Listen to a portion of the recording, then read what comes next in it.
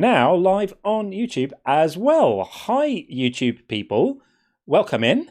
Lovely to see you. Hopefully, the stream is working. There's always that few moments at the beginning where you're not sure if it's going to or not.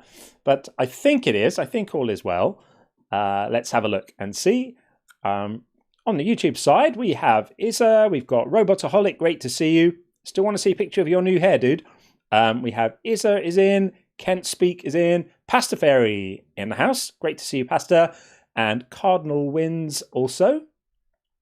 Up and running. Thank you very much for letting me know. I don't even have to ask now. That's how amazing you guys all are. Just come in and everyone knows what to do. Christy's in the house.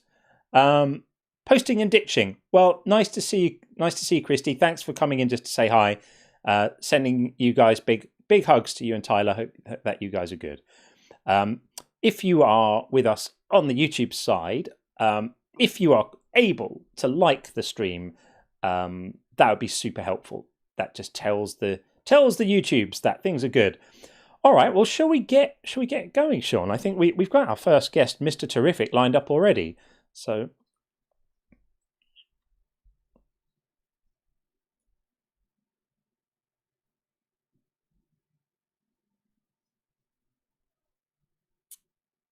Absolutely.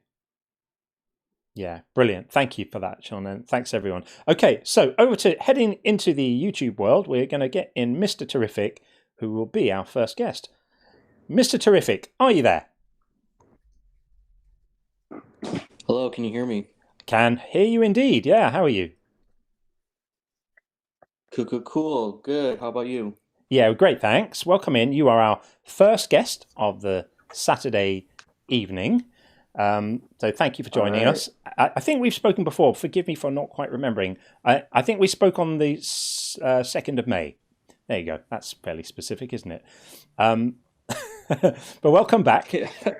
Welcome back. Absolutely. The floor is yours. What would you like to say?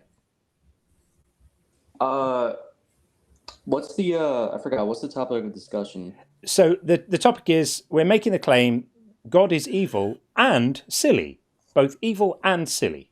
That's the 100%. That's the conversation. So yeah, yeah. Are you in agreement about this? Oh, dude, 100%. So, where do I start? So. That is a good question, actually. One thing I want to say is, before I get into that, I'm what they call an agnostic anti-theist.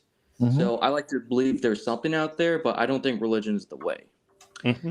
And, when I read the Bible more, I have so many questions. I have so many questions about it, and one of them is that when I was reading Exodus 15, 2-3, and it says that Yahweh, the supposed God in Christianity, is not a god, but a symbol of strength and war. He was just a man proclaimed to be God. And he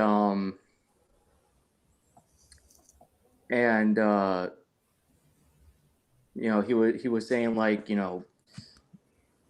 homosexuality is an abomination, sexual lust is an abomination, us eating shellfish is an abomination, all this stuff. So many abominations. Exactly. Yeah. And then he says, I'm a wrathful God, I'm an envious God. Mm-hmm. But then he tells us not to be envious, not to be wrathful, not to be lustful, even though we have good intentions in what we do. As long as we're not hurting anyone, as long as we have like good, honorable intentions on what we do. Yeah. I know people use wrath as like if you look at Kratos, for example, he uses wrath as a weapon to protect his family. Mm-hmm. And that's what most men around the world do. And I was thinking about envy, and envy is more of a fuel source that you can channel instead of just sitting around and getting resentful at the other person for what they have and what you don't have. Yeah. So, and I was reading an article about lust too, about like how, because they say like sex outside of marriage is an abomination, but it's like, hey, but the article that I read was, as long as it's not, as long as it's consensual, you're not hurting anybody, you're staying safe, you're playing it safe, all that, then it's not bad. So the question that I have is, why is it bad for me to do all those things if I have good, honorable intentions, but for him, it's acceptable? Oh, there's hypocrisy all throughout the Bible as far as God's words, his actions, or what have you. But Christians will, there's apologetics for that. Like, God, good is whatever God is or does or what have you. So if God is hypocritical, then being hypocritical is good. That's just, getting into their sort of moral framework. But it seems you agree with us that the biblical God likely doesn't exist, and if he did exist, he's both evil and silly. Am I correct to say that? Yes, 100%. Yeah, we're on the same page on that. So yeah, dude, thanks for agreeing with us. Thanks for kicking us off with some hearty agreement. We're gonna move it on. But nice to speak to you again, and thanks for coming in. Thanks for having me, man. It's always a pleasure. Thanks, buddy. Keep well. Take care. Bye-bye. Bye. Okay. Right. We're going to head back over to the TikTok side, and we're going to get in Viaz now. Bring in Viaz. I hope I'm saying that right. And hopefully the machinery works while TikTok thinks about it. Thinking. The teleporter is running. Still thinking about it. And it may or may not work. Did you say that you had seen that go, Sean? You had seen that disappear? I think you're... let's see. Yeah, that doesn't seem to quite be working. So I wonder if that's a guest who came in and then left, and the ghost of the guest stayed in the queue. That does sometimes happen. So I will drop that down. I unmuted you here, but yeah, it was all good. Yeah, Viaz, that didn't work. But if you want to come back in, if you're still there, just hit request again, and we'll bring you straight back in. That will be absolutely fine if you want to, and if not, that's also okay, of course. Excellent stuff. Well, Viaz appears to have gone, so we will not be doing that right now. Instead, we will go back to the YouTube side, and we'll bring in Indy. Who's back again, and then after that we have AJ in the queue on the YouTube side. Indy, welcome back. Hey mate, how are you lads? How are you? Going well. Good. Well. Work first time again. You must be working the gremlins out. Yeah. So it's all good. I'm going to just turn off your echo cancellation so we don't get too many frogs. Hopefully it's okay. I think it's all right. It was last time. Yeah. What's happening? I will actually remember that one of these days. Not much. I just woke up nice and early and managed to time my wake up with the start of the queue. So I thought I'll jump in and say a quick hi now before it gets busy. And good stuff. Yeah, I was thinking about. I think we were talking the other day about I was laughing at how the Christians that say they don't believe in natural selection and evolution, and yet like their whole religion is the result of the very things that they say that they say don't exist. And it was like I was looking at if you look at the religions that have done that really well, like Christianity and Islam, the thing that they all have in common is like I think the reason you know, like if you look at a lion or you look at a whatever and you say, oh, the reason that's done really well is because it's powerful or because it's got this or it does this really well. What they do really well is like convince dumb people that they're smart. So you know that one, you know, like, have you ever noticed how much Christians love that verse where it says, oh, he has used the wisdom of the fool to confound the wise, or, you know, like whatever it is, it's like if you can just, and it's funny to see the way that, you know, like government now has tapped into that. I mean, they always have. The governments have always used that wellspring of believability and credulity, you know, that religion brings and tapped into it. But it's funny the way now that like they've really leaned into that angle now where it's like, okay, so all these people that went to medical school for 30 years say that vaccines are really good, but you heard from the bloke down the pub that they're not. You're the smart guy. Like you're the, you know, like don't let them tell you you're not the clever one. Like, and they've really leaned into that angle now where it's like, you've really like, there's part of me that just wants to, you know, with love, but just grab people by the lapels and just say like, if someone is pissing in your pocket, it's not for nothing. Like they want something from you. Like if they're telling you how wonderful you are, and especially if they're telling you that they know what happens to you after you die, you're a mark. They are trying to get. You're a mark. They either want your money, your sex, your power, or all of the above. Like for sure. That there's no other reason to do it. It's like so. Yeah, I just say to just keep your head on a swivel. Like stay vigilant. Stay vigilant. Like if someone's pissing in your pocket, it's like there's a reason. It's like if you find out what it is they're trying to get from you.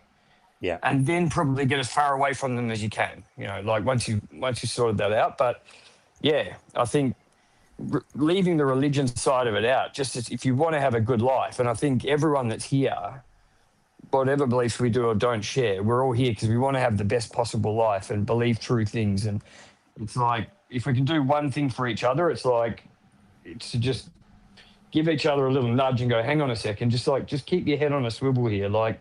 Because at the moment, it's one of those times in history where it's like everybody wants something from you. It's like everybody's got an angle. It's just nuts.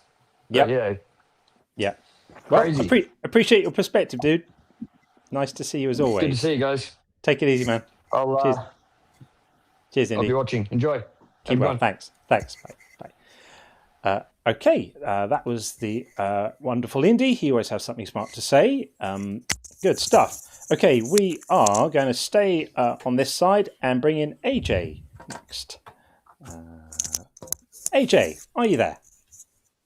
Hi. Can you hear me?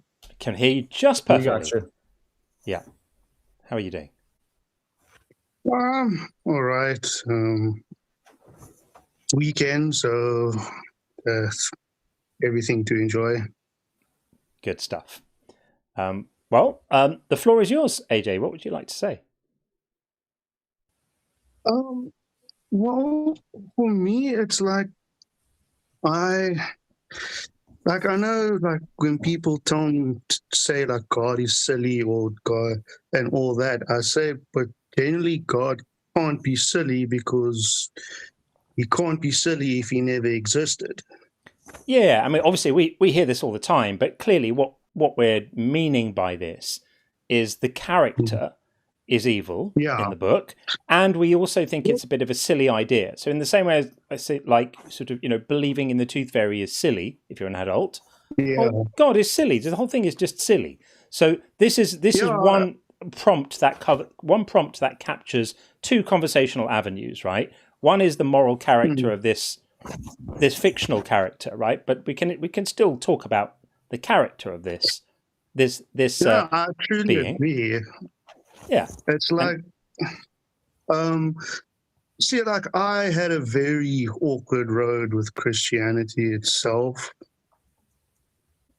Yeah, I mean, I became a Christian when I was 17, 36 now, and my doubt started the instant I read the Bible. I read it start to finish,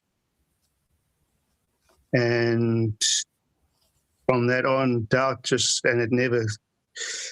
because it was just like, it eventually occurred to me just how man-made this all is. Mm-hmm.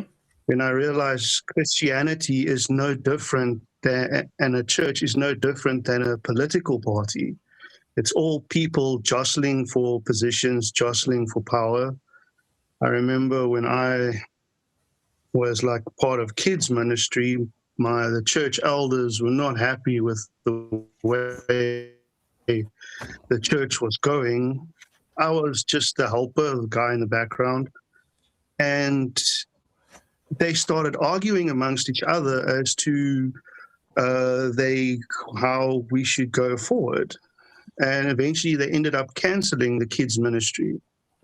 This was like they wanted to stick to the conservative stand to attention during hymns and no band and all that. That was something, and it was that moment I started to realize, Christianity, it's not what it always said it to be. But my biggest thing was I eventually ended up joining a cult. I was so desperate to believe Christianity was real. I actually, not knowing it was a cult at the time, and I actually I want people to know about this cult because they are actually global. I don't know if you or anyone has actually heard of Shincheonji. I certainly haven't. No. Well, it's a cult. Their main base is in South Korea. But firstly, I'm in Cape Town, South Africa. And they've spread global. They've got a base in the United States. They've got a base New Zealand, Australia. These people, they literally believe their pastor, Man-hee Lee or Lee Man-hee, depending on where you are, he is the promised pastor in Revelation. Right. Okay. And it's crazy. These people, when they eventually got to that point when they were telling me about the promised pastor, because how it started was I was lured into I was told this was a Bible study and they were going to tell me how the parables work. And for the first time, I actually met people that knew the Bible as well as I did. Because when I was in churches and I went to people with the Bible, when they told me all these stories, and when I go with, God killed a baby over a period of 7 days. David's baby. Yeah. Yeah. And that's like torturing a baby to death. And I go to, and pastors, people I went to for advice told me they had no idea about this stuff. When I went to and I remember because I was in a church that was so misogynistic. We were at a home cell, but the head pastor there wanted to shut it down because the head of the cell was a woman. Scandalous. Yeah. And he shut it down. It was crazy. And then so desperate was I to believe Christianity was real, I eventually joined this cult. Yeah. I'm obviously not part of it anymore, but I tell you, they have this thing. They actually now started infiltrating churches itself. If you've got a family member that's in a church, they will send people to that church to befriend this person and try and draw them in. There you go. The love bombing. Yeah. Yeah. It's interesting because you can look at cults and religions as being like, there's an analogy you can draw between belief systems and like viruses or biological entities competing for resources, which is like the ones that survive are the ones that adopt effective methods of bringing people in, right?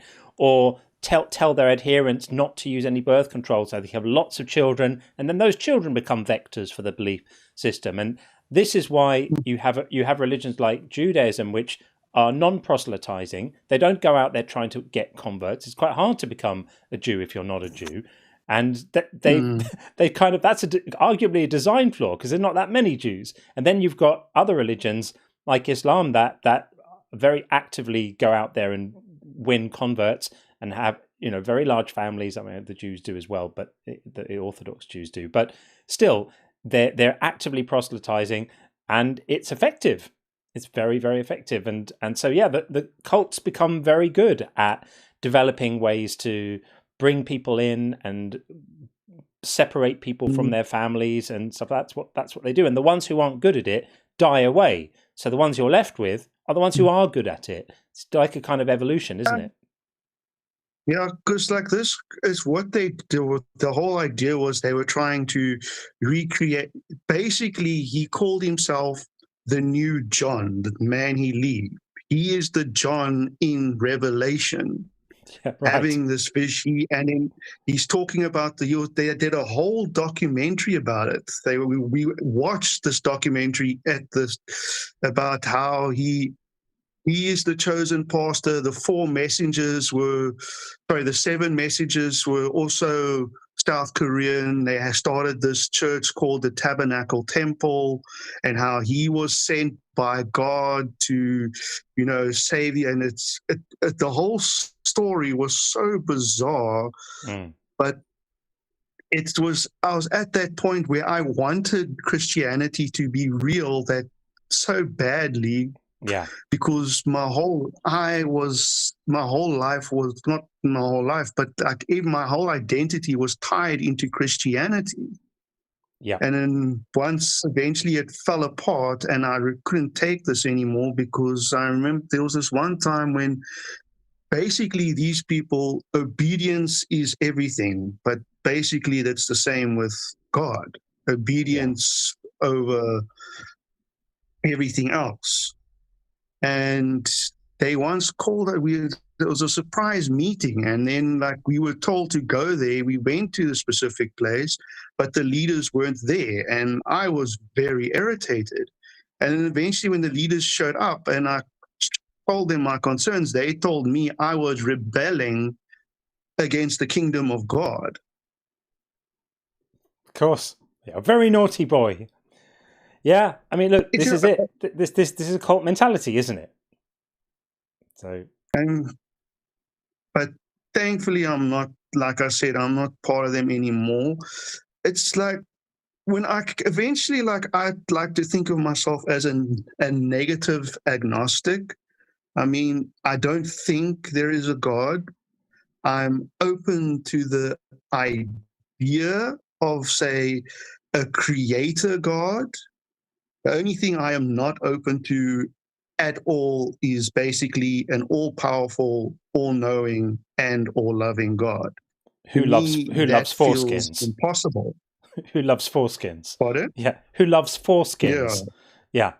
Well, we completely agree with you. It's weird. And the thing is, it's like, if I look at the world around me and everything that's happening, it's just those 3 qualities can't exist all at once. They can't. It's impossible. Yep.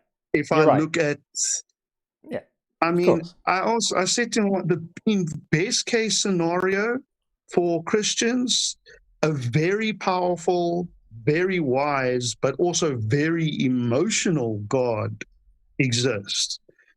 He has the power to create the universe. He's not all-knowing, so he didn't really know how everything was going to pan out. And based on the way, he is seriously emotional. I mean, he has emotions just like me, just like you, anger, which then kind of makes sense. I am made in his image, just maybe not as powerful, but still I feel anger, I feel jealousy, I feel love, hatred. I can say, fine, I'm made in his image, and to some extent the Bible almost makes sense. Almost, but not. But I'm just say their best case scenario, that would be it. Yeah. But Someone once asked me if Christianity was proven true, would I become a Christian? I said to them, well, that's kind of a loaded question, because basically you are, from your perspective, you're offering almost like a false dichotomy, saying if I'm not a Christian, from your point of view, the question means if I'm not a Christian, I'm an atheist, which is wrong. Just because Muslims are not Christians, but they're not atheists. There are lots of other options. If Christianity was proven true, sure enough, then I wouldn't be an atheist, because then all of a sudden God is proven real. But as to whether I'm Christian, well, that would determine what version of the several thousand versions of Christianity is proven true.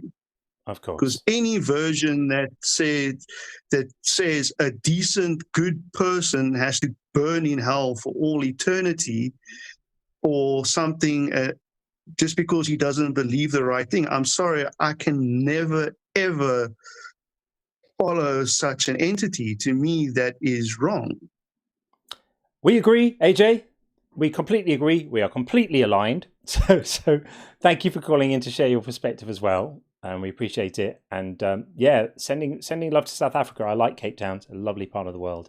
I have family there. So enjoy Cape Town. I hope the weather's not too cold, because I know it's a bit chilly over there this time of year. It can be very cold. Yeah. Well, wrap up warm. And thanks for calling in, friends. Good to speak to you and see you. Take it easy, man. Okay. Cheers. Keep well. Thanks. Take care. Bye-bye. All right. That was AJ. For those of you who may not have noticed, I have revamped the Rate My Caller or Rate This Caller system. So 2 major differences now. I've put the links in the chat, but I can put them in again if you need me to. The 2 differences are I've revamped the sort of calibration.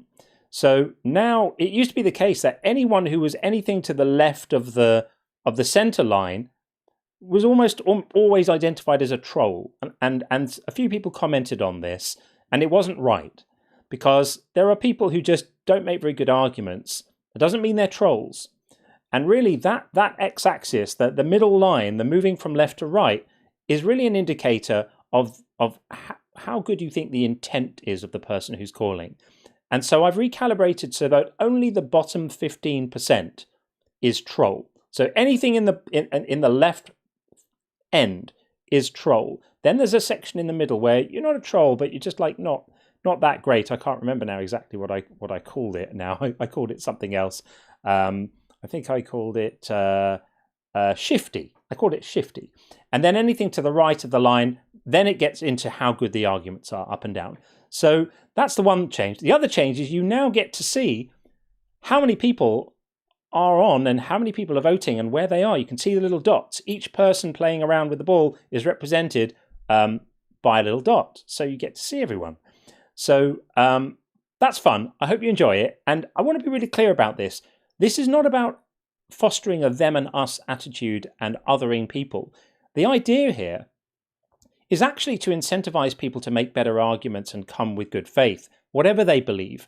We should be able to score someone highly on the good faith measure, even if we don't agree with what they're saying. If a Christian comes in, I'm thinking of, someone like Christopher last week, that lovely young Catholic guy who came in, full of curiosity and open-mindedness, even though we completely disagreed with his views. It was a pleasure to talk to him. This system is designed to incentivize that kind of good faith behavior and reward it by recognizing it in others. So we're not looking to humiliate individual people, and what we're rating is the conversation. That's the idea. So with that said, we do have someone in the YouTube queue who appears not to have a name. They haven't filled their name in. So that's interesting. We will bring them in anyway. And then after that, we have also Jason. It looks like Jason in the YouTube queue as well. So we're going to first... Oh, no name has dropped out. So we'll bring Jason in right now. Jason, are you there?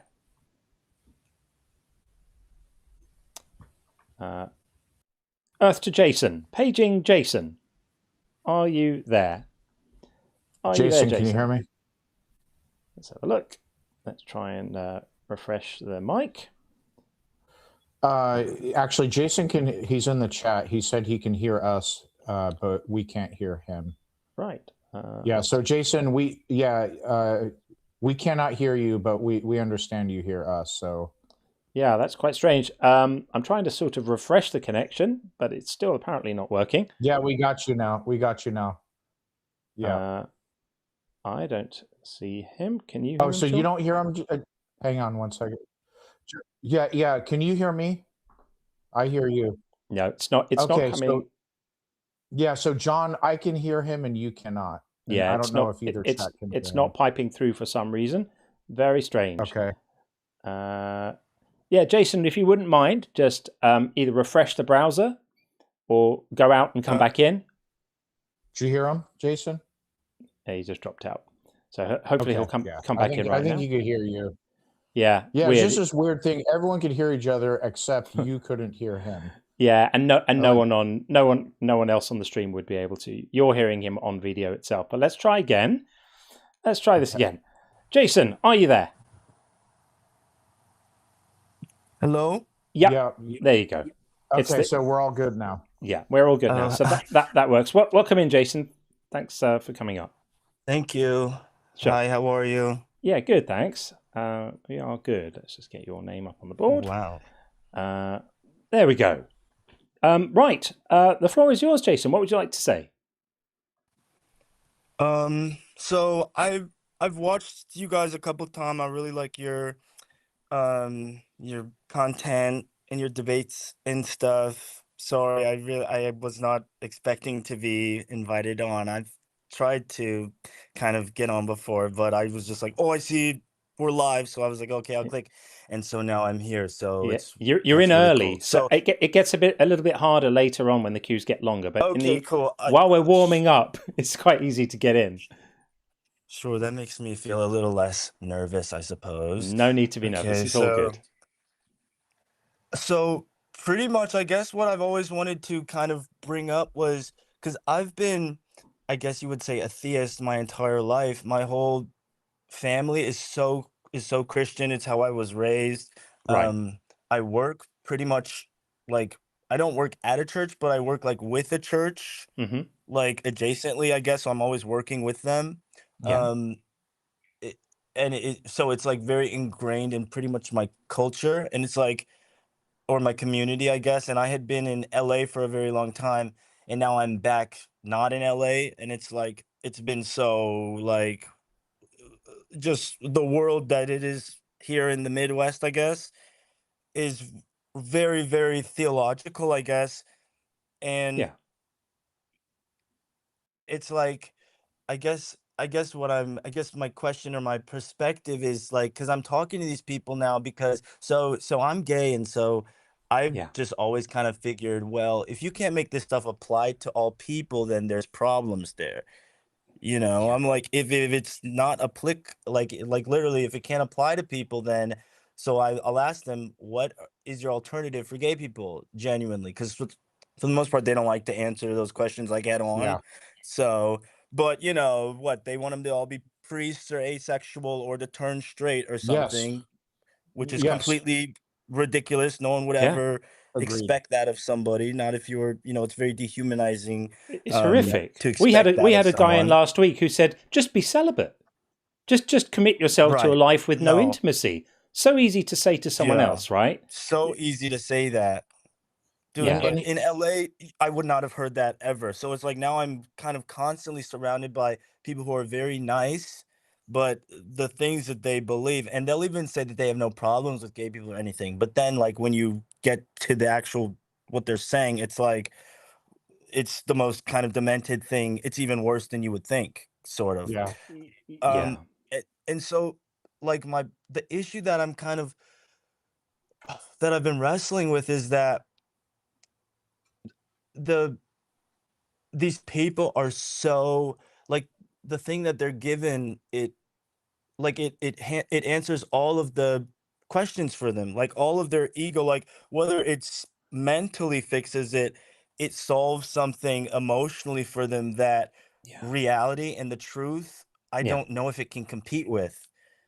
Yeah, right. So like even for me, it's been so hard separating myself from it because I know that that feels good and to be with that community. And it's like, who doesn't want to think, oh, there's some guy who controls everything and they're looking out for you and they're your father and they're the best father and they've got this perfect situation for you or whatever. But it's like and I talk to these people and they're just so happy. And so it's I don't know. It's just Can I feel like I'm in a crazy world right now. Oh can I man. clarify something with you? And I apologize if you've already stated No, it. sorry, I've been rambling. Sorry, No, you're I've been in fine. a You're weird fine. place. I just want to I just want to understand your current situation. So and I understand how you're relating to, you're a gay man working church adjacent. You're mixed up into a religious culture. Do you personally believe in either a God or believe in Christianity or both? Like, what is your belief state right now? Because that's an important aspect of this. I would say I'm pretty um it would probably agnostic would be the word, but Okay. I do value atheism, but I don't know if emotionally that's where Yeah. I'm Yeah. where I'm Atheism is at. only not being convinced any gods exist. And you don't have to wear the label. I know there's sort of a scarlet A that goes with it. Sure. Yeah. If you are currently, even if you're like, maybe there's something out there, but you're not convinced there is, like, I would call that an atheist. I wouldn't insist you self-identify as an atheist, but like, is that kind of you where you're open I to mean, something that's the out there? more I talk to Christians, the more I am an atheist, the more I realize I would not want to be a part of Yeah. that. Like if that Gotcha. was true, I would want to create the type of personality or ethics where you would be able to stand up to that weird creature who's standing at the end of time, sending people to burn for No, eternity. I would right. want to spend my life building, Hell the yeah. type of personality that could stand up to Yeah. that. Yeah. Um, Yeah. but I don't think it's true or Yeah, real, of no, I course. I got know you. it's So manipulated. you're in a situation where you're mixed up in a religious culture. You're sort of agnostic right now. Like you're unsure, does God exist or what have you. Atheism sounds like BS, and it's not atheism. Christianity sounds like BS. Right. It's certainly hostile toward gay people and women. We can go down the list, Right, and right. um, we can identify the situation where people who don't agree with your theology have a theology that's hostile toward who you are. I mean, just basically, that's the situation you're in, and you sort of work adjacent to them. Yeah, Um, and but the thing is they're so nice, and to them the world is perfect. And well, to that's them their it's like other people are trying to ruin their perfect world. yeah, and so that's the whole. Now you have no idea. A lot of times in these religious cultures, you're going to church. Church is set up to where it's like, um, it sets up a motivated reasoning, or not motivated reasoning. It sets up emotion, the ambiance, the music, the camaraderie, the happy joy Yeah, joy. Let's all clap together, and like right. that's when the feel good feelings come out. But you have no idea what people are struggling with in their personal life. I certainly hope they are Eternally. happy. I want everyone to be happy, but like Right. in a church environment or when people are preaching the gospel, it's always going to be first best foot forward, show you, I'm trying to convince you like this is also great or what have you. But it doesn't, Yeah. yeah, but it doesn't really matter. Like I hope they are happy, but from your perspective, you're not convinced of their theology, and their theology is hostile toward basically who you are. And you are correct. We've spoken to a lot of Christians, and their answer to homosexuality is just abstain and don't have relationships. Right. And Just many, completely yeah, ridiculous. yeah, Yeah. and many of those, like us, we were talking to. We have a member of our community who is a gay man himself. He's listening right now. He has his own live where he was bringing people up, and this one guy came up. He was a homophobe, and he basically portrayed gay relationships as strictly hedonistic, lustful, didn't even acknowledge the love, the companionship, the intimacy, the not you everything that's wrapped up in the relationships I would have is also, you know, there's no difference other than plumbing, you know. But yeah, so what's your question? Because I wanted to just sort of like paint a picture, just to sort of like, all right, here's the cold fact of reality of what you're dealing with here. Is your question like how to respond to them, how to kind of go through your day to day, or did you just want perspectives? What's your question on all this? I guess, yeah, no, and I just appreciate you guys even talking to me or having me on or helping me work through this in my mind, I guess. Um, it's just so sorry, I had a thought. That's all right. Take your time.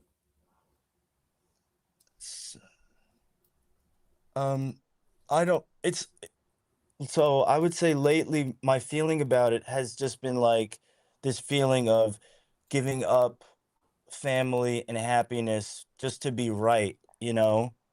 And so that's just kind of the situation that's been very hard for me. It's like Do I'm you like, mean is it coming out of worth the it to be closet right? as an No, atheist? not coming out of the closet. I mean, as in being right about reality and about the universe. If everyone is so delusional, as in it dawned on me.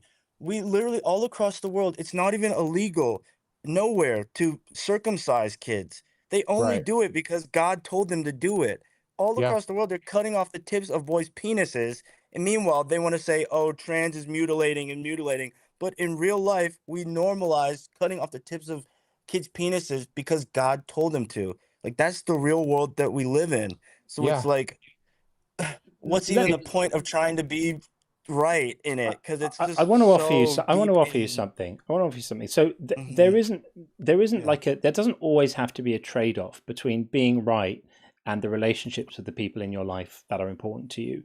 Like you don't. Okay. You know, obviously there appear to be competing kind of aims here, right? One is to be authentic because it's exhausting Uh-huh. to not live authentically is exhausting. So with Right. authenticity often comes like honesty and saying what you think about things. And then on the other side of the balance, there's maintaining relationships with people you love who love you as well. And very often in these situations, those two things pull in different directions a little bit. But it's quite Yeah. often possible to find a middle ground which gives a certain degree of accommodation to both of those aims. So you don't necessarily have to be completely open about everything you think. Your own beliefs, first of all, are your business, right? Your beliefs live inside your mind, and no one has access to your Sure. beliefs. What they have access to Sure. are your words, which you choose what to say, right? So it's not about being disingenuous, and it's not about being dishonest. It's about deciding like how much of yourself do you feel it's right for you to show to the people who are in your life such that it might hurt them or upset them or distress them, and you can figure out what that is for yourself. I mean, I don't know, are you in a situation where you're expected to participate in a lot of religious stuff with people important to you a lot of the time? So no, not really. Like only professionally, I guess. But Yeah, but yeah, it's like really connected to, my pay. And it's like I'm not, again, it was more because I had been in LA pretty much just living just a happy normal life. And now I'm here yeah, working and it's like my only community now is through these people who yeah. Tough. fundamentally think there's something wrong with me. And it's like just it's almost like I was having a conversation with my dad and he's just saying stuff and I'm there trying to, I don't know, convince him that being gay is real, whatever. Yeah, In the that's year heartbreaking. 2026, It's heartbreaking. mind you, a lady drives by and says, oh yeah, my son's gay too, I don't really accept it.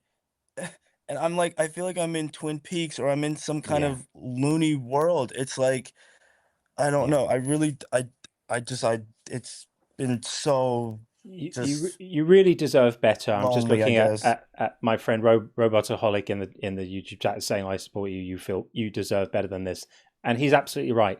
Nobody deserves to feel not good enough because of who they are. It's just who you are. It's how you're made. If there's a God, God made you this way. I mean, I don't think there is, but nature made you this way. Is who you are. Is completely valid. And if anyone else has a problem with it, that's a them problem. And I know that's easy for me to say because you're the one on the end of the discrimination. You're the one on the end of the, not being treated fairly. But I wonder if there's a way to sort of try and agree where the interests overlap between you and the people who are important to your family. Do you love your family? Do they love you? Well, if they love you, then they have to just accept that this is who you are, and you don't have to rub it in their faces, right? So there's a sort of accommodation there where they just have to. They may not like it, but that's their problem, frankly, and you don't have to like the fact that they don't like it. And it could be argued that's kind of your problem, right? Because you can't stop them not liking it, and they can't stop you being who you are. And maybe there's a sort of some sort of accommodation in the middle, but it's really hard. I mean, my heart breaks for you, and I'm so sorry. I'm so sorry that you're in this. This is why we rail against this stuff, because of stories like this, and it's heartbreaking to hear it. And we really are with you in every way we possibly could be. So then, just my question would be to you guys, as people who do what you do and have done it for a while, what are the changes you've seen, in Christians over the time? Like, is it really all the same stuff, and is it just the same people just saying the same stuff? Are they not evolving? There's a spectrum, right? So we get really thoughtful believers who come in here, and they really, really feel the uneasiness. Like they'll come in here and they say, "I've got absolutely nothing against gay people." And there are gay churches. There are people who find a way to kind of make it work. Unfortunately, I think when you open the Bible, it's pretty clear that God hates gay people. They're just selectively ignoring that. It says what it says. They're just selectively ignoring the verses they don't like, but. It's always been that way, and then we have some people who come in here and they're just bigots, and their religion is just validates the bigotry that they have for whatever reason. It's just disgusting, and those people don't move at all. They're stuck in another way of looking at things. They haven't modernized with the world at all, and I'm horrified by them. Christianity is it's inherently supremacist. It's like God is over man, and man is over woman, and woman is over kids, and we're all over animals, and it just views the world from just this lens of everyone's over everyone, white over black, has to be the straight thing. So I think it's toxic. I think it's really, it just breaks my heart experiencing it and seeing my family so deep. It's horrible. Because I didn't realize, I've just been away, and so I could only imagine, and now I'm here and I'm like, whoa, I didn't realize. I will say, I think it gets it. Sorry, buddy. I'll just quickly say this. I do think it gets easier. I mean, not in all cases, but I'm thinking about someone like Matt Dillahunty, right? Whose family really, really struggled with him coming out and saying, I'm no longer a believer, and his family are mainly devout. His parents certainly are. And they just reach a kind of uneasy accommodation, you could say, where they don't really like it. They don't like it, but they love their son. And so certain things just don't get discussed at dinner. And you can still have a relationship. I don't want you to feel that if you're honest with yourself, that means you have to lose your family and lose the people that you love. There are situations where that happens, but it's not definitionally going to be that way. It doesn't have to be that way in all situations. Sometimes it's inevitable, but hopefully in yours that's not the case. Sorry, Sean. Sure. Yeah. So I was going to say a couple of things. One, on TikTok, we sort of have a sampling bias, and both John and I have not.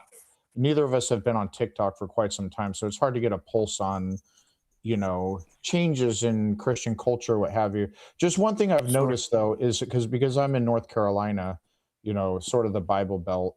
When I went back to California, I did notice a huge riff in even Christian culture in itself based on geography, as you would expect.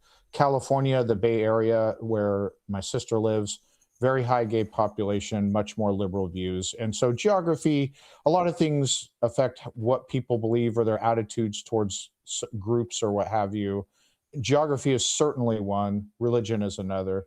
But the thing to keep in mind, this is why I think religion, we should actively promote rationality, skepticism, etc. Because Right. Critical thinking.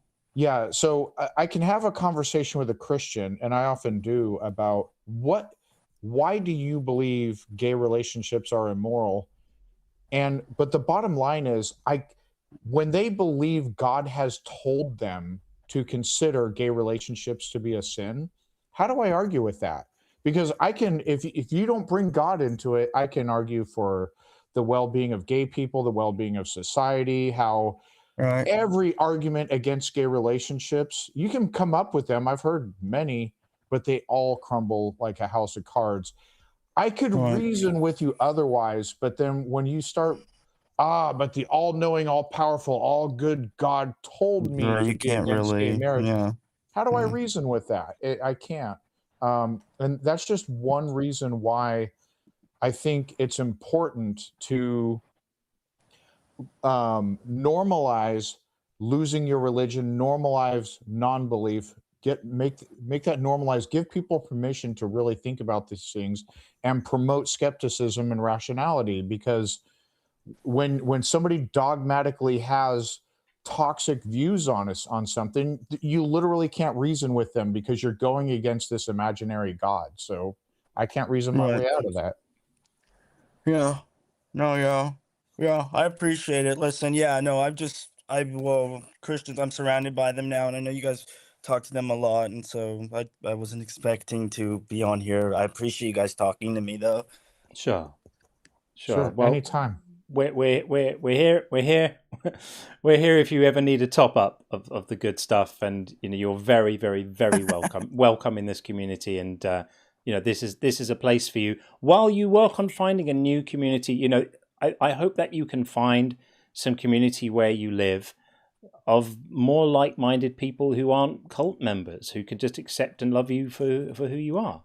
Like, everybody deserves Sure, that, yeah. and you deserve it. You deserve it, nothing less.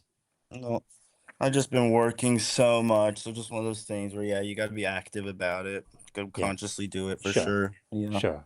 Well, good luck, man, and come back and see us anytime you need to. We're here for you. Thank you. I appreciate it. All right, buddy. Take care, Jason. Thanks, Bye-bye. man. Bye. Okay. Yeah, that breaks my heart, hearing stuff like that. But he's going to be all right.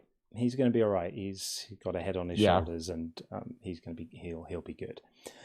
Right. We'll get Ryman T in just a moment on the TikTok side. I'm just going to read a few super chats so we don't get too behind on that business. TikTok is already throwing a fit about something or other. It said it detected copyrighted or unoriginal material or something. Sometimes I think it just randomly throws out complaints. They probably got a computer somewhere just randomly generating complaints. It's absolute nonsense. Total nonsense. Roy Williams, thank you very much indeed for that. That's a very cute little kitty. I'm a fan of cute little cat things. And Buzz in the house. Hello, lovely people. Hey, Buzz. Good to see you, friend. Always very, very happy that you're here. And Babs. Hey, Babs. Have you checked out Godless Granny yet? You'd get on. No, to my shame, I haven't, Babs. I'm so sorry. I do remember you mentioning Godless Granny before, and it's in my mind to check out Godless Granny. I have not done this. I will try to remember to do it. Bad, John. But yeah, thanks for the nudge. I will definitely do that. And Buzz again says, good to see everyone again. Thanks for providing this space, John and Sean. I hope we get tons of theists tonight. If it gets empty, I might call in. Well, you're always welcome, Buzz. Always welcome here. Thank you for that. And again, Buzz says, it's okay to love foreskins, but not how God does it. Yeah, fair enough. Yeah, if foreskins are your thing, absolutely fine. Particularly if they're still attached to the person that they belong to. No problem at all. It's when they're kind of collected up as some kind of offering, it starts to get just a tiny bit weird and creepy, I think. Especially if you are the creator of the universe as well. It's a slightly bizarre preoccupation. Okay, so we will I'll just read two more, and then we're going to get Rhyme and T in, and then we'll get Nicholas in after that. So we will just say thank you hugely to Gordon Loves Science for sending out 5 Unconvinced gift memberships. They have been distributed already. I saw them go out. Gordon, that's amazing, my friend. Thank you very, very much indeed. And hot on his tails, we have Real Jiffy Cones, who comes in not to be outdone, does exactly the same thing again, the same thing that Gordon did, and then adds an extra one into the mix. Jiffy, that's really kind of you, buddy. Thank you very, very much indeed. Hugely, hugely appreciated. Okay, we will continue with these messages a little bit later, but as promised, let's get Rhyme NT in. I hope I'm saying that right. Or look, Rim NT. I'm not sure how to say this. Hello, how are you? How do we say your name correct? How do we say your name correctly? Anything. All right. Well, we'll call it Rim NT, and we can all try and figure out how to say that. But excellent. Well, welcome in. Thank you very much for joining. Hope you're having a good Saturday evening, and the floor is yours. What would you like to say? You don't? Oh man, come on! He's done so many horrendous things. Do you not think? Like, how do you look at the things he's done? First of all, which God? Are we talking about the same one? Like Bible God, dude, right? Bible God, right. Like the Christian God, yeah, the one who tells people to kill children and commits genocide and supports slavery. That one. How can you not say he's evil? He's a monster. You know he is.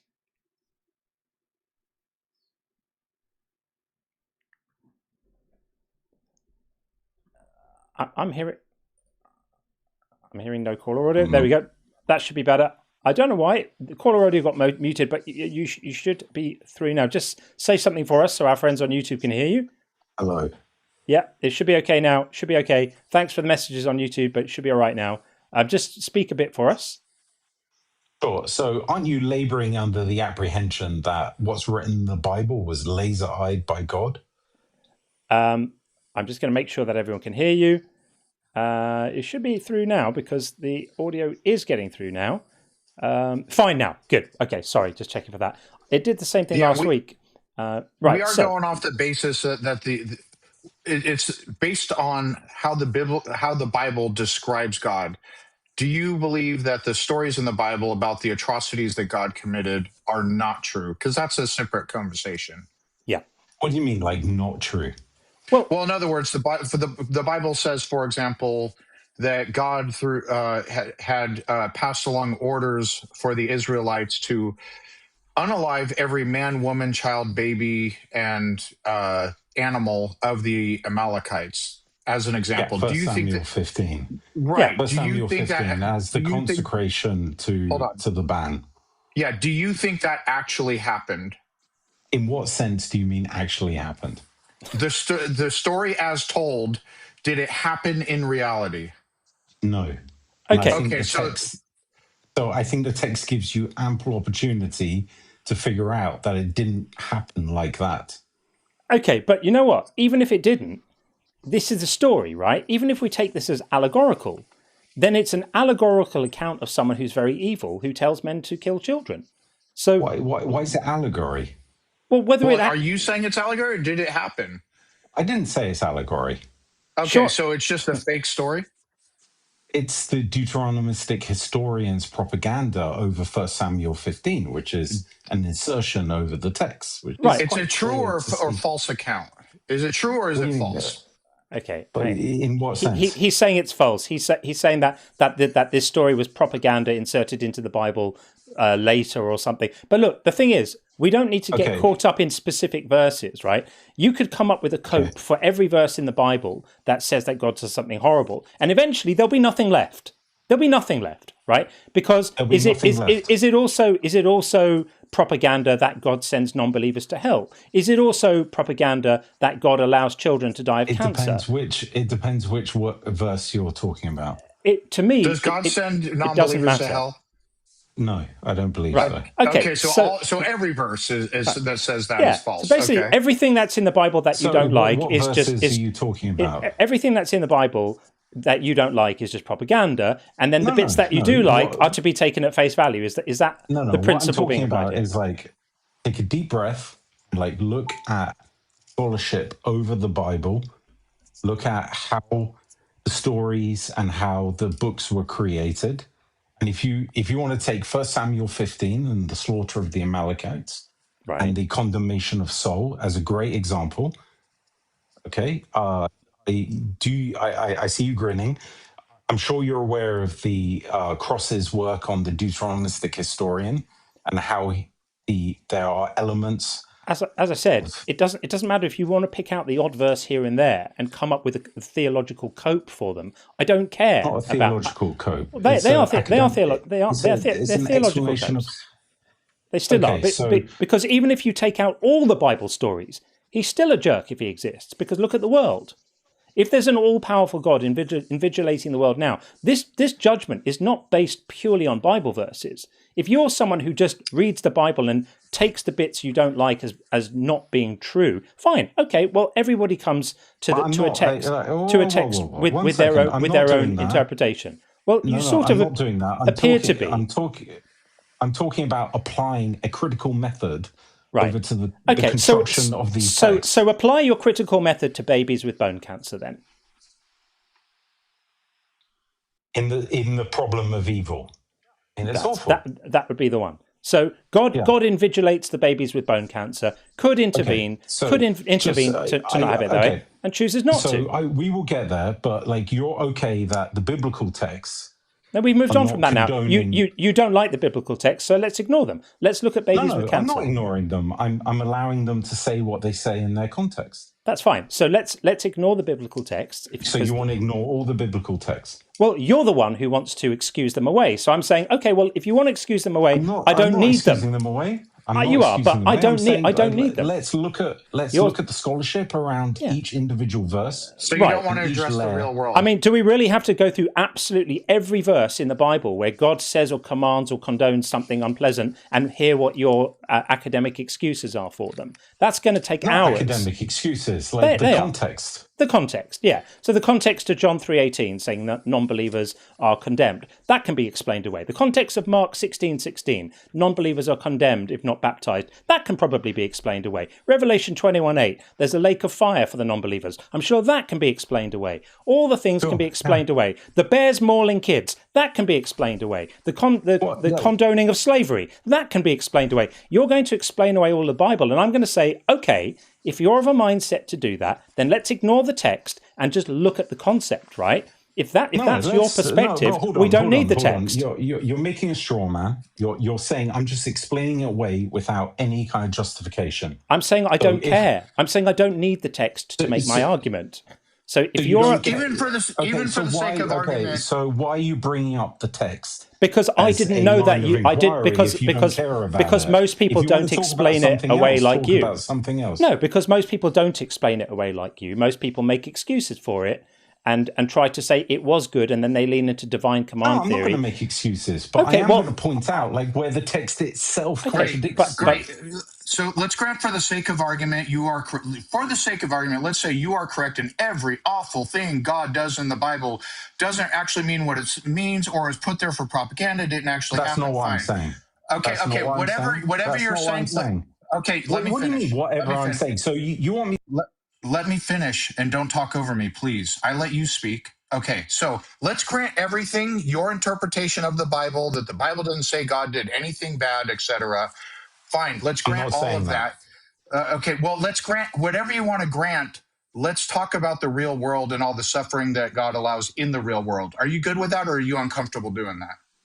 No, I don't want you to create a position which I'm not actually advocating for. I'm not saddling you to whatever your position is on the Bible. Let's grant it, and now let's move on and let's address the real world. Are you good with that? You're saying, or are you uncomfortable doing that? Just for clarity, you're saying anything the Bible says you don't want to talk about. You just want to talk about. Look, this is silly. This is silly. We didn't know in advance. The real world. We didn't know in advance that you would be a person who has an explanation for every unpleasant Bible verse, right? So most people engage with it in a slightly different way. If I had known that in advance, I wouldn't bother speaking about the Bible because I don't need the Bible to make this argument. Let me ask you some straightforward questions. Do you believe that there's an all-powerful God in charge of the universe?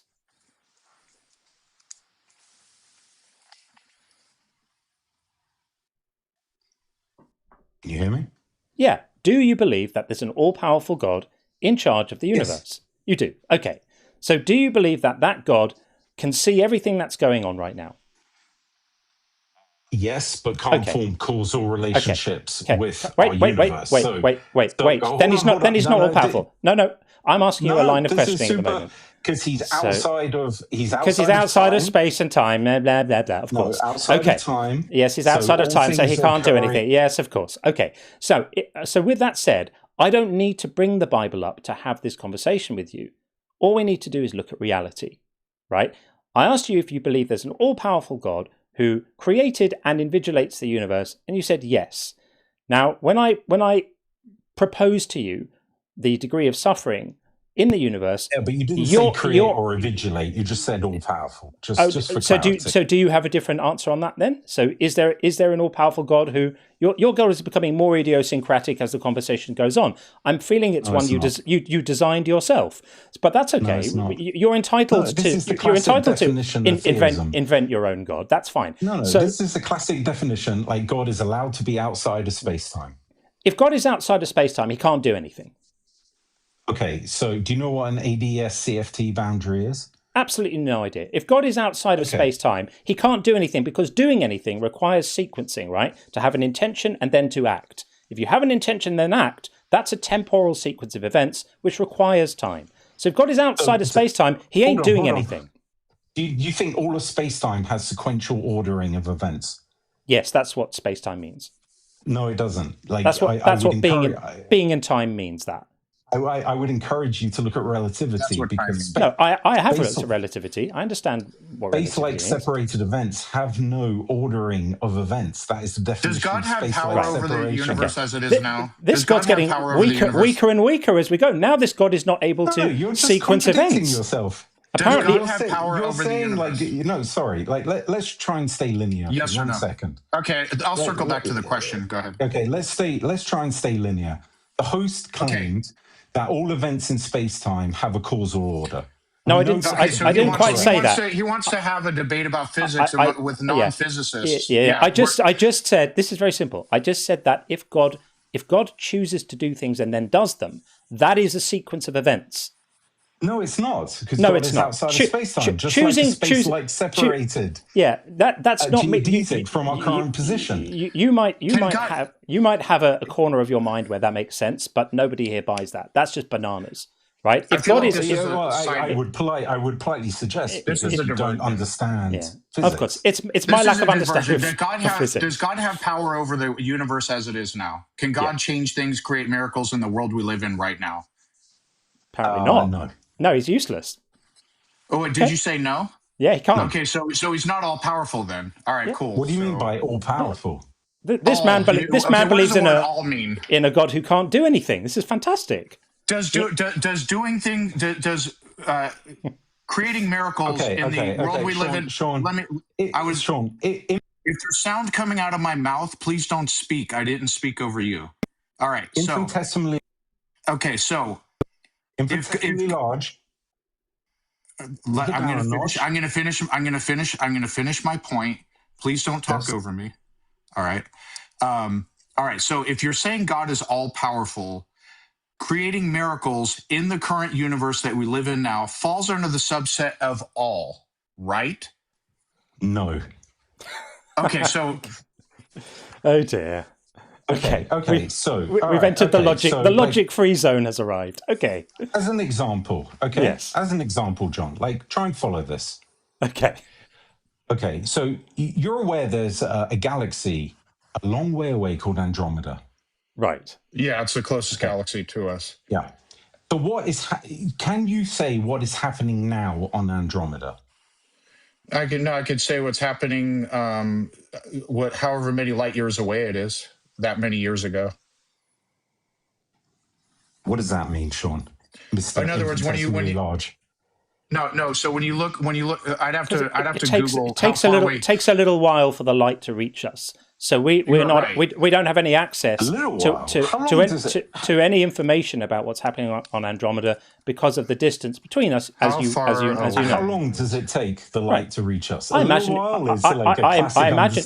imagine it takes very, very long time indeed. 2.5 million light years away. So when we look at Andromeda, we're seeing it a couple of million years ago. Yeah. Right. But that doesn't mean that hold on. Events weren't John, sequenced there. Calm down. I'm super calm. I'm super calm, dude. Hang on. I'm super calm. Okay, we don't need all this meta nonsense from you. Super calm. This is a big distraction. You either believe in a God who is in charge of stuff, or you don't. If you believe in a tiny little God who isn't in charge of stuff and can't intervene, then okay. Well, then I would maybe consider retracting the evil part of my claim, and we'll just be stuck with the silly part. What do you mean by can't intervene? Can God intervene in daily affairs? You said unable to make shit happen. It's not a complicated Andromeda, concept. Can what's occurring on Andromeda now intervene with our current reality? This guy. Yeah. This is all a bit silly because this is all a bit silly. It's not. It's all really about what properties you think an omnipotent God has. Now you said that you believe in a God akin to the God of classical theism, right? The God of classical theism is the outside of space-time is not a property of the God of classical theism. It's a cope that people have come up with when things get uncomfortable and the conversation starts squeezing the God out of existence. The get-out clause is to go, but he exists outside of space-time. Guess what? If he exists outside of space-time, it means that he exists for 0 seconds in 0 locations. And guess what? That's indiscernible from not existing at all. So this is not a serious question. Precisely your point. That your God doesn't exist at all. Are you comfortable saying that something occurring on Andromeda right now, space-like separated, where the light cone cannot interact with our light cone, and there is no sensible ordering events, occurs for 0 seconds? What on earth does this have to do with an all-powerful God who can't do anything? This is precisely what this guy is talking about. He's trying to say like the concept of God outside of space-time makes no sense when you admit infinitesimally large. You just like to argue just for the sake of arguing. Yeah, You have a very esoteric definition of God, wildly different from other Christians. Actually, the only one I've heard of who had said God can't perform miracles in the real world, can't do anything because he's outside of space-time. I've certainly heard others say he's outside of space-time, but since he's all powerful, but since he's all powerful, he can still instantiate miracles in the real world. You've basically made your God weak, which is fine. So he can't stop hurricanes. He can't stop bone cancer. He can't. There's no reason to pray because he can't do anything. Not that he won't. He can't do anything. According to you, the Christian God cannot answer prayers because he can't intervene because he's outside of space-time. Yeah, that's wild, and it's fine. But we want to talk to like normal Christians. It's fine not to be normal. It's fine to have your own esoteric views. But this is like not esoteric, really bizarre. It's a standard definition outside. It's not a standard definition. It's a standard Christian view that God can't perform miracles in the real world. It's standard Christian views. Is it a standard Christian view that God exists outside of time or not? Yes, that part is, not the second part. So what being outside of time and the analogy to space-like separation from Andromeda, do you not understand? Argue with your fellow Christians because it is normal for Christians, or it's common, I should say, for Christians to say God is outside of space-time. I'll tell you what. Is that the best you've got? Infinitesimally large. Hang on. Listen, go to your nearest church and tell them all to stop praying because God can't do anything because he's outside of space and time. Until then, this is not a sensible conversation. Off he goes. Total nonsense. Just contrarian. Appealing to physics to try to explain how your God is immune for criticism for not intervening with sick children in the world, whilst also claiming that he really can if he wants to, is completely asinine. You don't get to appeal to things are happening on Andromeda, and we only have information about that because it takes a couple of million years for the light to reach us now. Therefore, God is immune from criticism is a silly argument. That's not a serious argument. Really not. I would advise you to go and retool that one. It's not a winning argument. You defined your God out of existence and at the same time held on to him anyway. Silly. Pick a lane. You either want a God who intervenes in the world or you don't. If you want one, then stop those silly arguments. And if you don't want one, join us. The water's great in And here. stop calling him all powerful. If he can't, Right. he literally can't. His God can't do shit, but Yeah. he's all powerful. What do you That's think the one. all means? That's the one. Oh Lord. Sorry, Okay. I get frustrated. I wish I had your Zen, John. It's all good. It's all good. Okay, so here's what we're going to do. We are going to have a quick check-in on the bingo. I don't know why the caller audio got muted. It did the same thing last week. The software just suddenly muted the feed of audio. I didn't do it. Anyway, I knew it from last week, so I thought, right, we'll jump on this. Okay, a couple of calls on the bingo. Nothing too hectic. We have got Blonde7899 called Read It in Context with that fellow over there. I think that's fair, because he did say that. And also, Phil Bro Babble. I guess it kind of was. Again, was it Phil Bro Babble? I guess it kind of was Phil Bro Babble. It was ish. I'm kind of. Yeah, maybe. Shall we save that one for some real Phil Bro Babble? I think we should favor. Yeah, I think we should save it for. All right, I'm going to stop. I'm going to start being a bit stricter. We won't allow Phil Bro Babble because he was just making an argument, but he wasn't like saying. He wasn't using technical terms for the sake of bamboozling people, which is kind of what we mean by Phil Bro Babble. What's your ontology for that? Go ahead. Like none of that. All of that. Yeah. Okay, so we won't allow that one, but excellent. Okay, so that's the bingo, and I did promise that Nicholas would be next, but he appears to have left. So we will now take instead. We'll take Mick over on the YouTube side. Mick, are you there? Yes, hello. How are you? Good, Mick. How are you? I'm good, thank you. Good. Welcome in. Thank you. I've been watching your show for a while, and I just wanted to call in. It's not about Christianity. It's actually about Buddhism. Do you take calls like that? Yeah, I mean, we tend not to kind of get into long conversations about stuff which is outside directly the realm of sort of religious beliefs that have an impact on people. As long as it's in that ballpark, and we won't normally do kind of a lecture on a subject. But what is it you want to say about Buddhism? Well, I just wanted. It's not so much of an argument, or maybe it is, as much as it is just maybe some type of informative advice. I'm sorry, I have to go. Excuse me. Okay, there you go. That was that. We will now get Nicholas back in. Nicholas is back, so we will get Nicholas in right now, like that. Welcome in, Nicholas. How are you? We can't hear you. We can see you, but we can't hear you. So same issue as before. You might have to leave and come back in again. I don't know why it does this, but it just does. I can try and refresh the mic. Can try that. Nicholas, can you hear us? I think not.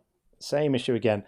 Yeah. So, Nicholas, if you wouldn't mind, just either refresh the browser or go out and come back in, and it normally works if you do that. That's what Nicholas is doing now. Yeah, he's no idea. He said in the chat he's able to hear us. We just right. can't It's hear exactly the same thing as before. It obviously doesn't negotiate the handshake correctly. Let's try it a second time. I wonder if they mute and unmute their own mic, if that might help. I don't think it's that. It's something in the connection, I think. Let's try this a second time. Are you there? Is the audio?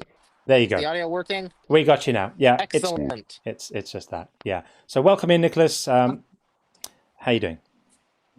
I am doing well.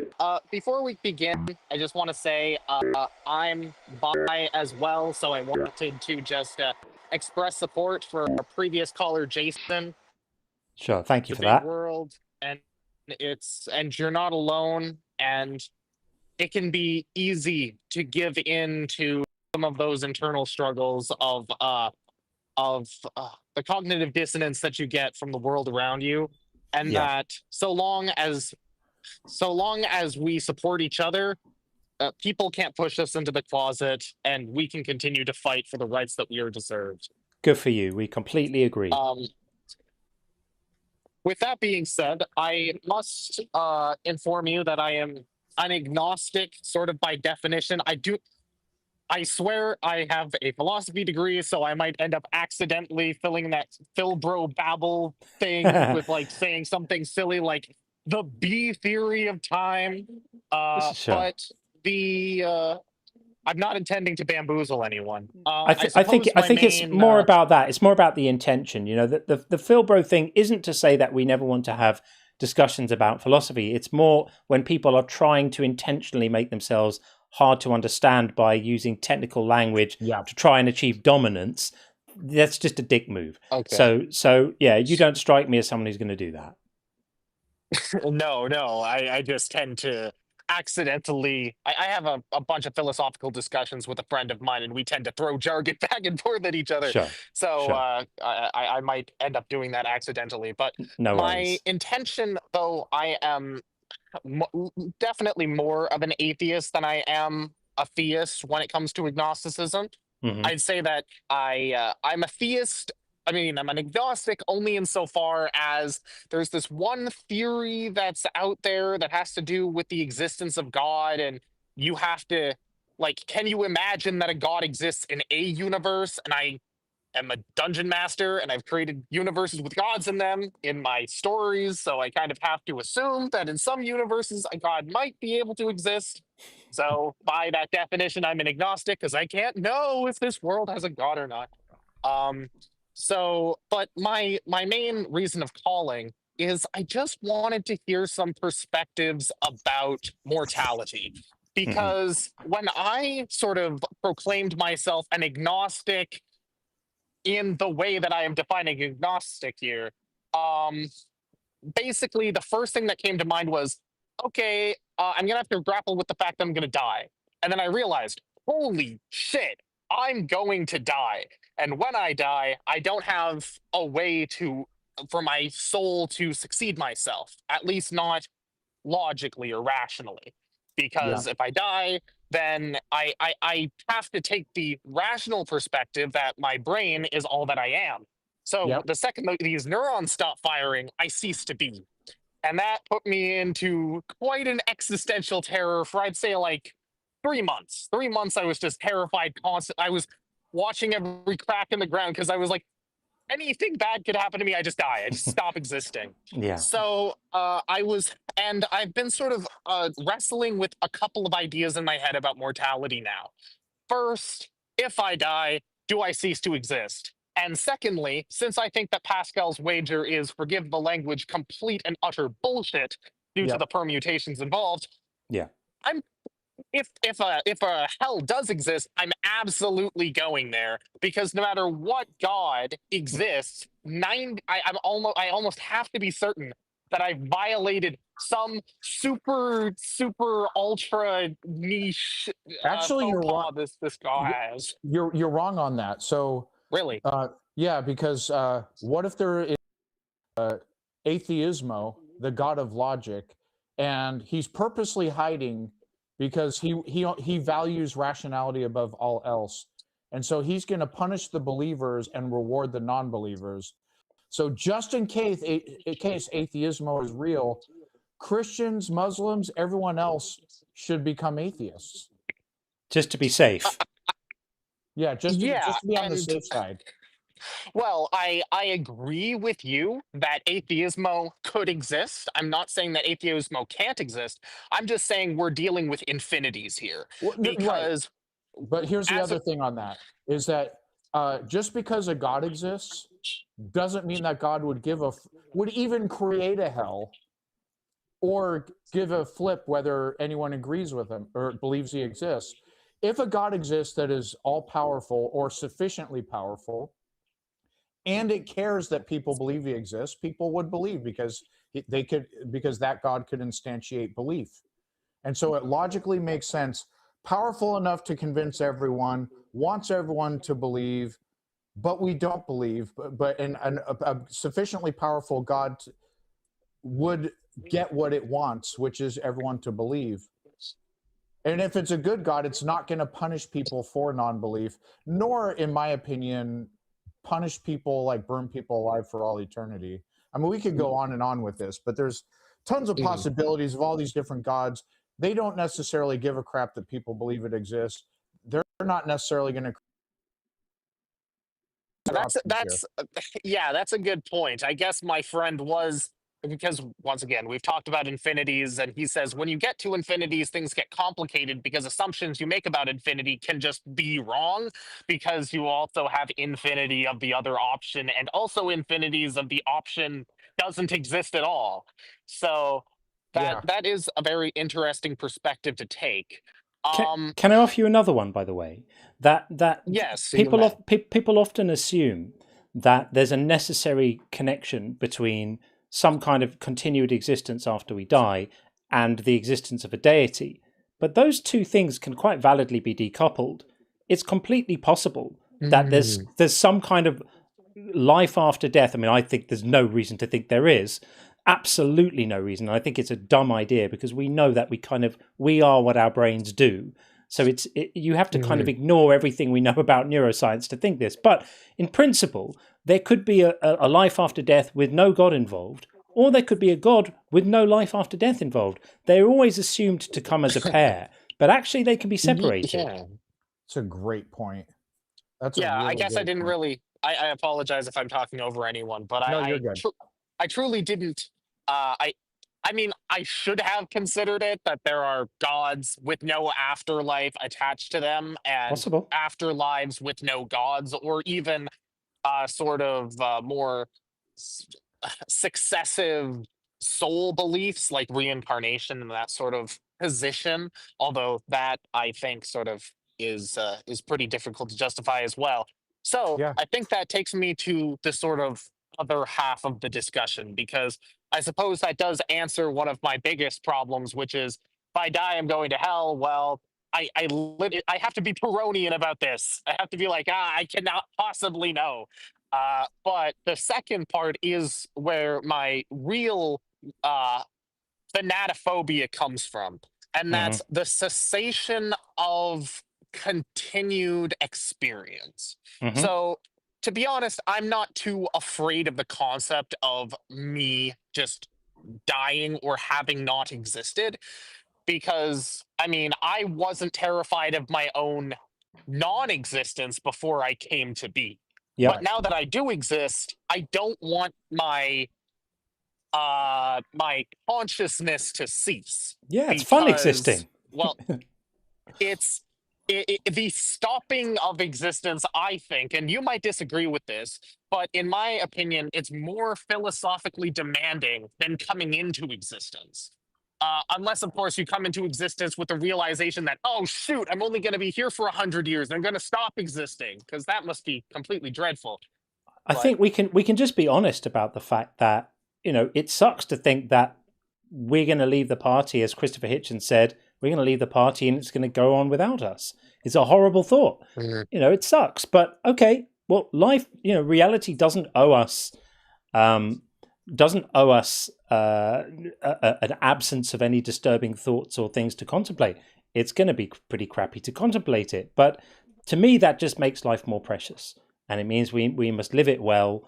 We must enjoy the time we have, make the most of it, make a difference if we can, find what we find meaning in, figure out what that's about for each of us, and live life well, rather than live life either, kidding ourselves with comforting fairy tales or assuming sort of greedily that we have an infinity of moments ahead of us to enjoy, which would cheapen every moment, every day, every year, make them worth nothing if you think you've got an infinite supply in the future. So I get you.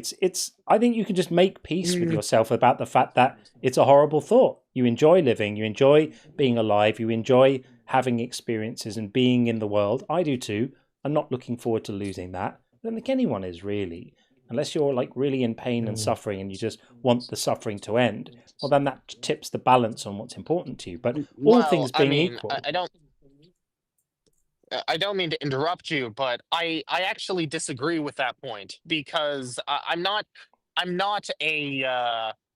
against made by like any philosophical demands, but I am sort of, I would hope to live in a world where you won't need made, because if you're suffering, you don't. Like, if I was dying or feeling such amounts of suffering that I want to die, ideally my outcome isn't I die, it's I end the suffering. So if there was an opportunity for that suffering to end without the cessation of my being, Sure. I would take that over the cessation of my being. Of course. Which yeah. Can I give you a perspective that helped me recently? Yes. Actually. Okay, going from Christian to atheist. I think it sucks that I don't like to BS anybody because, and say like, oh, everything's great, you lose nothing. You're like losing the idea of an afterlife. That was a loss for me because the idea of dying sucks. And I agree with you on that. However, I am glad if I had the choice between a Christian reality and a naturalism reality, I would now take the naturalism reality because sacrifice my own continued existence to know billions of people aren't burning alive for all eternity. I mean that because I can't even that's like infinity pain for infinity time. Like I don't think anybody deserves that. And under Christianity, billions and billions and billions of people are burning alive for all eternity, or whatever separation from God is supposed to be. But I'm willing to sacrifice my continued existing so that doesn't happen to so many people. You know what? That statement was so beautiful it almost brought me to tears. Like the thought that if you could choose that you don't exist at some point to prevent the infinite suffering of infinite people over the potential of having a reality where you only have one finite life is it's so wonderful. Like it because I guess a question that I was going to ask is I've had this problem of purposelessness. Like I want to be a therapist when I finish my master's education, and I want to dedicate myself to sort of the alleviating of suffering of people through mental health work. But ultimately, my life feels like it doesn't have any meaning because if it doesn't go on forever, when I cease to exist, even if it's impacted other people's lives, when the universe heat depths and I'm not even there to experience it, I just like, what was it all for? But when you put it into context of, well, would you rather live in a universe where you get to go to heaven and then potentially an infinite number of people die forever constantly in suffering and pain? I would take that universe over and over and over before I take I take this one. Good for you, Nicholas. And also think about it like this: like the idea that because life is bound in time, it doesn't have any meaning or intrinsic value because it's going to end, doesn't really hold up. Because things can have a value, a huge value and a huge meaning while they're there, and then they end, and beautiful things end. It doesn't render them meaningless. If you have a beautiful relationship and it ends, it was a beautiful relationship. If you enjoy a meal and it ends, it was a beautiful meal. If you have a wonderful experience, these things are not all rendered pointless and valueless and meaningless just because they end. In fact, we can cherish them even more because they're fleeting. So, don't think that accepting mortality renders life meaningless. It's a real shame to view it that way. You imbue your life with the meaning that you bring to it, and that's up to you. I don't know how long this is you're going to allow me to go on for, but also it kind of the thing that you just said kind of reminds me of sort of my least favorite quote from my least favorite person, at least at the time, that being what's that bald guy who's like the king of the incels? I forget what his name is. Like Andrew Tate. Andrew Tate, yes. It reminds me of this statement by Andrew Tate where he says, if you don't, people who talk about how great their birthday dinner was are brokies, because if they don't have the money to constantly eat their favorite meal every single day of their entire life, then they wouldn't. If that was the sort of person that they were and they had that agency, they wouldn't have made that statement. And I thought, well, that makes life so much less meaningful. Because if you don't disgusting. have things to look forward to, Yeah. then what's the point of life? Like, What a if you don't horrible have, thing to say. if there's no goodness in, like, it's almost like people like Andrew Tate and tech bros, etc., may convince you that life is all about optimizing your life. Your life, in fact, needs to be infinite so that you can optimize it as much as you possibly can. Your life is here, but it has the potential, if you were like an infinite being, to exceed the sky. But in that optimization, you have actually ruined your life because you don't have anything to live for. What do you get for the person who has everything? Nothing. I guess you can keep piling it on the stack forever and ever. That's the one. But that's not meaningful, is it?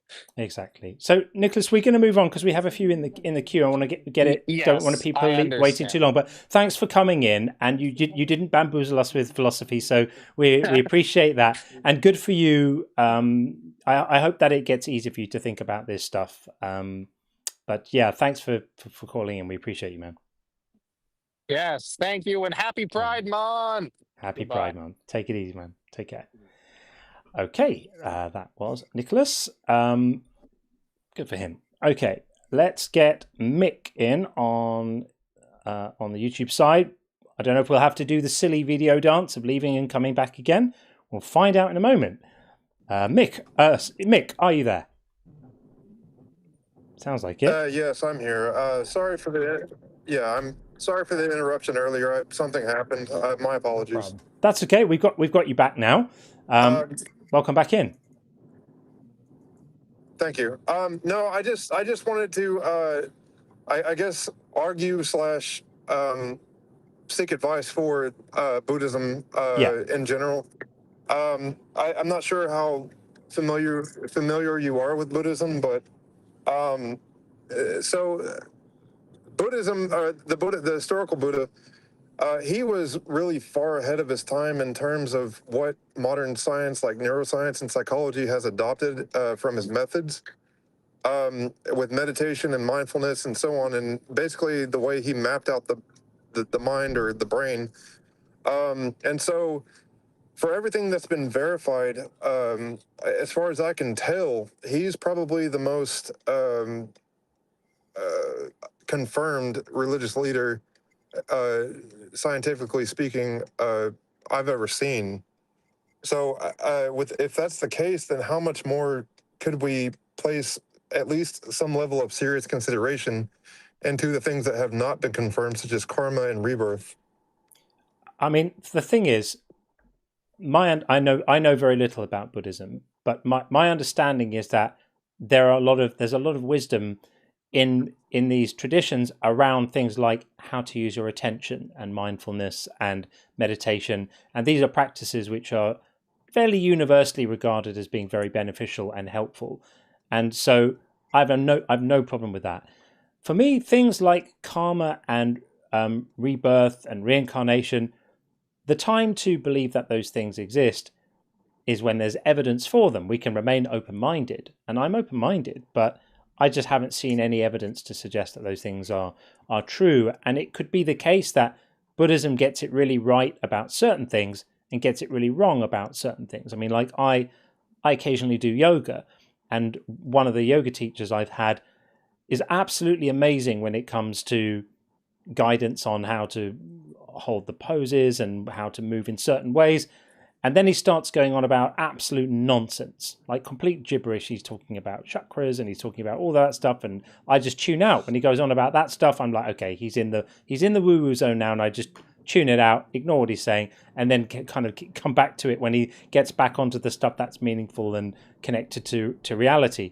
And I think Buddhism could possibly be the same in certain aspects there. It could be that they just absolutely nailed it when it comes to certain things, certain practices, certain aspects of wisdom, the wisdom of being mindful and being in the moment and understanding that there is only a now, that the past doesn't exist, the future doesn't exist, they're just concepts. All that really exists is the moment. That's quite a profound realization, and that meditation is good. A lot of the practices are good, but maybe just all the stuff about karma and rebirth and stuff like that is just myth. Well, I will admit that it has not been confirmed in any sense of the word. But it seems that neither has the origin of consciousness. There's strong evidence for the fact that it correlates with the brain, but not that it originates from the brain. Is that true? No. Not in my view. I mean, not at it's all. look, the hard problem of consciousness is a tricky one, right? Because you can only ever observe that correlation, and then from the correlation you infer the causation, right? You can say, well, brains operate and consciousness happens. When brains don't operate, consciousness doesn't happen. But it could all just be a coincidence. It could be that the consciousness, was going to happen anyway, and it just happened to happen at the same time that the brains operated. But that's a bit of a tall order for me.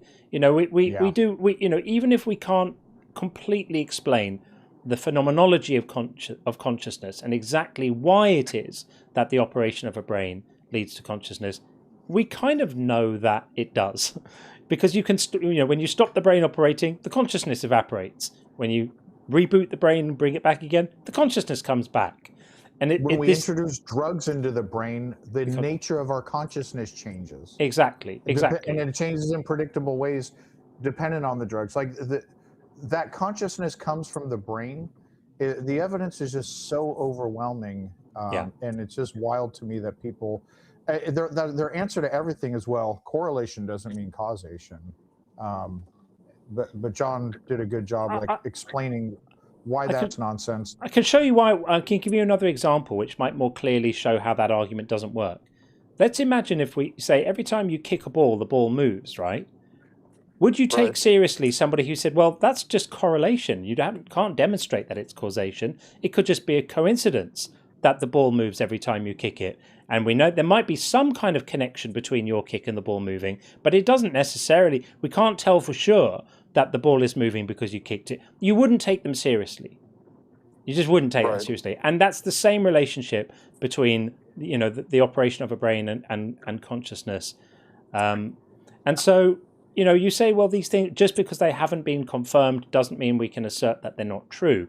I think that's probably fair, but it's still the case that it's worse than that they haven't been confirmed, is that there's a complete lack of evidence that things like karma and rebirth exist at all. They have been, there's no more reason to believe in them than, pixies, right? We don't say, well, we don't believe in pixies because they haven't been confirmed yet. We just say we don't believe in pixies because there's no evidence for pixies.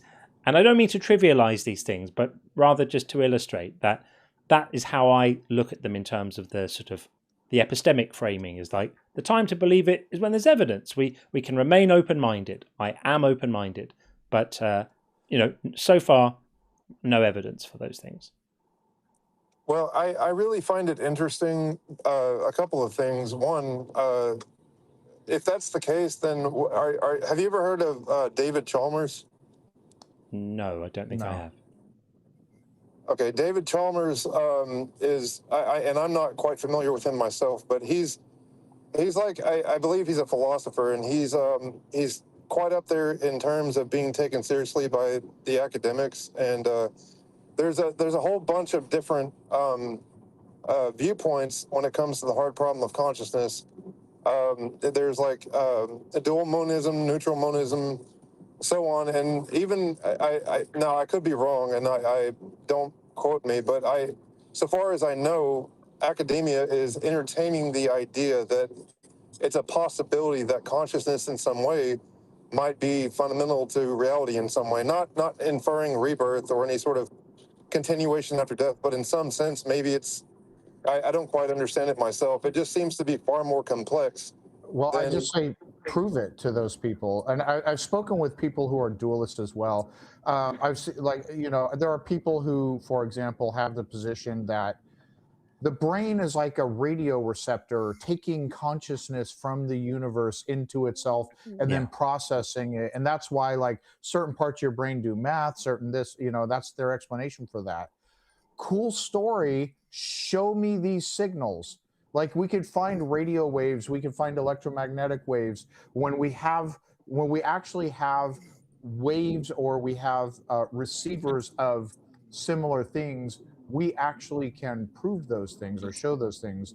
There is zero evidence of it. What we see is every example that we have of conscious experience has a physical brain, originates from the physical brain, has neurons, etc. Based on my own conscious experience, I can infer that John has a conscious experience and you do. And animals, because they express emotion and express feelings of pain or what have you, I fully expect, because their brains are different, that they have a very different conscious experience than I do. But I can reasonably infer that they have it, each of our brains having its own unique conscious experience. But there's zero evidence of like a universal consciousness in the universe, of a consciousness radio signal like thing that's coming into our brains. There is zero evidence for any of that. And it's fun to talk about, but a lot of fictional things are fun to talk about, and there's just no, the time to believe those things is when there's positive evidence for it. And whenever this is brought up to dualists, like, what is your evidence? It's always, well, you can't explain qualia experience. Well, our thoughts are immaterial, and material things can't come from immaterial, which we'll get into. I don't want to go on too big of a monologue here addressing that issue, but there's never positive evidence for their claim. Okay. Well, if you don't mind, if you have just a couple more minutes, I'd like to flip the script a little bit, because there's there's a good example of something not for consciousness going beyond anything, but there was a physical manifestation of something that happened back relatively recently. In the 1960s, there was a monk in Vietnam that his name was Thich Quang Duc. He lit himself on fire in protest of violence, and he didn't move, he didn't budge, it's online. It's like one of the most famous stories that you can look up. I can't even stick my hand on a hot stove without reacting. I'm not sure how that monk sat there and self-immolated himself, set himself on fire in protest of violence, and didn't move at all, and surrounded by a crowd of people. I have no idea how to explain that one. Yeah, the world is. What are you inferring from it? I mean, what are you inferring from it? It could be that the heat was. I mean, there's all kinds of plausible explanations I could come up with, but like, what are you inferring with that? Is there some type of? Yeah, I'm inferring that the Buddhist methods seem to go so much farther than we can possibly tell from the third-person perspective. I mean, there's no telling how developed that man was from his. Buddhists have mental discipline for sure. I've watched documentaries of like from childhood, and I do think it's abusive, but like certain monks were subjecting children to like physical feats and physical discipline and pain, and not showing pain when they're experiencing it, and things. There's different forms of Buddhism too. I honestly don't know Buddhism that well, but sure. Yeah, they do seem to practice quite a bit of mental discipline. Yeah, no, I found it quite amazing, and if you're ever interested, you can look up the article as well. It's recorded. I find it incredible that the man was on fire and didn't budge, and he passed away just sitting in meditation while he was on fire in protest. I'm not saying that was supernatural, but it seems like there's something more going on here, if that makes any sense. All you can say is that you don't know how he did that.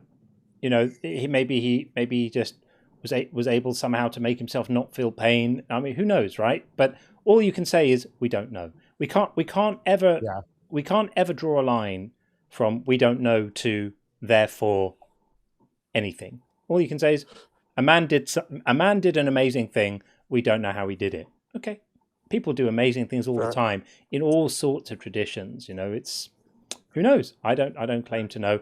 I would imagine there probably are people better informed than us who may be able to opine on this, but I wouldn't want to speculate. Okay. Yeah. Spork Farmer in the TikTok chat said some dude did it in the U.S. a few years ago. No training. I can't confirm or deny that, but that's that's according to him. Yeah. Okay. Well, I appreciate your time, and I'm sorry the discussion wasn't more fruitful or how it No, it's typically fine. goes. But, I think it was I'm a reasonably big fruitful, Mick. Yeah, we did all right. Did all Okay. right. Thank you for calling in. In any case, I'm a big fan of your show, and Thank all the you. best to you. Thank you. You too, Mick. All right. Thanks for Bye-bye. calling in. Thanks, friend. Okay, bye-bye. Cheers. Thanks. Okay. That was Mick. Okay. Yeah, Adam's saying it happened in the US in 2024. Was that a soldier? Do I remember rightly? Was there a soldier who set himself alight on some kind of protest, if I remember rightly?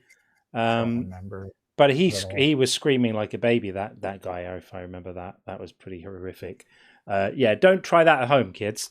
Definitely not. Okay, let's see what we've got going on. I'll read a few super chats while we wait for the next guest to come up. Bingo is clear right now, so that's good. What have we got over here? We've got, let's have a look. Got a few in the stack. So Buzz said, Ilkat needs to call in. He or she has things to say. I believe they aren't around anymore. I saw there was some stuff going on in the chat there with that person, but they haven't called in and apparently are disinclined to do so. So there we are. And Buzz also says, I'm going to post crazy shit for John to read out loud. Bring it. I'll post anything. I'll say anything you want to post. Yeah, if it gets past the YouTube super chat moderation policies, then I'll read it out. And if TikTok don't like it, they can go and take a leap. What a crazy platform! It's been complaining again about other violations and stuff like that. Honestly, it's such a job's worth, that platform. I love the people on there, but the platform sucks.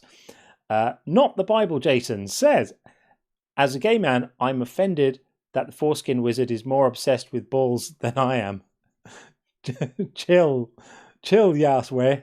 Yeah, well, yeah, he's pretty obsessed, isn't he?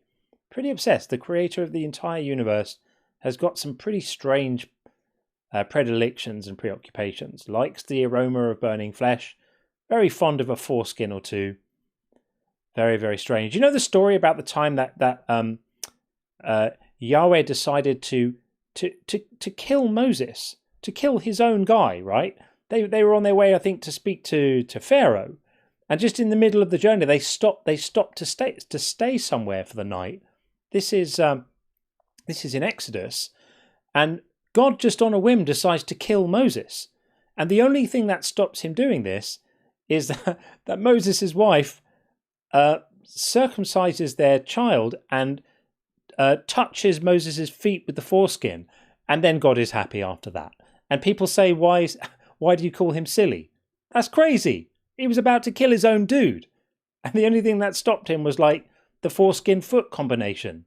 Very sensible for the creator of the universe. Very sensible. Madness.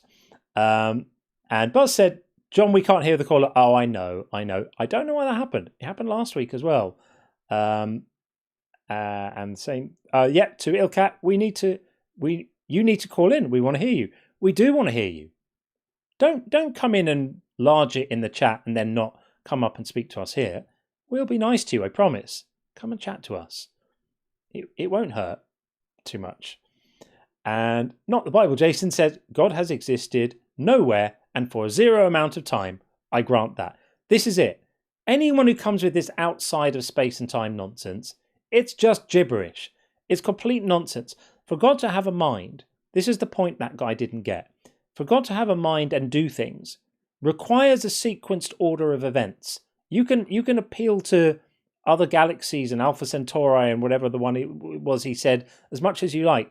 It doesn't get round the problem that if God is having an idea to do something and then doing it, like create the universe, that's a sequence order of events that only works in time. Any kind of change from one state to another state, for example, from the state of not having created the universe to the state of thinking about creating the universe to the state of now I've creating a universe to the state of now I've created a universe, that requires change. And change requires time. That's like the definition of time, or one of the definitions is things changing. So this outside of space and time thing is just a story that someone came up with to get away from some of the problems involved with a God that exists in the real world. It's just a cop-out. It's total nonsense. And Buzz again said he's outside of space and can't be detected, but I swear I have detected him. Kill switch. He's just a liar at that point. No use for him. Yeah, I mean, I think in the end, you know what? I didn't even wait for the kill switch. I just dumped that one because it was pointless. It was pointless. Don't come in here and talk about physics and then say your God is outside of space and time, but intervenes in it as well. That's just silly. Special pleading nonsense. What else have we got? We have Tim is in the house. Tim said, if a life form on Andromeda pointed a powerful enough telescope at Earth right now, they would see dinosaurs. That is true. I wonder which ones. But yeah, that is true. Pretty mad, isn't it? Love that. And Eliel's good to see you. Said, imagine all this to avoid genuinely engaging. I know. All of that stuff was nonsense. And Buzz said, welcome to optimistic nihilism, caller. I think that's fair enough. That I can understand why people often frame nihilism as being like a really negative thing. And it can be. In certain contexts, nihilism can be a bit of a downer, right? But I understand this idea of optimistic nihilism, which is like, nothing's that important. Think about the most important concerns of people who lived hundreds of years ago, or even tens of years ago. They're not a big deal now. What about thousands of years ago? Think about the most pressing issues that anyone in the world thinks about right now. Is anyone going to be worrying about them in a few thousand years? And in a few billion years, when the sun eventually does its thing, runs out of hydrogen, engulfs the earth, all of that stuff, none of this is going to matter. Now, it doesn't mean that doesn't make everything pointless. It just means it kind of gives you permission to worry less. Don't get so wound up about stuff. Just live your life. Enjoy it. Things aren't that big a deal. It's all right. Everything's going to be okay. Yes.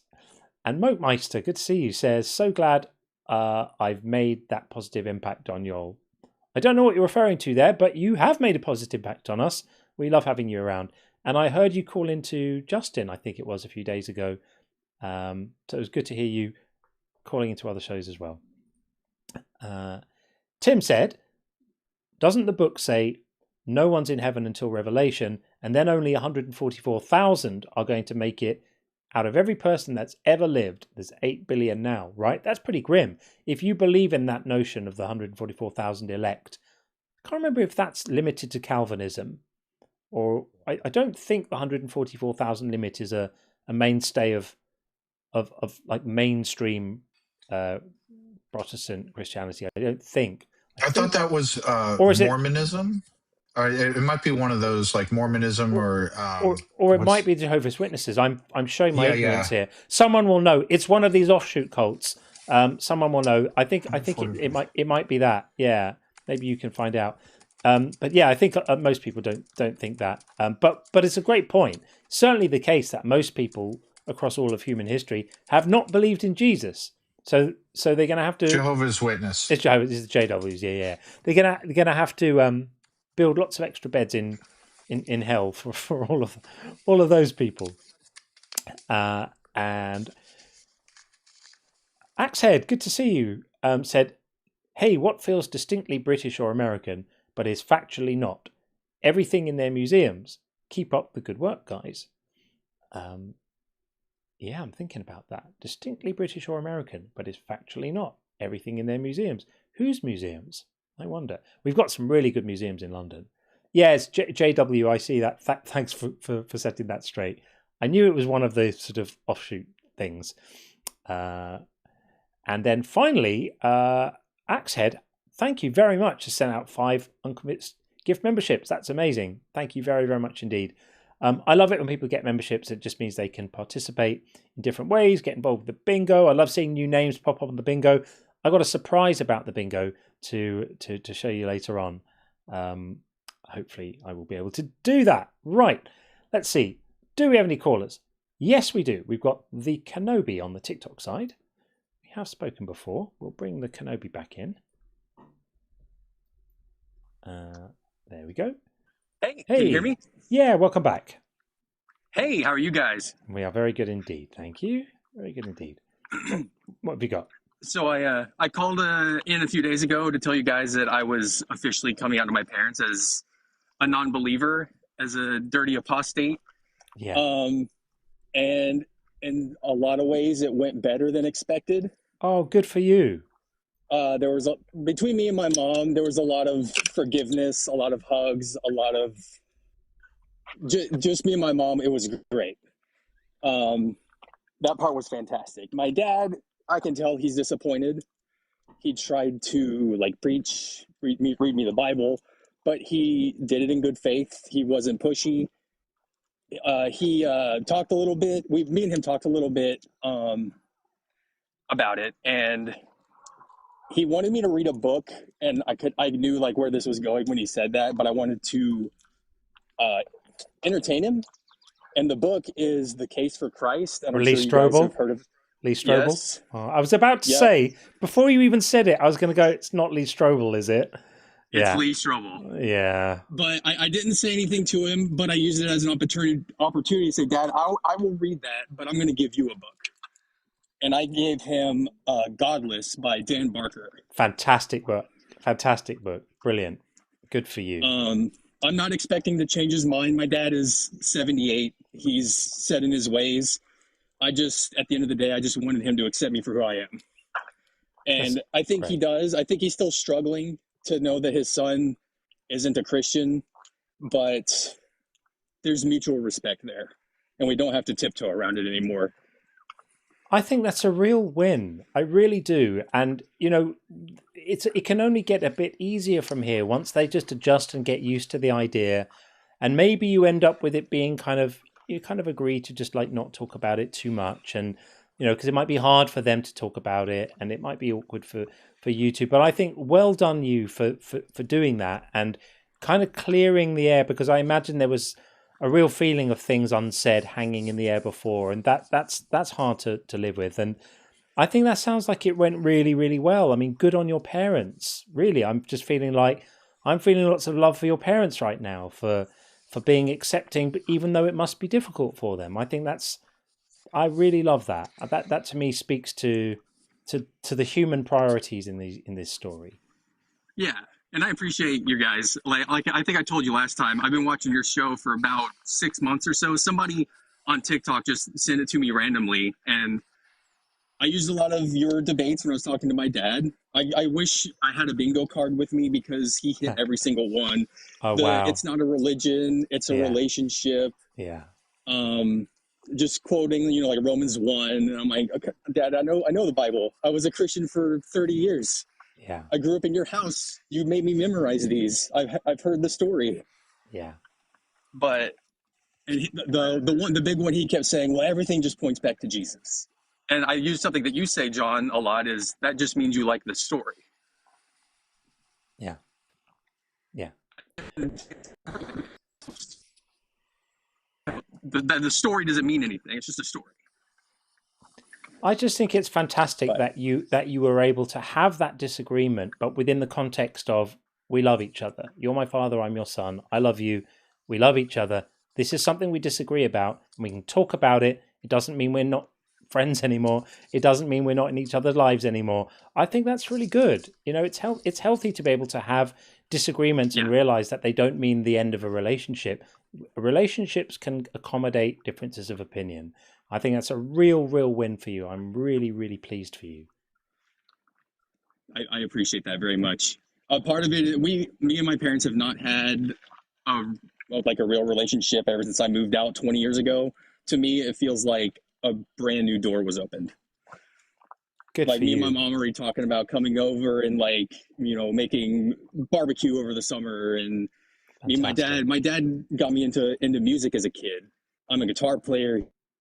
He's a guitar player. Our music different. We have vastly different tastes in music, but we still share that. And I want him to come over and play guitar.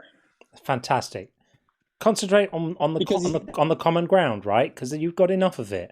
And some people don't have that. If anyone's listening and feeling like they didn't do it as well as that. Every situation is different, and every relationship is different, and not everyone is lucky enough to have parents like you have, who are able to understand that the love comes first and the disagreements come after that. Not everyone has that. You're lucky, and you were skillful enough to negotiate it well. All of these things came together. Not everyone is able to have that, but I'm really glad that in your case you were. That's an absolute win. Good for you.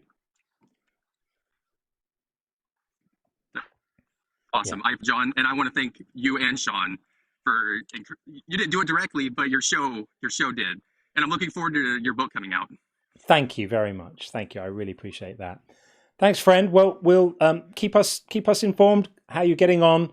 Always good to speak to you, and well done you. Thank you for updating us. I remembered your last call. I'm really, really pleased to hear that. So good for you. Keep going, and we'll speak again soon, I'm sure. Thank you. Thank you guys very much. Love you guys. Take care. Take care, man. Take care. That's a win, isn't it? I'm really, really happy to hear that for him. Well done. Well done. Well done to his parents. Well done to his parents. It really, really breaks my heart when religion is allowed to tear families apart and break relationships of people who love each other. Imagine being a parent and you've raised a child, you've nursed them, you've taken them to school for the first time, you've taught them how to ride a bike, you've all of that stuff, and then you end up rejecting them because they don't share your religious beliefs. That's an absolute tragedy to hear about those situations, and I know they happen. Lots of people in our community have suffered that. I'm just pleased that he didn't. And that's a real win. So that's absolutely brilliant. It's also important to know that leaving religion does not always instantiate trauma. It does very often. It does too often. Yeah. And it's important. That is also important for people to know and be aware of, and to help people when they're going through that sort of thing. And that's what this is all about.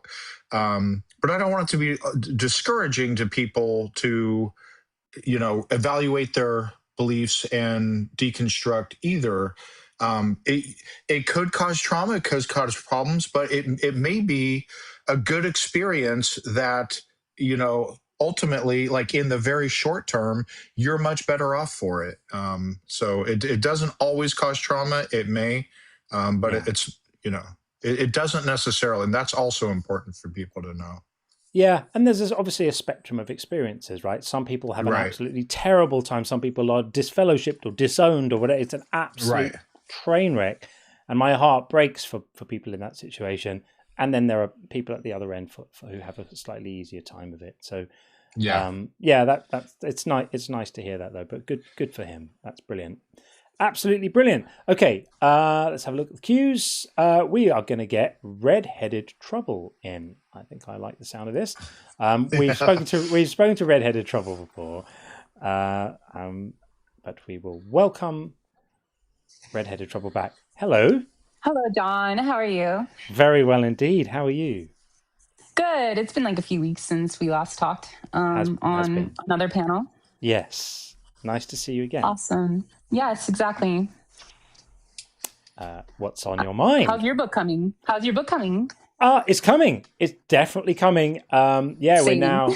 Yeah. I mean, it's. I'm just waiting now. I think I've pretty much done everything I need to do. There's one tiny little note I need to get back to them about something, and then that's it. Then it's in their hands, and it's like waiting to see what happens. But yeah, I feel like I've jumped out of the plane, and I can see the ground below me. This is making a Sean parachuting analogy. I can see the ground. It's not rushing up too quickly yet, but I can see it. I'm definitely approaching it. What's your writing process like? Do you start at the beginning, or are you like all over? I'm like all over the place right now. Like I'm just like creating this whole amalgamation of like puzzle pieces that I'll eventually all put together. That's interesting. No, for mine, I was quite organized because I kind of knew what I wanted to say, and I spent quite a lot of time at the front end organizing the structure. And I thought, I know what I want to say. How do I want to structure it? In fact, I think I wrote the introduction first just because I wanted to kind of get myself in the zone, and then having like a sort of introduction, I then stopped writing, and I spent quite a lot of time figuring out the structure. What do I want to say? How do I want to say it? How do I want to organize it? And then I was just brutal. I just started writing and didn't stop until it was done. I made myself write, even on days when I didn't feel like it. I was like, sit down, write something every day. And it worked. And some days I was pretty productive. Other days I felt a bit stuck. But yeah, it was just one foot in front of the other until it was done. And I remember the moment where I wasn't quite finished, but I could absolutely see the line from where I was to finished. And that really spurred me on. Like when you're climbing a mountain and you get over a few peaks and then you get to the last peak and you can see it and you can see the top, then you kind of get reinvigorated. Yeah, it was hard though. I mean, it's such a solitary process, right? You sit there on your own. You're not working in a team. You're not. It's quite an isolating process to write. You're just alone with your thoughts. And I had quite a few crises of confidence of like, is this good? Is this any good? Am I doing it right? Are people going to just think this is junk? And I was really lucky. I had a few people that I could bounce stuff off who I really trust, who really know what they're doing. And they gave me some encouragement. They said, no, this is good. Keep on going. And so right. I did. Yeah. I found like the whole like overthinking something to death and then like losing confidence in your perspective, like, or the way it's being said. Yeah. Really difficult. It is hard. And you have to have that. You just have to have the determination to just keep on doing it, and keep on going. So how are you with yours? Where are you at in your process? For anyone who doesn't know, Redhead has an amazing sounding book coming out. Yes. It is a deconstruction book. I'm basically just kind of like outlining all the things that deconstructed me, whether it's academic arguments or just academic findings about the Bible, or just personal struggles I had with the church, personal experiences with the church, personal experiences with just kind of like seeing the veil come off my eyes about just Christian, like just the Christian market of just like how capitalistic it is on like just its media, just the manipulation they do with their music, and just how, you know, that psychologically impacts you feeling like you have this like spiritual experience happening in church, but it's all being manipulated by lighting and you know, just soft music and stuff, and then you that's see not people talked about enough. I didn't mean to interrupt you, but I no wanted to problem. highlight that's something I bring up once in a while, but I don't think there's enough focus on that. You know, anyone who's been to a number of different, because every church is different, but there is a commonality of the music, the ambiance, then the organs playing as the preachers in the background. There's this background. It's much like you watch a movie and then they have like this music in the background to sort of set the mood. Just a focus on that is I think that's really important for people to be mindful of. And I would say another thing is just my experience, like growing up in a Christian household. Like I go into a story about my parents took me to me and, you know, my siblings and a bunch of other, you know, kids from our youth group to this Pack Your Bags, Jesus is Coming conference at the Christ the Nazarene Church in Denver. And like I got like a sweater that said like, pack your bags, Jesus is coming. And like it was just so manipulative. And it's just like you reflect on that, especially like with like I have a degree in biblical studies, and once I learned kind of like when I first deconstructed my eschatology, like that memory from the past connected with the knowledge that I learned in school, and I'm like, oh my God, this is bullshit. And you kind of just feel like just kind of jaded because you like were like emotionally manipulated. Like that scared me. Like there was a time in my childhood where I was like genuinely concerned about, you know, coming home from school or something and, you know, not finding my parents and then thinking they got raptured or something. Oh man. Yeah. I'm planning to do the prompt one day soon is going to be specifically about children and religion. Pastor Fairy's been nudging me to do it, and it is something we need to speak about more and more openly, because it's so damaging. And I don't want to be overly polemical. I don't want to be kind of to push things too far, but I think I'm going to say something like, certainly religious indoctrination is child abuse. I think it is. I think that to tell children that this stuff is true is abusive, and to train their minds to accept things on insufficient evidence intellectually cripples them. And I don't think it's good. I think a case can be made that it is a form of abuse. I'm not saying it's as bad as other forms of abuse, but it still is abusive to tell children that someone got killed in Palestine 2,000 years ago and it's somehow their fault. I just think it's wrong. I think it's terrible. So, yeah, that child thing. And that family dynamic isn't in a vacuum. I mean, it's encapsulated in a whole community. Like, families are encapsulated inside a community where it just reinforces those beliefs. Because suddenly, like, my parents would like host like Bible studies and stuff like at our house, and there would be like 30 adults from the church in our house doing brunch, and then like a whole Bible study and like worship and stuff. And they would you're just surrounded by adults that are spitting the same shit, and it's very manipulative. It's just it's very jarring for a child development of like an actual like realistic worldview. Yeah. And children are programmed. Children are genetically or evolutionarily primed to accept what their primary caregivers tell them.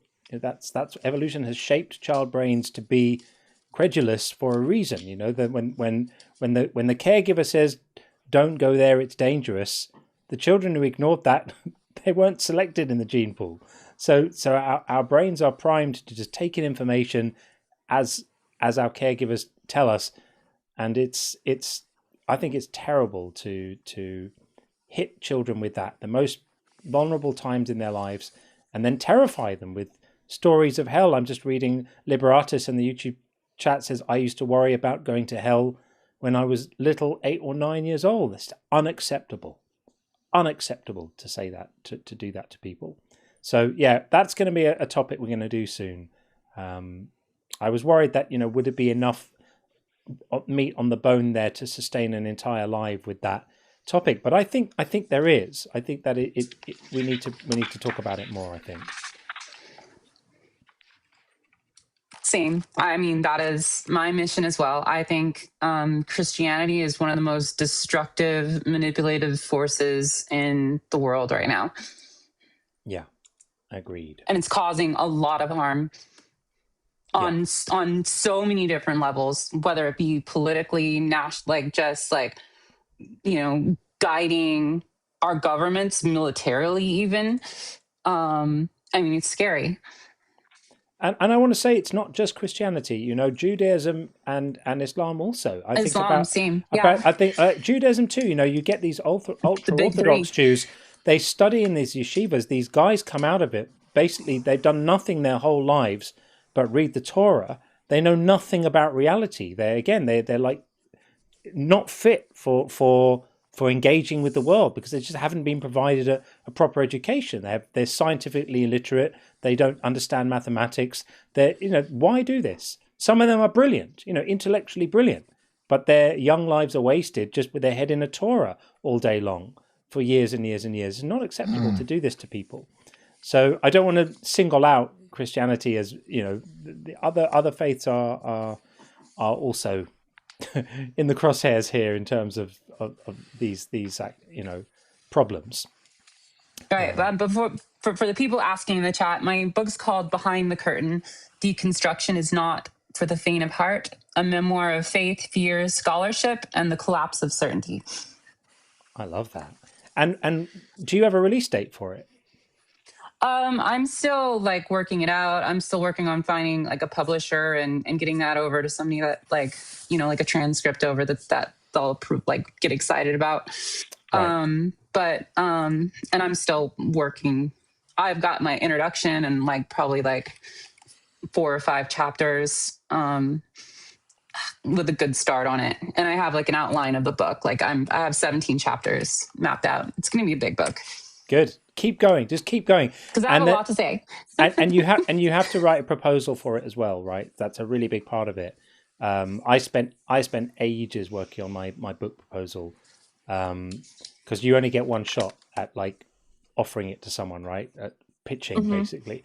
It's really, really important. Identify other books in the space, why yours is different, who would read it, identify the audience, do all of that stuff, and that'll increase the chances that you can find a home for it. But it sounds great. If nothing else, I'll just publish it on Amazon or something. It's my first book. You know, sure. I mean, at least just get my name out there and get people reading and excited about it. And I know I said this to you before, but when that happens, just hit me up. I'll do whatever I can to boost it as well, because I know that you've got the goods. You know what you're talking about. So I'd be happy to help. Awesome. Well, thank you so much, John. All right. Good stuff. We'll speak Have soon. a good day. You too. Yes, of course. Nice to talk. Bye-bye. Take care. Take care. Speaking of fantastic authors, as Roadrunner says, Promise has just released her book. I am going to be having Promise on the show as a guest to talk about her book. You all need to read it, and that's going to be happening soon. And Justin is working on his book as well. I think Justin's book is going to be absolutely epic. I think it's going to be quite a tome. It sounds like it's going to be quite long. My book's quite short. I think mine runs like, it's pretty short, my book, like 120 pages or something. Not a very, very big book. I deliberately didn't want to write something voluminous. I just wanted to like make my point about belief, make it lean, make it hard, and in a way that can't be argued with, and succinct. And hopefully I've done that. But yeah, all of these cool people with getting their thoughts out and writing books and putting information out into the space. I absolutely love it. So I will update you about the Promise thing as it moves along. But I've been in touch with her. We've spoken a few times, and that is going to come together pretty soon, I think, which is great once we've coordinated diaries and all of that good stuff. So that is good. Right, a few more super chats while we wait for the next guest to come up. What have we got over here? We have Buzz says, John and Sean, how do you feel about Jainism? I don't really know much about Jainism. As I understand it, the Jains are so obsessively pacifist that they sweep the floor in front of them in case they stand on an insect, and they drink their water through cheesecloth lest they swallow one.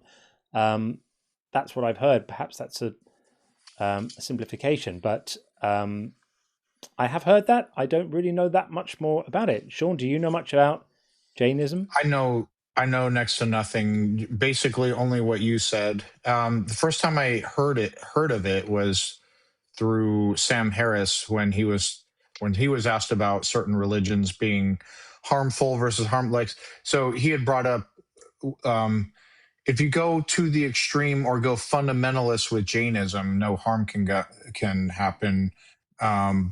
In comparison to when you go fundamentalism, go extreme with another religion, harm can happen. Which anyway, it was a great point on his part, but I don't know anything about Jainism, to be honest.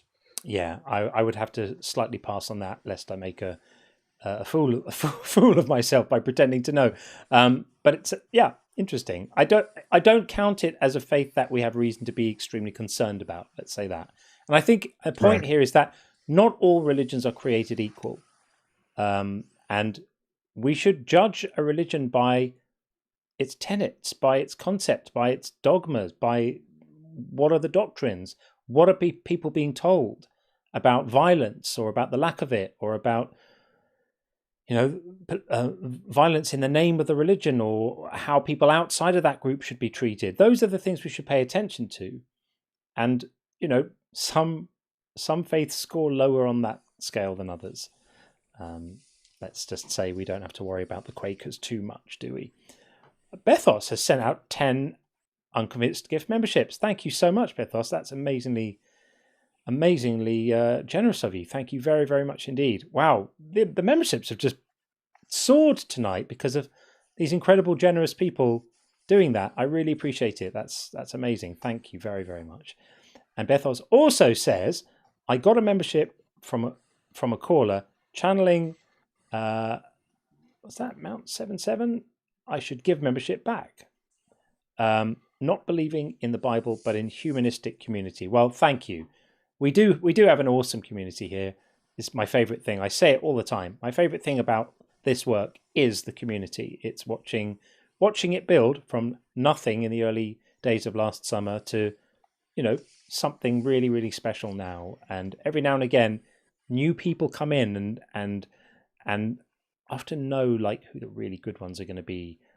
They'll come in and we'll have a chat and they'll kind of stick around, and it's just wonderful. I love it. You guys are absolutely incredible. Thank you so much. And Buzz says, speaking of amazing people, more than anything, they capitalize on poverty. I think this was about the manipulation of the churches, and that was being spoken about earlier, the lights and the music and all of that stuff. And speaking to people in need and making all sorts of promises. I think that's what you're talking about there, Buzz. It's sad that is the case. But sadly, it is. And Bethos says parents should love their children more than a god. Yeah, absolutely. And of course, Jesus is not into that at all, right? Because Jesus says that the only thing that's important is God, and that in Luke 14:26 he says that you should hate your family. And some people say, well, that just means compared to him. Well, okay, that's still pretty immoral and horrendous if that's your claim. We seem to have a guest over in the YouTube queue. Just check the TikTok queue. That is currently empty. So let's get, we're going to get Beef in from the YouTube queue. Beef, are you there? I am there. Can you hear me? I can hear you very well indeed. Hi, welcome in. Thanks for coming up. Hi, how's it going? Yeah, it's going well, thanks. So I've been watching your guys' stuff for a while now, and I like it a lot. Appreciate what you guys do. Thank you. My wife is, I want to say she's like in the process of deconstructing, which honestly, from the start, it was never really my goal. I just want her to be happy more than anything. And she's kind of started moving away from Christianity, and she seems more troubled now that she's in the middle than she was before. Yeah. And I was wondering if you had any advice on how to help me out with that. Yeah, I mean, look, I would say that middle stage is really hard, right? Because you don't have the comfort of being resolved and saying, look, I don't believe that stuff anymore. I'm in a place of like settled equilibrium, but you also don't have the comfort of where you were. So it's a bit like, if you imagine sort of if you had to swim across a big body of water, well, when you're at one end, you're near the shore that you left from, and you can you're near the comfortable bit there. And when you get to the other end, you're near where you're going and you have the comfort of there. When you're in the middle of the water, which is kind of where your wife is now, and it's deep and cold and there's a long way to go to the other shore, it's destabilizing and you're far away from what gave you comfort before. I think what I would say to her is that this is very normal. It's very, very normal to feel vulnerable at this point of the process of letting go of something which was central in your life, which gave you meaning, purpose, focus, community, solace, all of these things. Religion offers all of that stuff. Now, I think the offer is tepid. I think it's like it's writing checks it can't cash, right? But it still makes the offer. And so people feel that, oh, okay, I've been offered all of this good stuff. I've been told I'm going to see my relatives again who have passed on. I'm going to have eternal life and all of this stuff. And I've got a moral framework ready-made for me, apparently, that I can stick to and all of this stuff. And suddenly you have all of those things taken away. It's normal that it's going to feel destabilizing. And I would just say, like, acknowledge that for her, normalize it for her, and let her know that things do get better. There are millions of people who have been through that process, felt the fear and discomfort she feels right now, and don't feel it anymore. They feel resolved. They feel What's waiting for her on the other side of the water is a life of authenticity, where you don't have to keep on negotiating with yourself about stuff that you're obligated to affirm that your brain won't accept. It's exhausting to do that. So what she has to look forward to is just a life of being able to not do that, not be, in that tension. She's got the idea that the other side of the water, as you put it, is bad, right? And so she's trying to stay in the middle, grasp onto like seeing the other side of the water still, and it's just kind of difficult. That's all. I see that. I see that. Yeah, and I feel for her, because being to continue the analogy, being in the middle of the water is hard, right? You're on your own. It's cold. It's deep. It's unsettling. Interesting that she sees the other side as bad, because I'm taking it from the conversation we're having that you're kind of standing on those shores waiting for her, right? Well, I just want her to be happy. I'm not even like, hey, come over, the water's great. I just like, as long as you're happy, do your thing. But she's leaving that side and not happy where she is now, and it's just difficult. Yeah, that's tough. Just be there for her. Just be there for her and support her and love her and tell her that you love her, whatever she thinks or believes, and to just encourage her to trust her own mind and not feel like there's a right or wrong way to do it. To just let her mind be led by evidence and reason, and wherever she lands, she lands. Well, I appreciate the advice. Sure. Real quick before I go, I would love to hear your take on Gnosticism, because I've been looking into that a little bit. Just not because I'm not trying to convert or anything. I'm just interested in it. What do you think about it? Not something I could speak on with any great authority, I'm afraid. Yeah, I mean, my thing really is just, how do beliefs impact on people, and how do we mitigate those impacts by being, by decriminalizing thought crimes? That's really my focus. I don't claim any specialist knowledge really about that. All right. Well, thanks for having me on here. Sure. I appreciate it. Of course. Good luck. I if we can help at all with any, with anything, recovering from religion might be helpful as well as a source of potential advice or guidance. They are really excellent. Just recoveringfromreligion.org. They offer free advice and counseling and resources to people in this kind of situation, and I imagine to family members too, because this is a hard thing for you to see her in that space. Is hard. I wonder if you sometimes wish that she could just go back to being how she was before, because at least she was content, right? Yeah. Sometimes I think that it's hard, because it's pretty much everywhere you go, you get like to an incoherent point in your thoughts or beliefs, and so talking with me has kind of made it hard for her to stay over there. But I don't know. It's tough. Yeah. Well, good luck, friend, and hit us up if you need anything. We're always around. All right. Thanks, man. Take it easy. All right. You too, man. Take care. Thanks. Bye. Bye. Yeah, it's hard. Seeing someone you love struggle in that way is difficult. It's tricky. Really, really tricky. I was TikTok bleeping again. I forgot to turn the bleeps off, or to figure out how. That's my bad. How's the bleeping been tonight, TikTok people? Is it bleeping us a lot? It was hilarious the other day that we were trying out. It wasn't bleeping swear words, but it was bleeping other terms. It didn't like Dr. Dig, apparently. It's probably bleeping annoying. Not a lot, but I can't hear it. Yeah, weird. I'm not sure if you hear it when you're up as a guest. I'm not sure. Minor and occasionally. I have never as a guest, like last time, never heard it once. Right. Yeah. It doesn't like the word thought, apparently. That's got to mean something, doesn't it? We need to sort this out. We can't be being bleeped, people. This is not a thing. This is not going to happen. I'll try to remind you next time. Yeah, I'll remember to look into it before Tuesday. I believe we got a Bible Guy raid, so if that's true, thank you very much. Big shout out to Dalton, massive respect.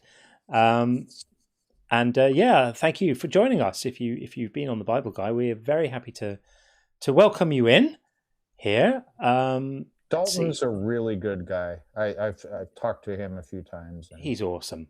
Absolutely awesome. His knowledge, his memory, he's incredible. Yeah, absolutely. Yeah. We've got such good people a in this. genuinely nice guy too. He's lovely. Yeah, absolutely. Yeah, completely. You just nothing to not like. Just thoroughly nice guy. Yeah, absolutely. Yeah, this community's really got some special people. I think about like Dalton and Justin and Joel and Mezzo, and they're really fantastic people happening at the moment, and I really like it because I feel like this. I don't know if it's just my perspective. I'd be interested to know if you guys agree. It feels to me like the face of like internet atheism is changing a bit. It's not to say that I don't love and respect, how it was before. I was watching Atheist Experience 20 years ago, and with Jeff D and people like that, and I loved it. But it feels like there's like a new breed of people who are having these conversations in a slightly different way. And I really love it. I mean, I'm thrilled to be kind of part of it. But even if I wasn't, I would still be saying this. People who are just like people like Justin, who are kind of meeting believers where they are in the text, and Joel, who comes at it in such a disarming way.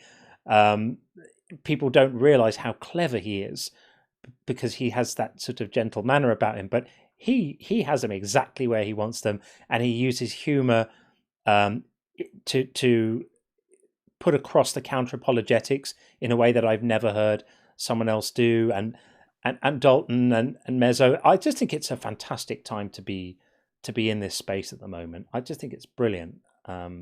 Really interesting. For sure. Yeah, good stuff. Right, let's see. Check the call queues. Call queues still empty. Okay, time for a couple more super chats while we wait for someone else to come up. And then I've got some more.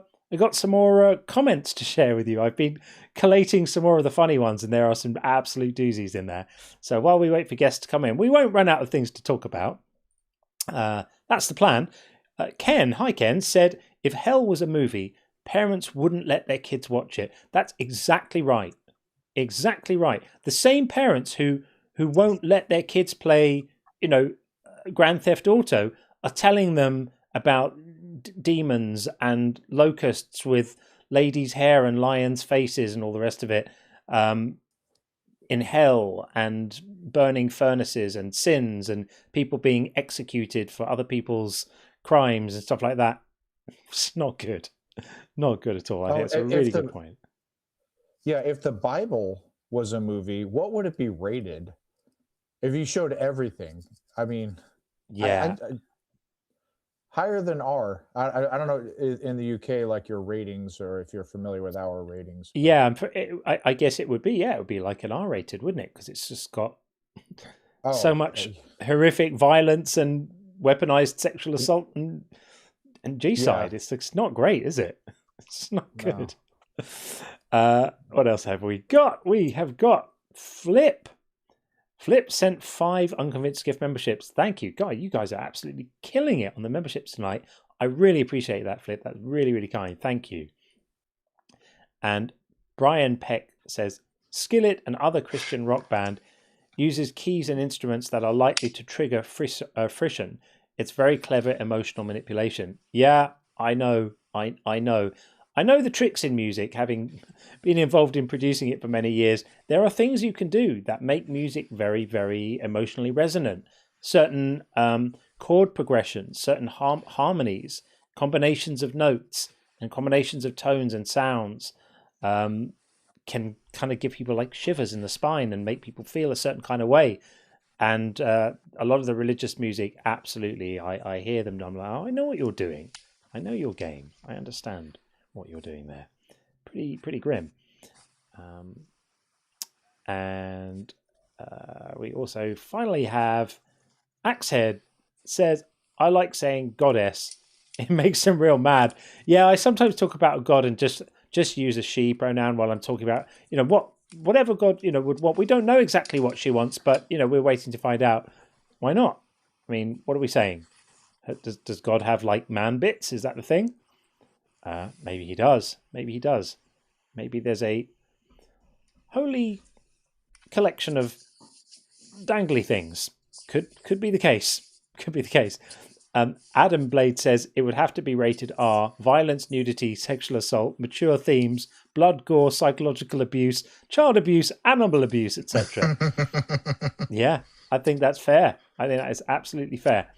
Right. Okay. Well, while we're waiting for our next guest to come in, by the way, on that, if you are watching on YouTube and you disagree with us about God being evil and silly, which is a claim that we make, then come on in and talk to us. I'm going to put the link in there, which is like that. I've just put the link in. It's tinyurl.com/JCGuest, gets you right in.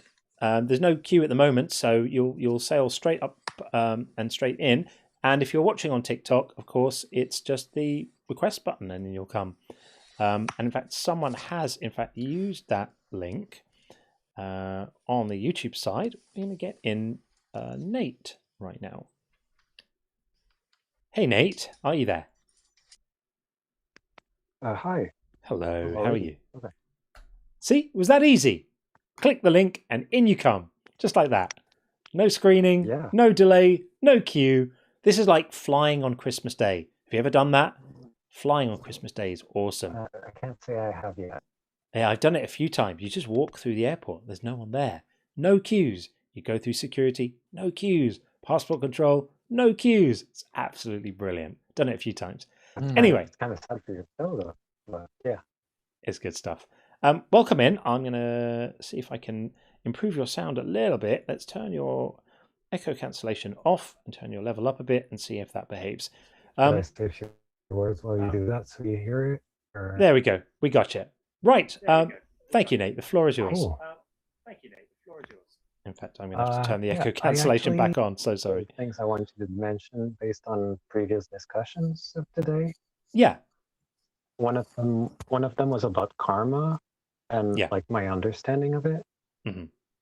And I just wanted to throw that, from what I understand from the traditions, is that it's much more in line with like a really old framework for the universality of cause and effect than it is about like you do good, you get good or whatever. It's more like you do stuff, you gain baggage from it, but also there's just reactions in the world, right?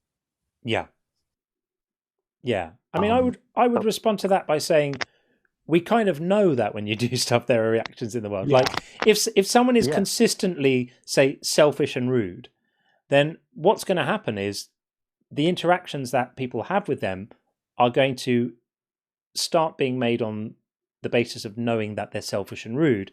And so it's going to kind of come back on them in a kind of way. But I don't think we need to have a word like karma, which is so loaded with... well, especially not today, right? Yeah, I prefer to just say like cause and effect. Actions have consequences.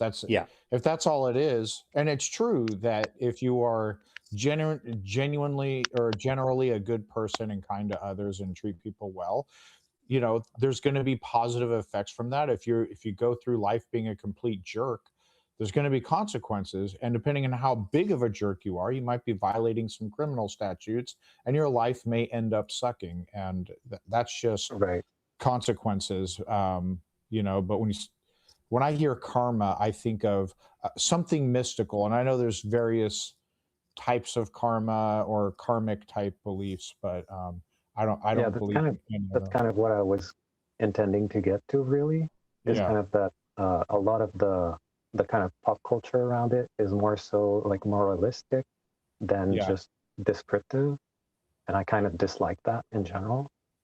Yeah, and there's there's viral videos, popular viral videos is like instant karma.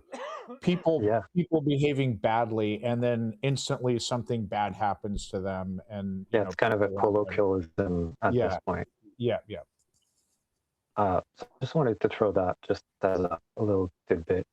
The other little tidbit was kind of a notion of like this whole thing of like material, immaterial, natural, supernatural. I don't think, for what it's worth, that there's any like concrete difference. Like if there is something that exists, it can be described in a material sense. Yeah. Do you mean if there's something supernatural, something that people would describe as supernatural? Say a mind without a body would still Yeah. have like parts and interactions, and at the end of the day, some kind of physics-like model could just describe it as matter. Possibly physics-like model, but if, like, let's say magic was actually a thing, we would describe that, its attributes, how it's measured, and just call that part of the natural world. John's brought this up a few times, and I 100% agree with it. Yeah, and I see like a lot of like theists and supernaturalists say like kind of get hung up on like the idea that it has to be like so different that we just can't, and I reject that. Yeah. But I don't believe anything magic or mystical or anything that anyone would describe as supernatural exists. Right. Yeah. And finally, I kind of wanted to throw more of a question or thought experiment. Like, is there really any ethical form that creation could take? Like, as in, like, say I hand you the ultimate machine within which you can create your own universe. At which point can the stuff inside the machine judge you for what's happening in it? If you and configure how, so like kind of what the framework could be. Yeah, I think if you're responsible for how that universe is set up, and you have a free reign about how to configure it, then ultimately you're responsible for the suffering, for example, of the entities in that universe. And so if you could configure it such that they suffer less or don't suffer at all, then it's kind of incumbent on you to do that, unless you actually want them to suffer, in which case they're entitled to judge you on that basis, which is the exact argument we make all the time here. It's like kind of entitled to just... Yeah. I find this whole like you can't judge God thing to be a really stupid argument, because you're not claiming authority over someone in making a judgment. We judge our politicians, we judge our leaders. It's not to say that we are assuming authority over them. We're expressing our opinions. We're saying we don't like this, we don't think you're doing a good job, or we do like this, we do think you're doing a good job.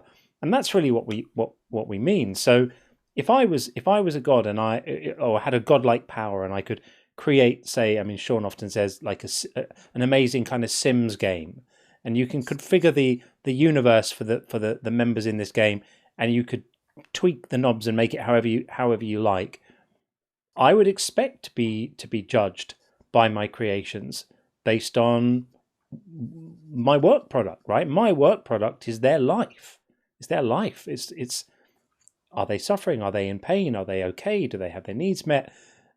Do they have, hurricanes and weather events and childhood illnesses because I selected those things on the menu and said yes when I was configuring the world, right? If that's the case, I would expect to be judged. And if there is a God who could have made the universe differently, and we had a caller in called James a couple of weeks ago, who his claim was like God is perfect, right? So we said, you can easily demonstrate that this is not true, because we can easily show, even if we can't describe what a perfect world would look like, we could just make one change to the world that would make the world so much better. And it could be a tiny change, right? If you just got rid of mosquitoes carrying malaria, just that, nothing else, right? Allow all the infanticide, allow all the famines, allow all of that stuff. If God really insists on all of that stuff, okay, he must have his reasons, all of that nonsense. But just get rid of the mosquitoes carrying malaria. Well, you would save 300 and something thousand children's lives a year just from that one thing. But God hasn't done it, right? So if you did it, you would be making a better world. Therefore, God is not perfect, because you can define one small move that would have made things better. And he didn't really have an argument for it. I mean, he waffled on and said a whole load of nonsense. But I think the creation is entitled to judge the creator if the creator has set the parameters of the creation.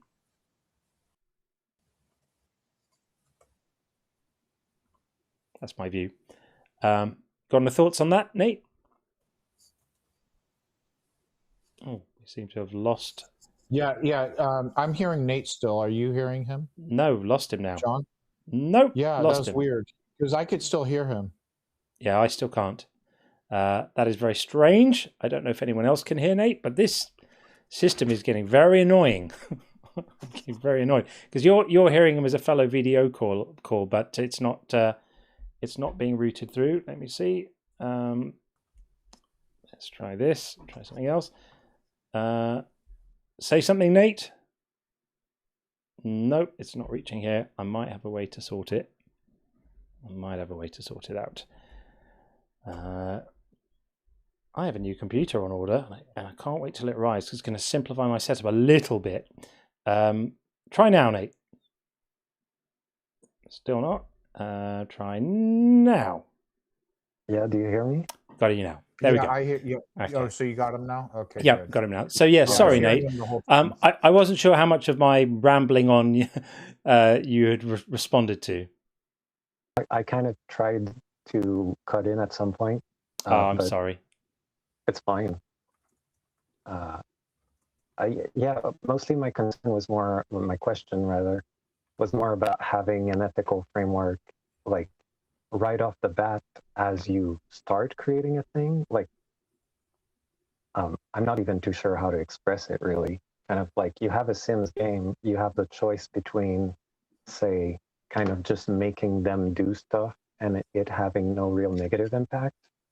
And then you can just make them have like desires and aversions, and at which point suffering is kind of just in the mix to some extent. But then you can also decide whether or not they feel hunger, they get sick, or stuff like that. Obviously, all that stuff becomes pretty clear-cut to me. But before that, it's really less obvious. Yeah. Yeah. And what do you think, Sean? Sorry, I didn't catch the last part of what he said.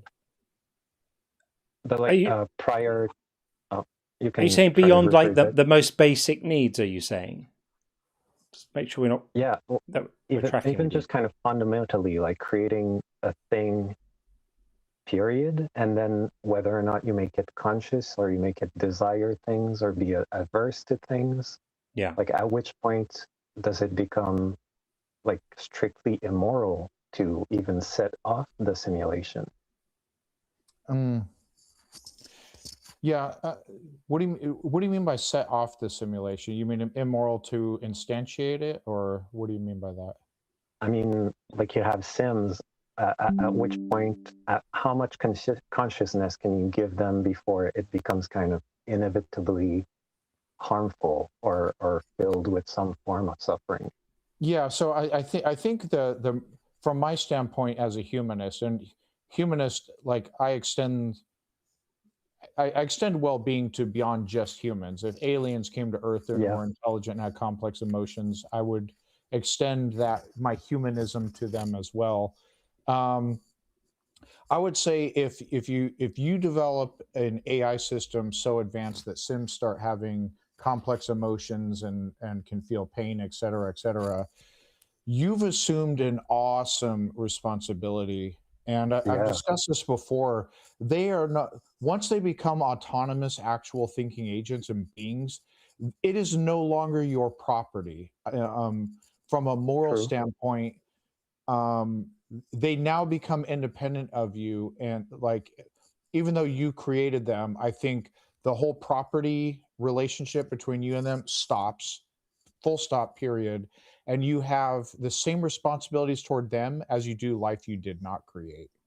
And so you've assumed an awesome responsibility. Now if you can create these beings in such a way to where they can have generally happy lives, I think that's great. It's another means of like procreation, but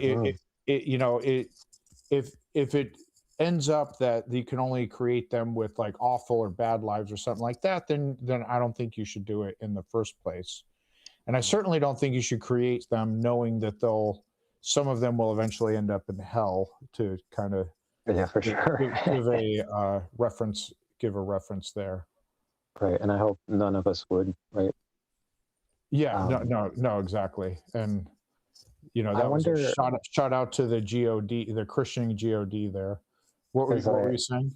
I tend to kind of dramatize in my head also kind of like the idea of reproduction itself. Like I feel like it's a bit scary to just allow yet another like thinking creature to come in and feel this whole nasty stuff. Yeah. How do you kind of put that in context of what was just said? I'm not there yet with the world as it is now.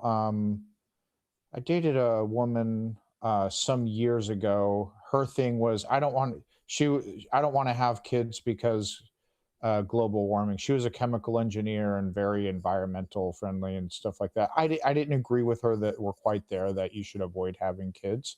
I do think the world is, by objective measures, with the exception of climate, by objective measures, much better than it was in the past and continues to get better.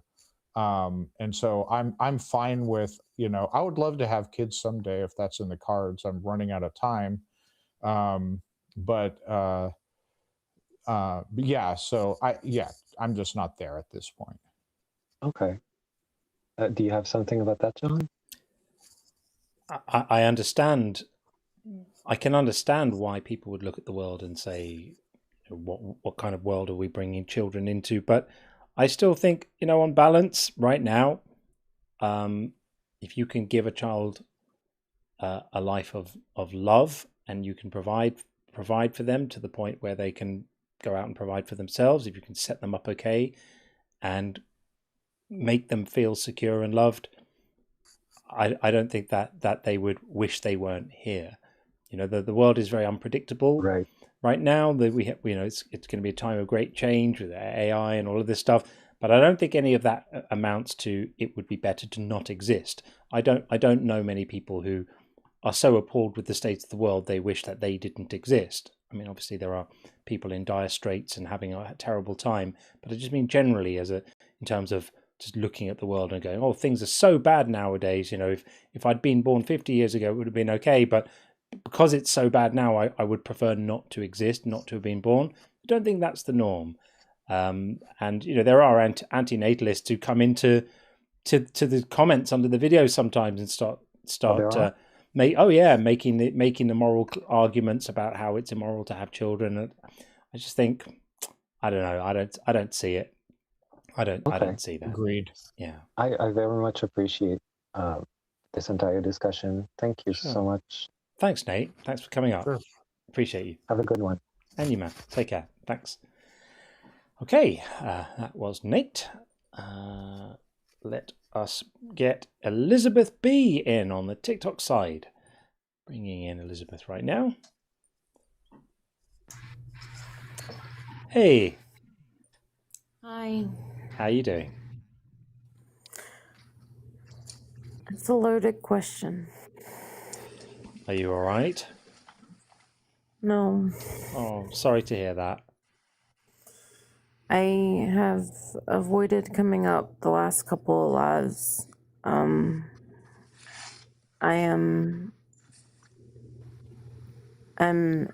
My body is not doing well and has been fighting and not cooperating with me. And when that happens, I slip into this state of, I don't know, do you call it nihilism? Do you call it just seeing the world through blackness? Just seeing depression, just seeing it, seeing everything horrible and not seeing a purpose. And it makes it very hard to find purposes to smile and purposes to get out of bed, and purposes to leave the house, and purposes to eat, and purposes to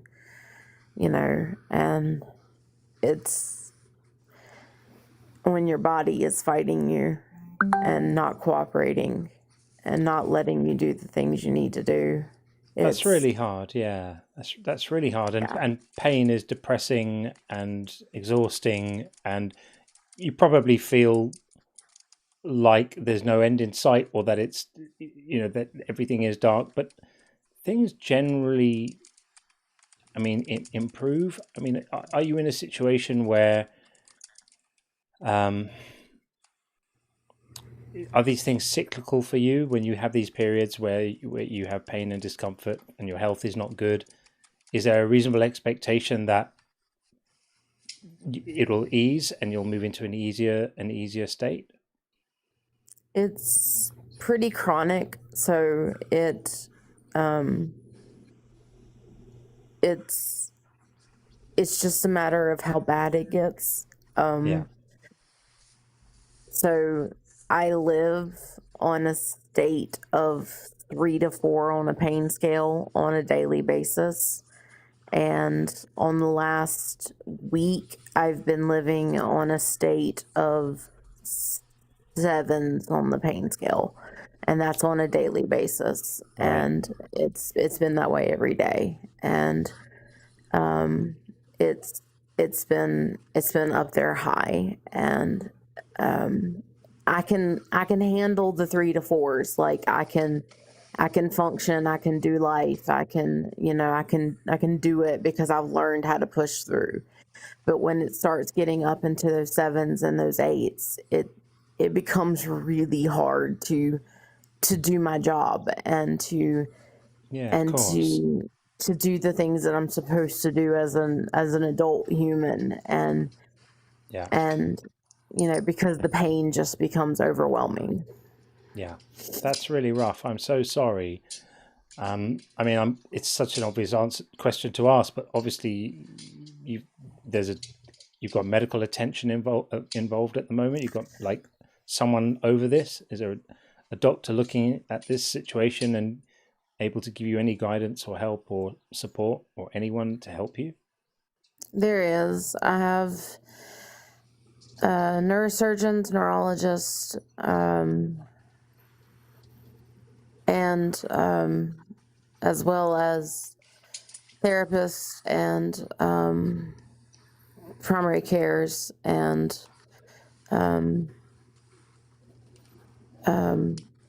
it also ends up involving OBGYNs, and I'm in the process of an OBGYN surgeon too, so they're all involved. And so I have several doctors that are all involved in this and that are working on it.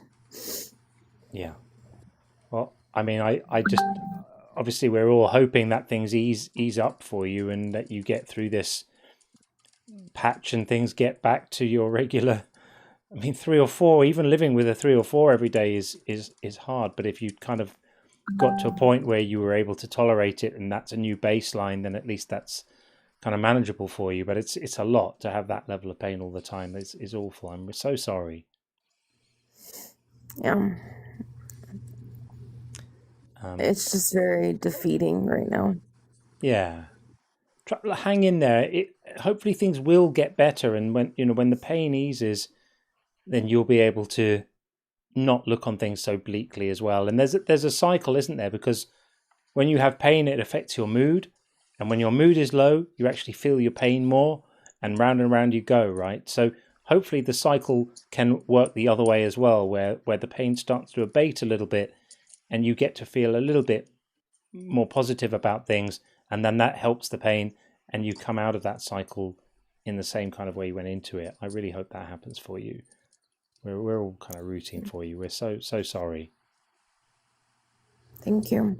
Yeah, sure. Well, let us know if you need anything, and I'm sure that people on the Discord are around to lend moral support if you need it between streams and stuff. Okay. Thank you. All right. Take it easy. Feel better, Elizabeth. Take care. Thank you. All right. Take care. Bye. Yeah, that's harsh.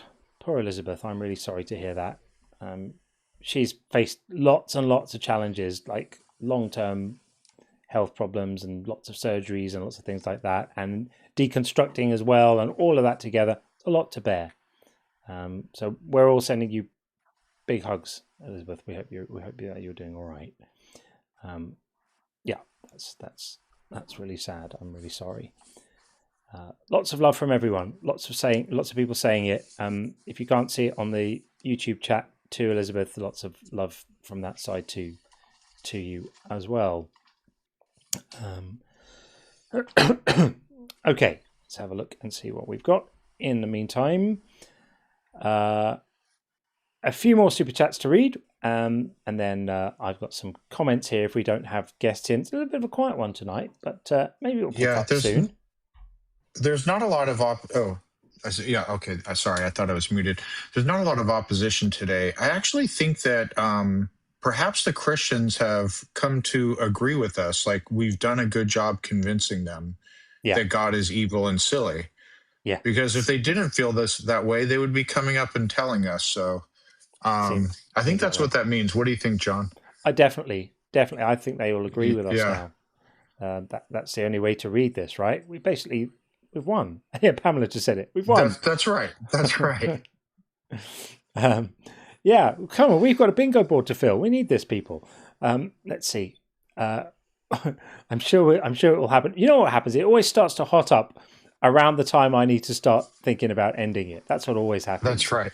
When it gets to like 3 or 4 a.m. here, that's when suddenly everyone decides they want to come and tell us all about baby Jesus. So maybe that will happen again. Let's see. Buzz said, I'm going to all the hells at once. You two? Yeah, let's just do a tour. Let's get a tour together and do like one of those group packages where we'll like hire a coach, all of us. It'll be fun. And we'll just go from one to the other. That'll be fun. I'm up for that. And Buzz also says, Buzz, you're killing it on the comments today, on the super chats. Tuning out for a date. See you all in a couple of hours. Well, have a good date, Buzz. That sounds nice. Enjoy. Off with you, my friend. You said enough.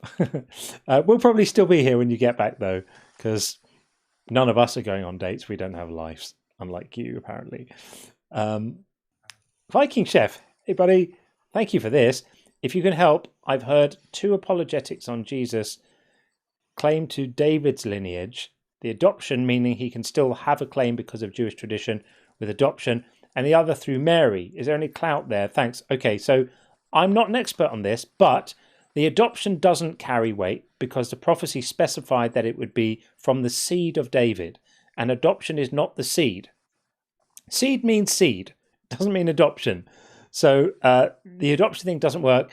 And as for Mary's lineage, we don't have any information about Mary's lineage. Some people take the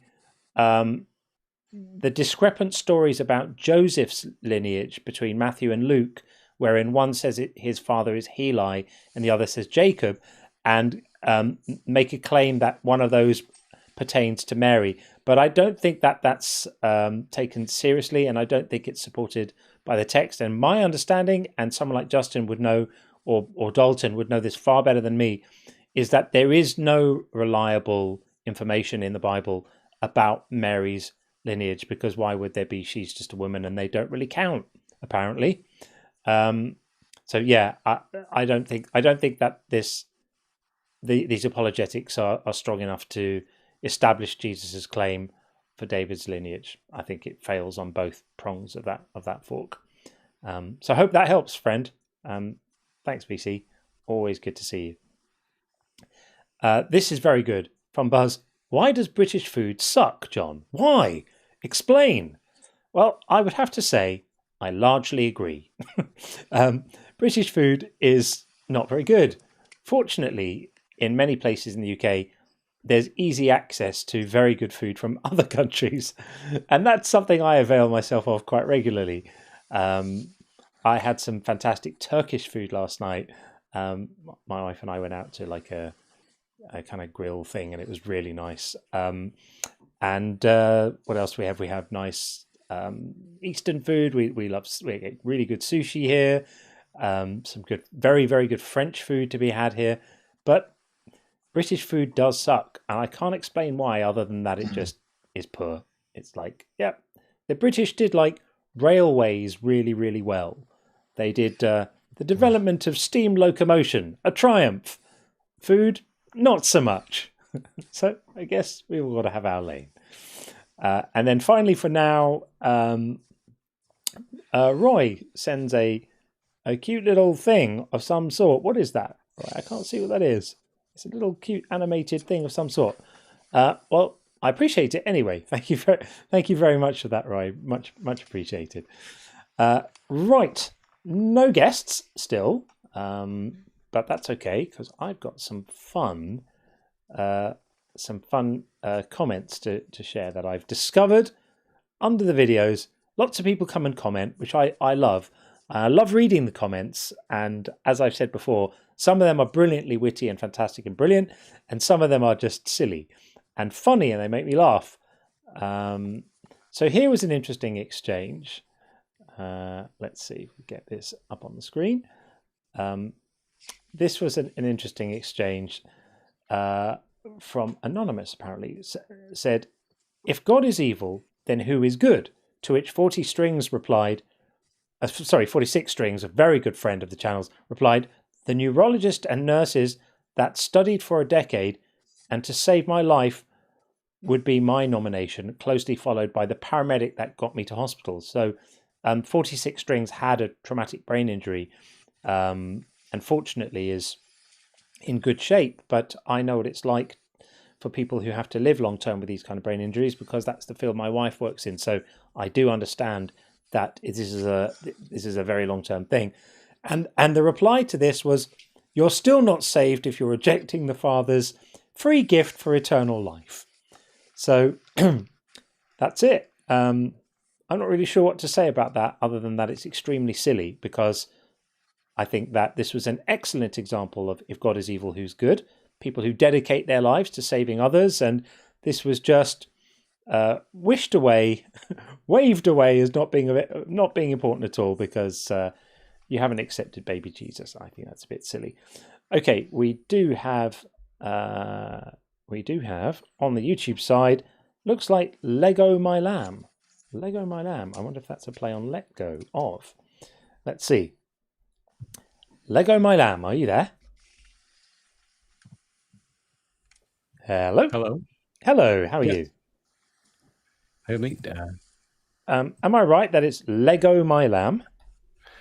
Yeah, I've got a YouTube channel called Lego My Lamb. Oh, fair enough. The picture is a leg of lamb because I'm an amateur cook, but the original was that picture, with Jesus wearing a lamb around his neck. Fair enough. He's holding the lamb. So fair enough. Well, on that note, welcome in. Thank you.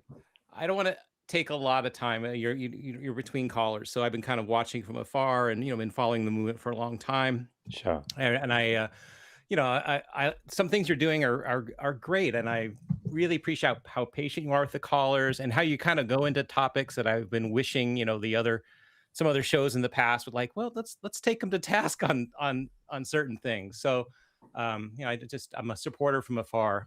Thank you. We appreciate that very, very much indeed. What's your story with this stuff?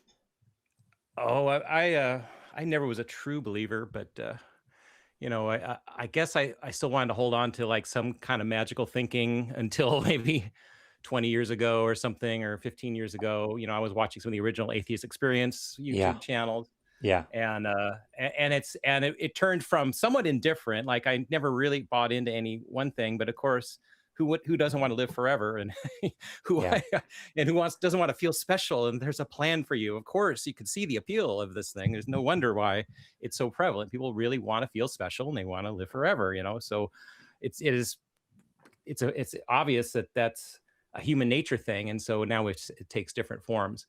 And from those shows, there's been like, I remember at the beginning, there was not enough like, I like how you've brought out like the heaven problem. Like if my daughter, who is the greatest human being I've ever known and was a privilege to raise her, if she's not there when I'm not there, then it's not heaven. So either you've wiped my mind completely, right, or I'm not me anymore.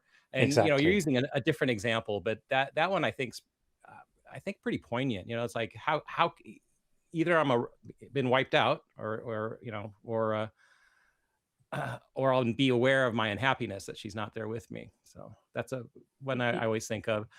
Yeah.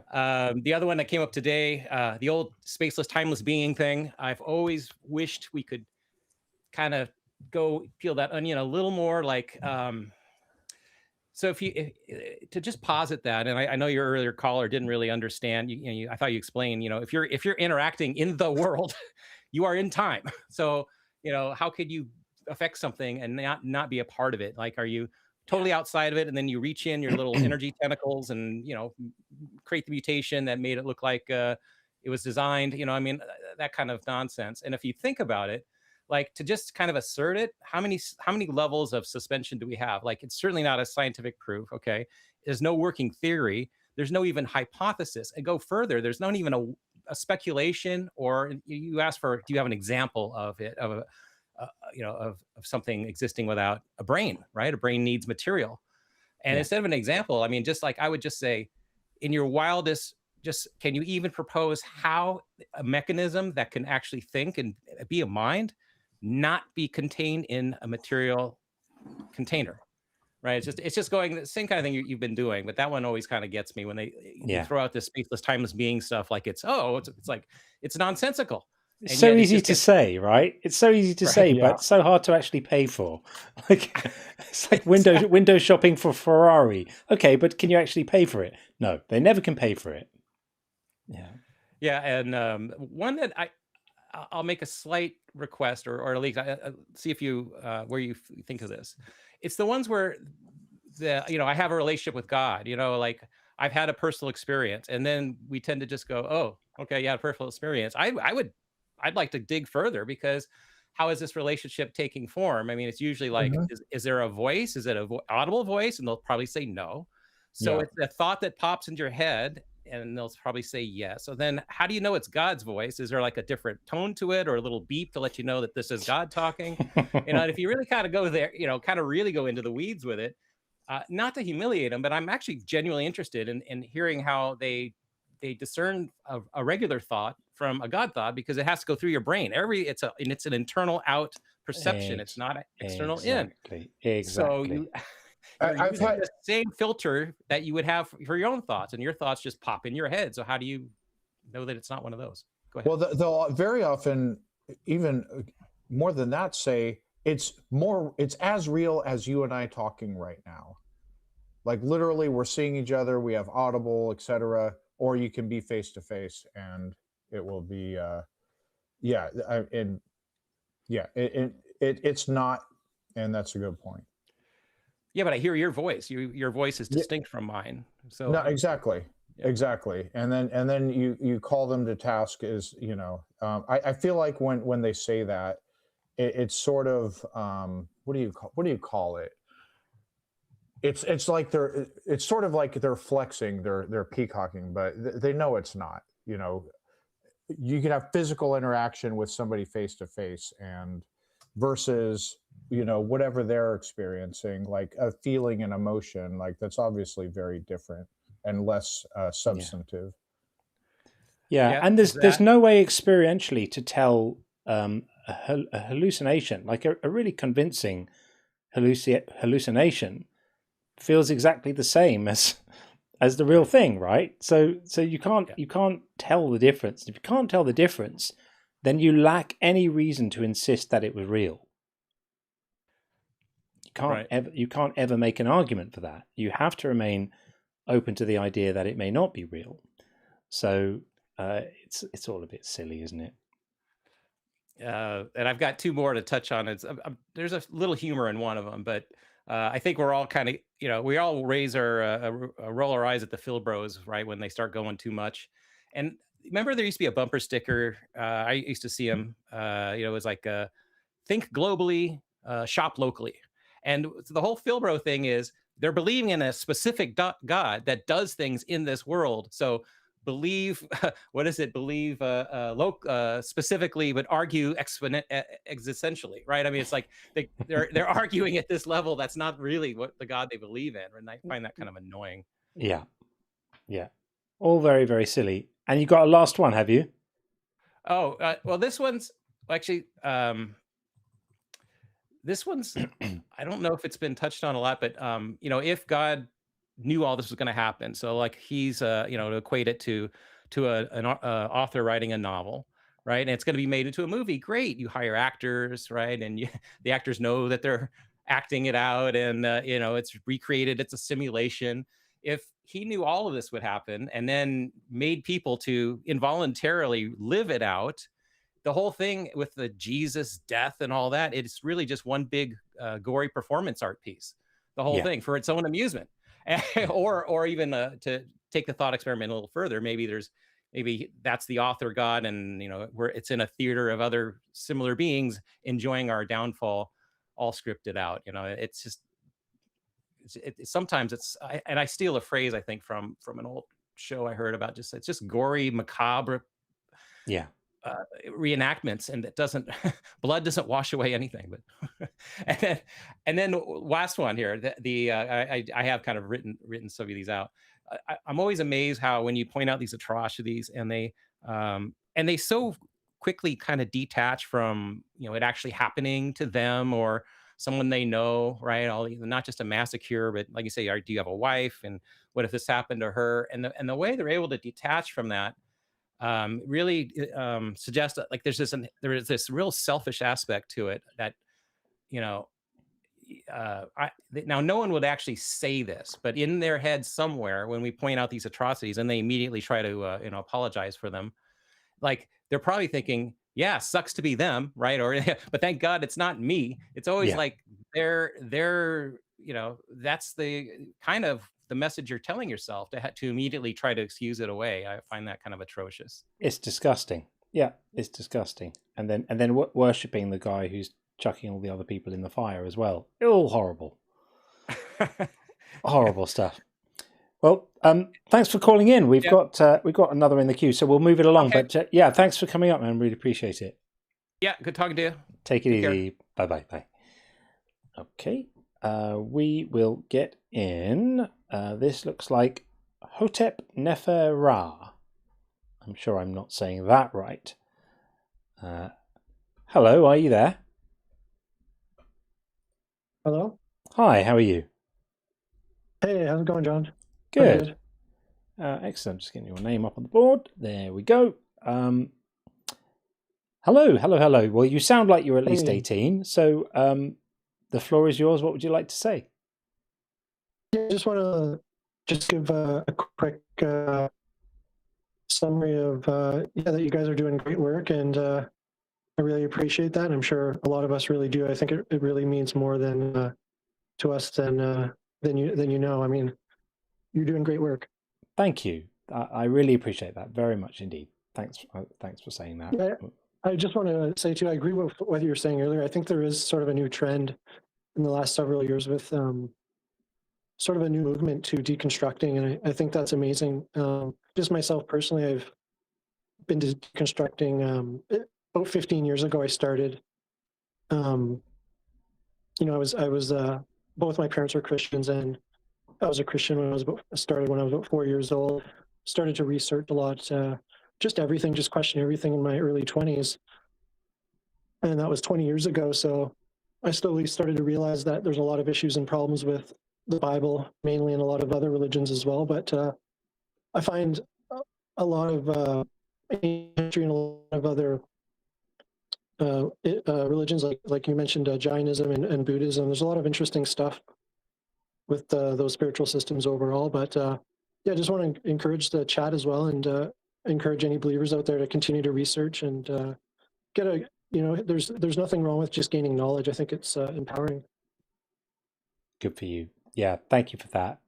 Absolutely. But I think it's great work what you're doing, and I joined your Discord there, so great. Continue to maybe stay in touch.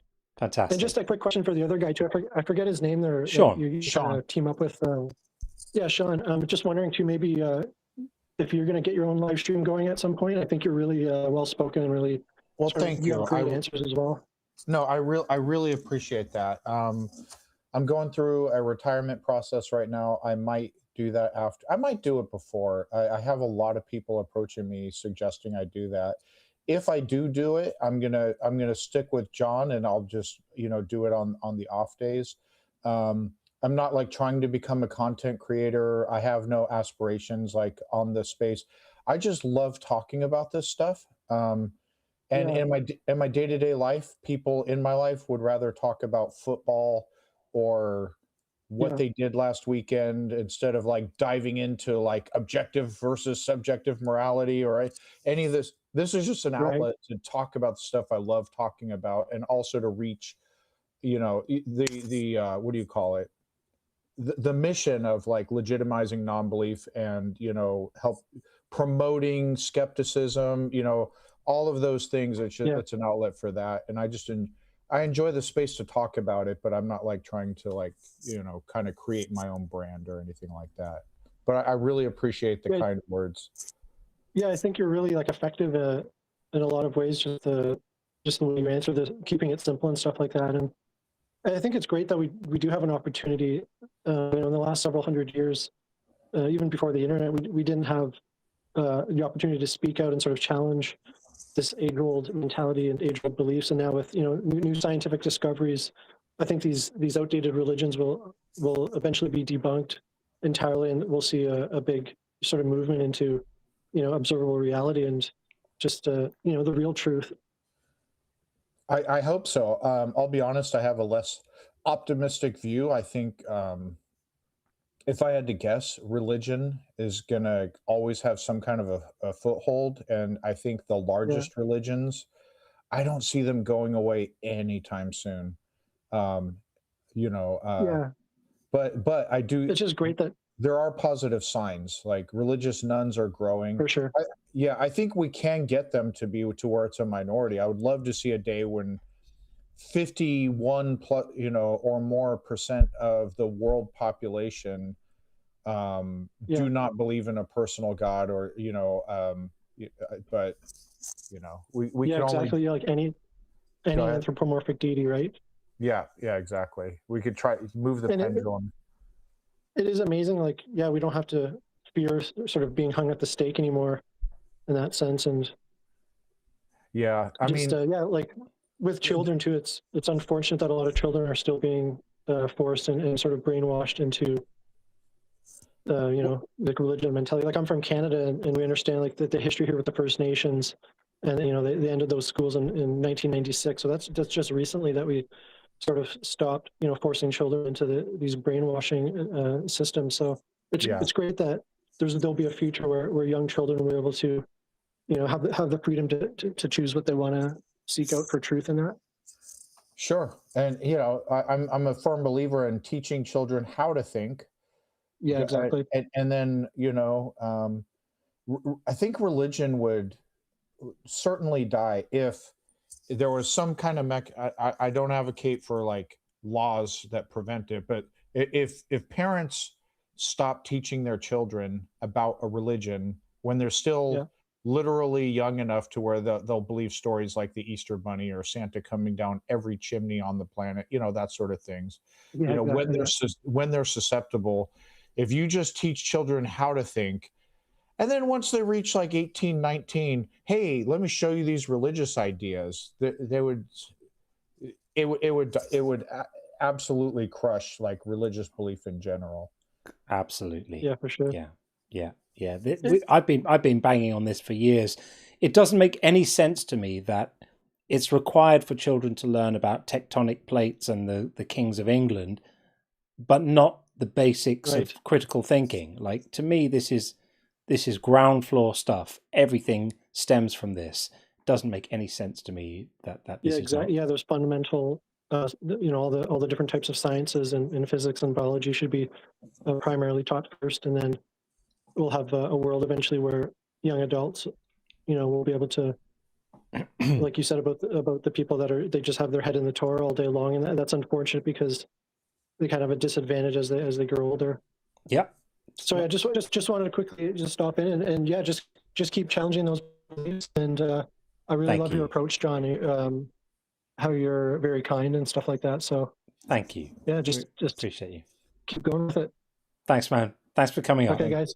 Keep Have well. a great day. You too. See ya. Thanks.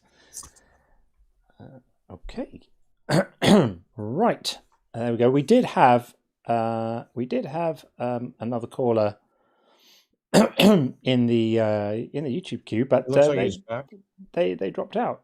They seem to drop out. I see him in the YouTube still. Do you? Oh, that's Otep interesting. Nefer Ra. No, that was who we just spoke to. Oh, okay.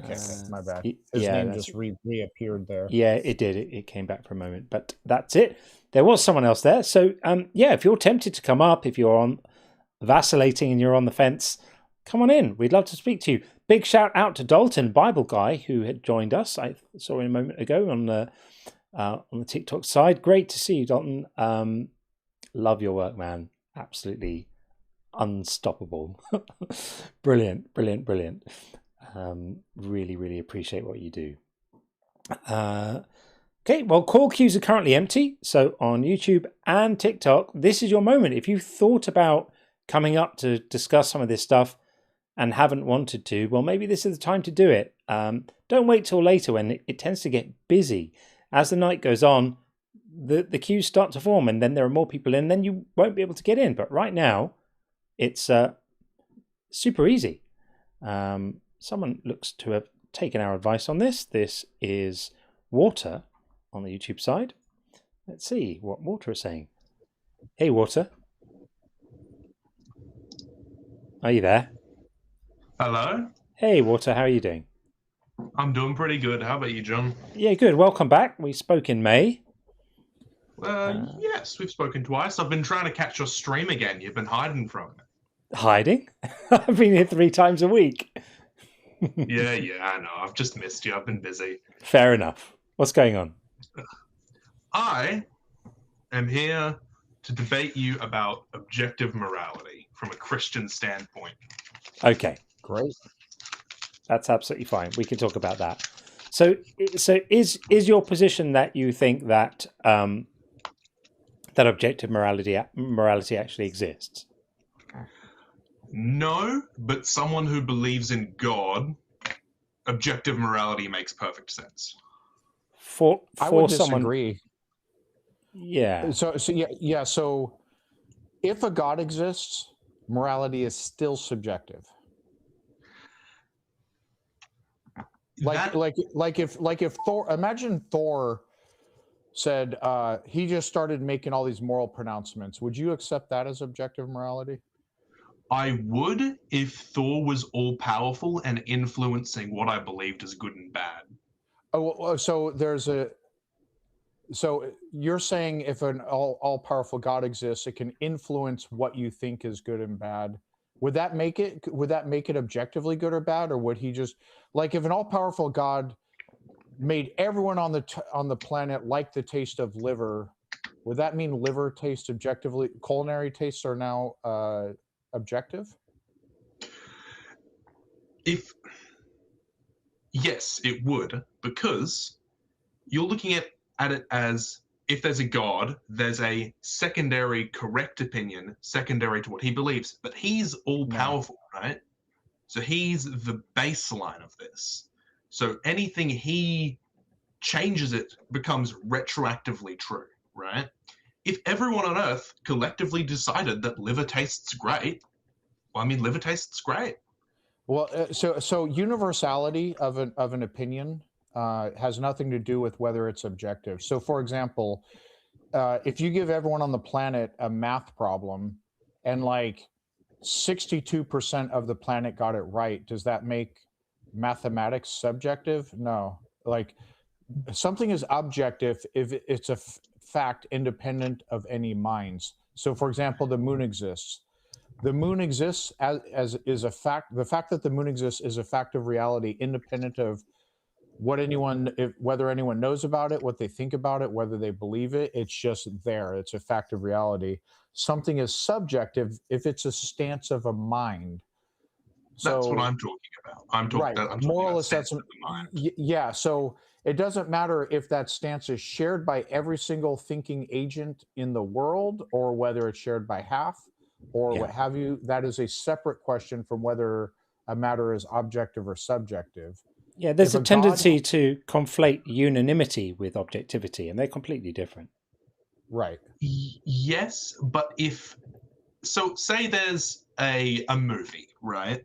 And some people think it's good and some people think it's bad. And then an all-powerful being commands it, so all humans are completely incapable of viewing it as bad, right? And the entire universe shifts to only phrase this thing as good, right? Then that thing becomes objectively good. No, it doesn't. I It don't just see how. it just means that everybody's been manipulated into having the same subjective opinion. Exactly. It's a little bit like saying, imagine you have a four-legged chair, and everyone in the universe gets their perception messed with by God to see only three legs. Is it then objectively true that the chair is a three-legged chair just because everybody thinks that?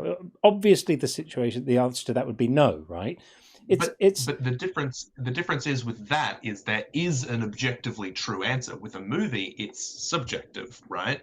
Exactly. And if everyone's opinions are completely conflicted. Which kind of proves the point. That's what proves the point, because everybody is just agreeing about the same subjective view because they've been manipulated into doing so, and you kind of just you nailed it yourself. You said, well, I did, didn't I? Yeah, because whether a movie is good or not, or whether a dish tastes nice or not, or whether an action is good or not, they're not properties of the thing. They're judgments of a mind. And so they can't be objective.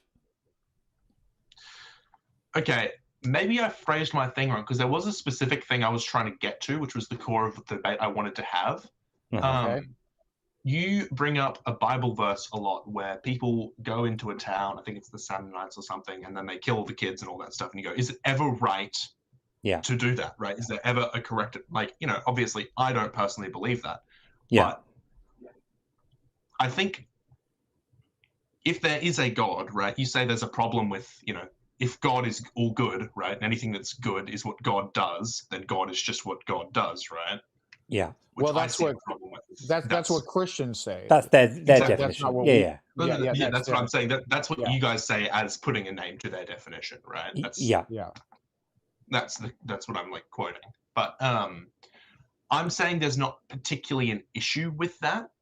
If we all get our morality from a God, right? And if there is a God, we would all get our morality from it, even if you don't believe in him, right? I wouldn't, unless I would only get my morality from a God if it took over, did a Professor X on my mind and made me take over the morality of. But then that's not me doing it. But if there is a God, it already has, though. That's not necessarily true. So did he take over my mind and tell me that gay marriage is okay, and then take over someone else's mind and tell them that gay marriage is not okay? Well, we know God loves a bit of trickery. We know he isn't exactly the most. No, I'm just saying. You're saying if a God exists, it necessarily has, and I don't hold to that, especially because we have a plurality of moral opinions in the world. Yeah, that's true. But I'm steel manning here, right? I personally am an atheist, so I'm steel manning objective morality. It's a bit tricky for me, but why would you want to, though? What? I mean, is this just a sort of intellectual exercise, or is are it you LARPing? I have certain problems with specific arguments that you guys make. I agree with your point, but the way you guys use specific arguments, I personally disagree with, and I think that they don't work. Let's address those. Which argument do you have a problem with?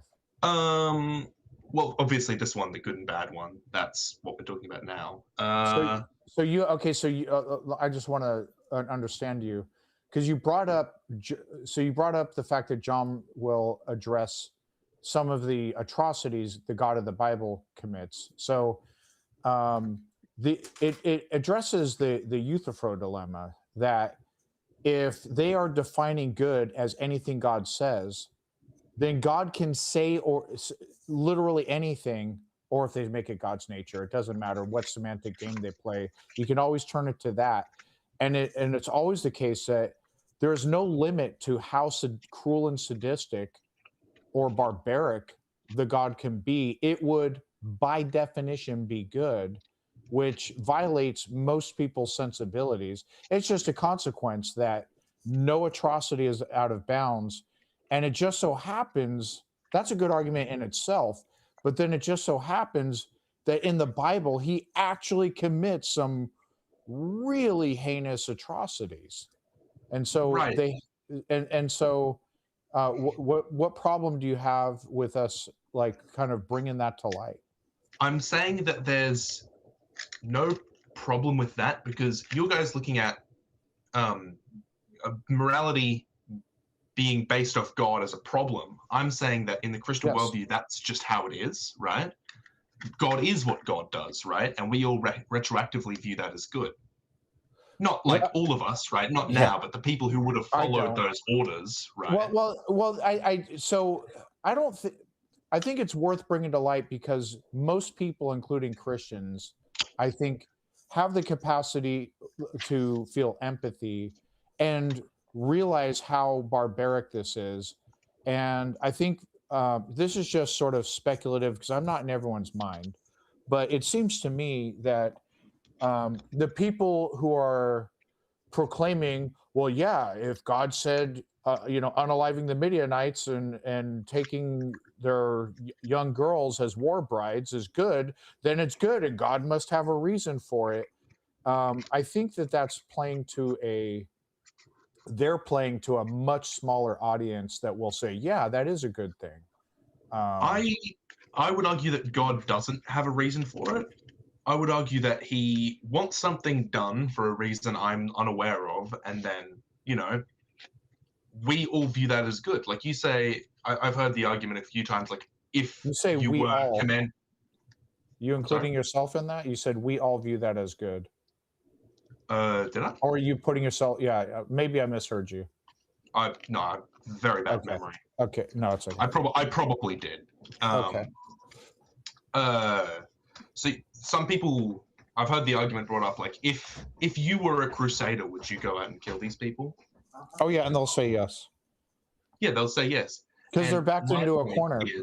But my point is that so would I, and so would you, because that would become retroactively what you view as the correct and right thing to do, right? Because there is an all-powerful being influencing what you believe is good and bad. Well, so that goes against. Here's what. Okay, so I see the disconnect here. What you're saying goes against normative Christian doctrine. Normative Christian doctrine, even though God messes with free will in the Bible multiple times, but the normative belief, Christian belief, is that God does not hinder free will, and so. But we all know that's just wrong, though. Well, I mean, but that's sort of a moot point when you're dealing. We are meeting them in their beliefs where they are. So we could go down the road. Your theology doesn't match the original biblical intent, and blah blah blah. Or we just meet them where they are. Okay, fine. God doesn't violate free will, but He does all these awful things in the Bible, etc. Yeah. So I think you'll find very few, if any, Christians who hold to what you hold to. If the Christian God is real, it's manipulating what we believe is good and bad, and because they're very much like free will to them is this very powerful card that solves any problem. But free will. But I would argue that bone cancer, but free will. I would argue that even though you have certain inclinations now, right, certain opinions and certain stuff like that. Sure. You still have free will, right? You believe some things are good and you believe some things are bad. Yeah, I'm free will agnostic. Yeah, I'm free will agnostic, but what I don't have the free will to do is stop caring about the well-being of others. I can't just decide that on a whim. Right, but an all-powerful God would be able to make you stop caring. Well, He would, but then the normative Christian belief is He wouldn't do that, because that would be a violation in their eyes of our free will. Whether that's actually the case, is a separate discussion, but that's how they'll see it. Okay. John, did someone else just join the queue? Yeah, they did. Yeah. Do you want me to get out of here? Yeah, I think we'll take that call. I'm happy to continue to have this discussion with you later, the water. If it gets quiet again, come back up and we'll pick it up. I had this all written. I had my whole point written down somewhere, and then I saw you guys were streaming, and I was like, "Oh my god, I don't even have time to find it." So, well, go and have a look for it. Good. I'll go have a look. You guys have a nice night. Cheers. Cheers, Water. Take care. Thanks. Bye. Okay. We are going to get in. It looks like Yahweh is God. I don't think Yahweh is God, but let's see what happens. Hey, are you there? I am. Hello. And I guess you think that Yahweh is God, is that right? Or is it said ironically? Yahweh is God. Yahweh is God. Well, that's John knows it. That's the claim. Of course That's the claim. I mean, well, let's see. Let's see. I mean, I certainly think that a lot of people think that, but what method did you use? And they to think read that for a John's reason, mind? right? Hold on. What method did you use to read John's mind to determine he knows Yahweh is God? Yeah, I don't think anyone's God, but I'm happy to kind of play along for a little bit. So let's. It says in the Bible that he wrote it on your heart, right? It does, but the Bible also says the earth is flat and that rabbits chew the cud. So we don't want to take that book too seriously, do we? So how do you know the earth isn't flat? We're not going to get into flat earth. If you're a flat earther, then we're just, that topic's off. There's only so much completely bloody stupid I can take in a day, and we generally don't get into flat earth stuff because it's just too stupid. I feel like that sums up atheism completely, just completely closed-minded. It's got nothing to do with atheism. But let's talk about the Bible, shall we? Should we talk about the Bible? Sure. So, sure. Why do you think that that God is good? I don't think God is good, and I know God is good. Yeah. Why do you say that? Why do you hold that view? There is no doubt in my mind. No, we all know that. Why do you hold it? Because it's the truth. Yahweh is the light. The way. You're just making assertions. I'm asking you why. Because it's the truth. Is that an argument? We're trying to understand what your reasons are for believing this stuff. Because by what criteria? Just repeating the phrases over and over and different assertions doesn't tell us anything about what your justification for holding the view is. So, are you able to justify the views you hold? Because you're the one making the claims, right? You're the one saying there's a magical being who created everything, and that the stories in this ridiculous book are true. You must have some reason for thinking that. What is your reason? I mean, it's easy to say the burden of proof is on me, but you have a burden of proof as well, right? I don't. The burden of proof is entirely on you. You are the one making the claim. I'm not making any claims. I'm just saying I've heard your claims. I think they're laughable. So can you demonstrate them or not? Is saying God is evil and stupid not a claim? That's a judgment. No, he called you stupid. That's a judgment. That's a judgment of my opinion about a character in a story. What is the prompt of this call? Yeah, the prompt is God is evil and silly. So these are claim. So prove it. These are my opinions. I know if you're asking me why do I have an opinion about this, I can tell you, but that's different. A personal opinion, a judgment, a value judgment is not the same as a claim to truth. I'm not claiming these things are true. I'm saying I'm expressing my opinion. In the same way, like if I go and see a film, I say I think that film was rubbish. I don't have to prove it. I'm expressing my view, right? Can you? So why would you call people up to debate your own opinion? I'm calling people claiming as an objective fact. Yeah, I'm not claiming it as an objective fact. Now, I think so what's the point of debate? I think I can defend this opinion, but before I get to it, I asked you a question which you've so far evaded. So, can you remember what the question I asked you was, or was it too traumatic? No, the question was, where's my proof? Where's my evidence? It was what's your evidence? I don't demand proof because I accept lots of things without proof. What's your evidence for thinking that anything it says in this book is true? All of the prophecies that have been fulfilled. Like what? So many things. Like what? What prophecies have been fulfilled? Jesus died on a cross. He died for your sins, and you know it. What prophecies in the book have been fulfilled? The Messiah was born. It was predicted in the Old Testament. Where?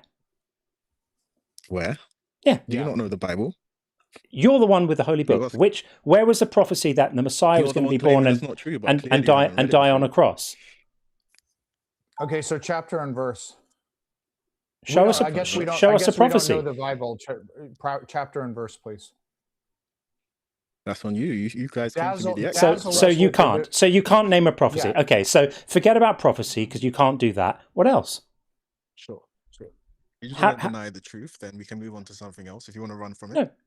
No one's running from anything. You appear completely incapable asking of. You the chapter and verse isn't running from it. It's demonstrating. To run toward it, and you can't name the chapter and verse. Yeah, you can't name a prophecy. Yeah, we're saying it's not there. Do you want a chapter and verse for where it's not? We're saying it's not there. You're saying it is.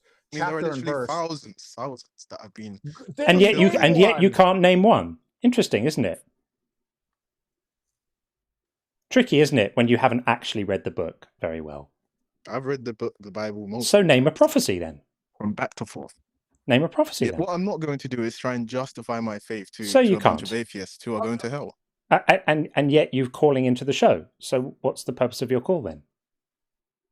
I've come actually to pray for you guys because we don't need you to pray. We don't need you to pray. Nobody needs you. Nobody needs you to pray. Now, your Bible says in 1 Peter, is it 1 Peter 3:15, that you must always be willing to give a reason for the hope that's within you. That means it's on you to demonstrate why you believe this stuff. So far, you're failing dismally. So are you able to do it or not? I can. Of course I can. You can. All right. So why do you believe it? You said prophecy, but you couldn't name any. What else have you got? Jesus changed my life. That doesn't mean the book is true. It just means that people's lives have been changed by becoming Hare Krishnas or by becoming Mormons or Scientologists. Your life being changed isn't proof that the Bible is true. It's just proof that something made a change in your life. And I've granted that people's lives can be improved by religion. It doesn't mean they're true. So what else have you got? Like that's such an evil thing. I beg pardon? Why do you act like that's such an evil thing? I don't think that that's an evil thing. What I think is an evil thing is telling people that they deserve to go to hell because of what they believe. That's idiotic. Of course you do. That's morally stupid. You have a choice. You don't have a choice. Believe in Yahweh, and you don't have a choice. You don't have a choice. I mean, me right now I'm coming as a messenger to give you the message, and you're refusing to accept it. I've never heard this before. No one's ever said that before. I've got news for you. God didn't pick you. Of course he did. I'm the chosen one, and you are as well. You're just another gullible person who's bought into a Middle Eastern blood sacrifice cult. Blood magic. That's what you believe in. Wizard stuff. You're here to argue for wizard stuff. Really? Yeah. You believe in magic. You believe in can donkeys talk? Can donkeys talk? Can donkeys talk? Yeah. Not right now. But sometimes, right? In the Bible, of course. Yeah. So you believe in magic. You believe in magical talking animals. Are you? No, I believe in God. Are you a grown up? Are you an adult? Of course. Of course. Yeah, I don't believe in magic, funnily enough, because I'm an actual adult. Are you saying just because you haven't seen something before that it can't be possible? No, I'm not saying it can't be possible. I'm just saying I don't believe in magic. So give me the evidence that a donkey can't talk. Well, the physiology of donkeys is such that they don't have larynxes capable of producing speech intelligible to humans, and their brains are probably not capable of doing so either. So I think we have a reasonable evidence based on what we understand about the makeup of donkeys that they can't talk. And funnily enough, in most circles, most of the people you speak to find the claim that donkeys can't talk not to be too controversial. What does that tell you? So if everybody believes something, that makes it true. No, right? But it's not true because everybody believes it.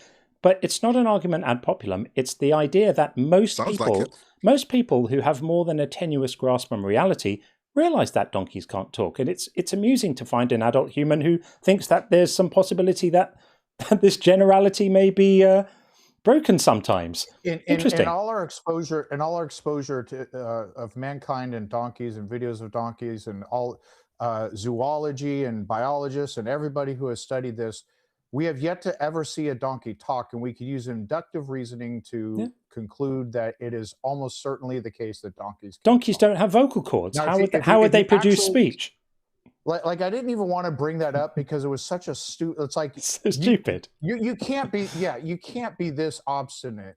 Yeah. It seems to me like you're just not engaging in good faith. You do realize. No. I definitely am. And because you don't believe in God, you don't understand that donkeys can talk. Right. Fair enough. You think donkeys can talk. I mean, some people would say that if God exists, he's all powerful. Dude, He can make Shrek was anything just happen. a cartoon. Yeah. I hate to break this to you. You believe It in was just a magic. cartoon. You believe in magic. Should we talk about whether your God is evil or not? Because that's an interesting one too. Sure. Okay. So is It's it your logically impossible, but sure. Is it your position that anything God does is always good because he's done it? Sure, of course. Right. So no doubt about it. So this kind of ties into the conversation we were having before, right, with our previous guest. So absolutely anything that God does is good. So that means that you don't actually know what good means, because you're using good as a label rather than a descriptor. Because when I use the word good, I've got some concepts, right, that I attach to the word good, meaning like Which you got from Judeo-Christian values, right? which I didn't, which I got from just notions of decent human empathy and compassion. So like kindness, proportionality, fairness, all of the things that the Bible doesn't demonstrate, for example, right? The idea, the idea, for example, that people shouldn't be punished for crimes they don't do, that they should be punished for crimes that they do if such a punishment is going to take place, right? Those are the sort of bedrock ideas of justice and goodness, which you have abandoned by calling your God good. Okay, so you're going to use the babies with bone cancer argument, aren't you? I haven't made it yet. I can break that down for you. I haven't made it yet. Actions have consequences. I wasn't going there. We can go there in a minute. But your evil God in the Bible, the evil stuff he does in the Bible. At the moment, I'm not making the babies. At the moment, I'm not making that argument. We can go there in a minute. At the moment, I'm making the argument that we have an understanding of words like good and just mean. We understand what they mean. Yeah. What you do is, in order to label your God good, you first strip out all the meaning of those words, because you understand intuitively on some level that if you retain the meaning, you will be discovered to be a fraud, that the statement will be discovered to be fraudulent. And so what you do is you strip out all the meaning of the words, and then you just apply them as labels rather than descriptions. So that's how you can call your God good, even though he actually isn't good. You can call him just, even though he isn't just. Because there's no version of justice that involves punishing innocent people for crimes they didn't commit. But you still call it just. He does it all the time. You said God doesn't do that. Yeah, he does it all the time. It's a natural consequence of it's not a natural sin. It's not a natural consequence of human sin to punish people for crimes that they didn't do. That's literally the definition of injustice. So you have a God. God doesn't do that. Well, he does do it. Does it all the time. What did he do after he incited David to take a census? What did he do? He punished the entire people. Which people? For what David did, right? Which people did he what punish? They did, but he was appointed which as people, the representative. Which people did he punish? You tell me. You should know this. It's your Bible. It's our Bible, mine and yours, John. Which people did God punish for David taking the census? I'm not sure. You don't know, do you? So Israel. He punished the people of Israel. How did he punish them? You tell me. He killed 70,000 of them. Justice was served, right? No, those people hadn't done. Now this is what I'm saying. You call punishing 70,000 people who didn't do a crime for the crime of one person who did justice. And the way you do that is exactly as I said before. You erase the meaning of the word justice and you just use it as a label rather than a description, because there's no other context where you would accept that a person doing a crime and then 70,000 people who didn't do that crime being punished for it was just. No one in their right mind would accept that was just. And the way you do We're all sinful in the eyes. You said God doesn't do that. Do you concede that that this is an example of God doing the thing that you said he didn't do? We are all sinful. We are all. That's delightful. Yes or no to my these are just thought-stopping nonsense cliches. Forget about that. I mean, you're just assuming that those people were innocent, right? Is that a yes or no to my question? Do you concede that this is an example of God doing the thing that you said God doesn't do? No. Okay. So who committed the crime and who was punished? The people who were punished were not the ones who committed the crime, correct? Yes or no? David is a representative. Oh, I'm sorry. Did you think I asked you if David's a representation? Did the people who got punished, who got unalived by God, were they the ones who did the crime? Yes or no? Are you asking were they innocent? Of course not. Nobody's innocent. Were they innocent of the crime? Of the crime? Were they the ones who committed the crime? Yes or no? If the answer is no, let us know by not answering yes or no with the very next word out of your mouth. No, they weren't. Okay, so no. So this isn't. So they weren't guilty of the crime. So God does punish people who God does punish people who did not for crimes that they did not commit. Correct. And you called but it. His ways are higher. You just said yes. So okay. Yeah. So you concede that what you said was incorrect, right? You said God doesn't do that. Now you just said yes, He did that in this case. You were wrong, correct? I'm just trying to get you to have integrity. I was wrong, but your conclusion is wrong. Okay, so you were wrong. All right, that's all I needed. Thank you. Yeah, it's a natural consequence. It's not a natural. It's not a natural consequence. It's got nothing to do with human sin. There's nothing to do with human sin.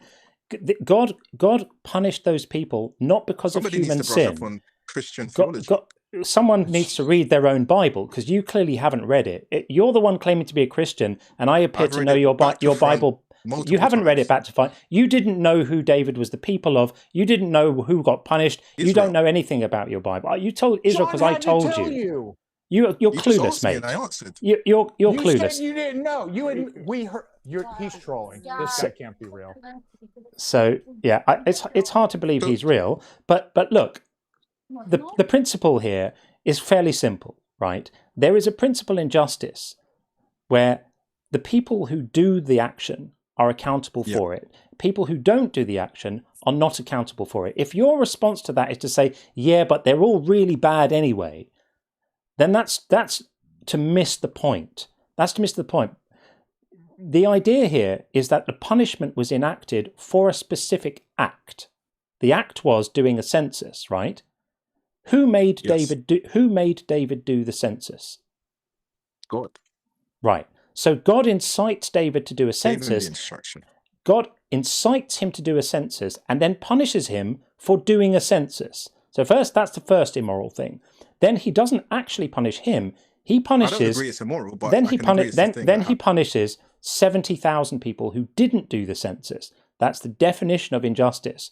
And your cope for that is, how do you know they were innocent? We know they were innocent of this crime because they didn't do the census. That's how we know they were innocent. Now, if you say they deserved to be punished anyway, then it wasn't a punishment. Then it wasn't a punishment for the crime of David. It was just God deciding to randomly kill 70,000 people with a pestilence, by the way, which would have involved babies, children, young people, old people. A pestilence doesn't selectively pick and choose who to kill based on their behavior, right? So this is indiscriminate collective punishment of innocent people, and you love it. You think it's great, and the reason you do is because you've recalibrated your mind to call any atrocity good. And the way you do that, as I previously said, is you just redefine what good means, and that's why I say that religion damages brains. It damages minds. You've had your own moral intuitions.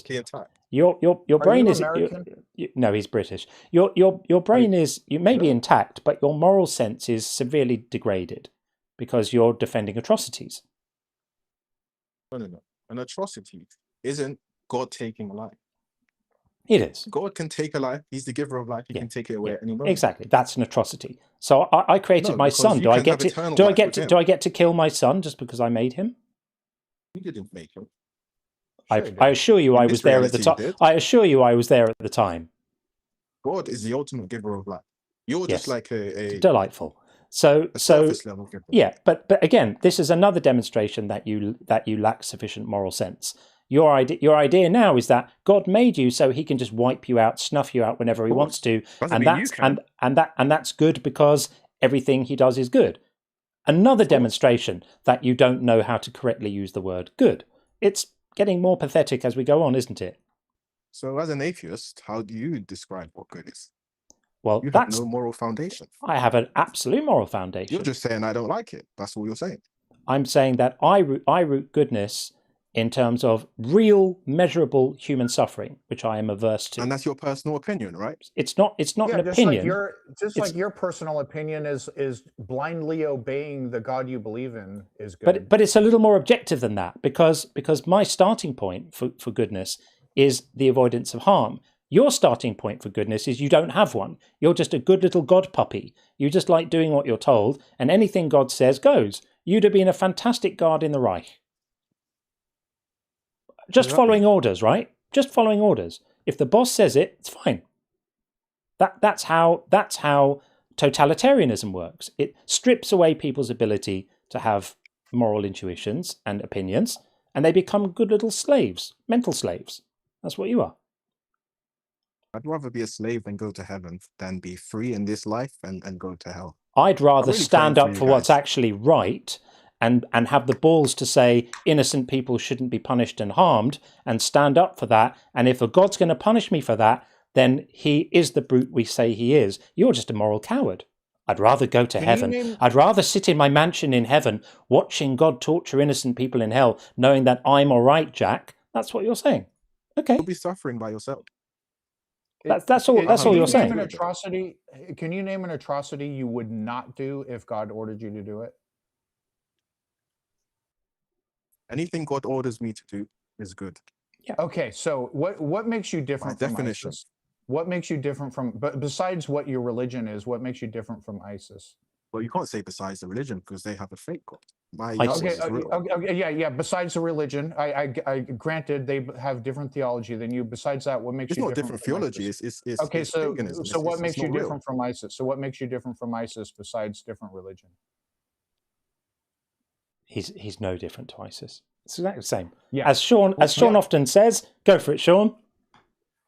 You are one perceived revelation away from literally being ISIS. That's it.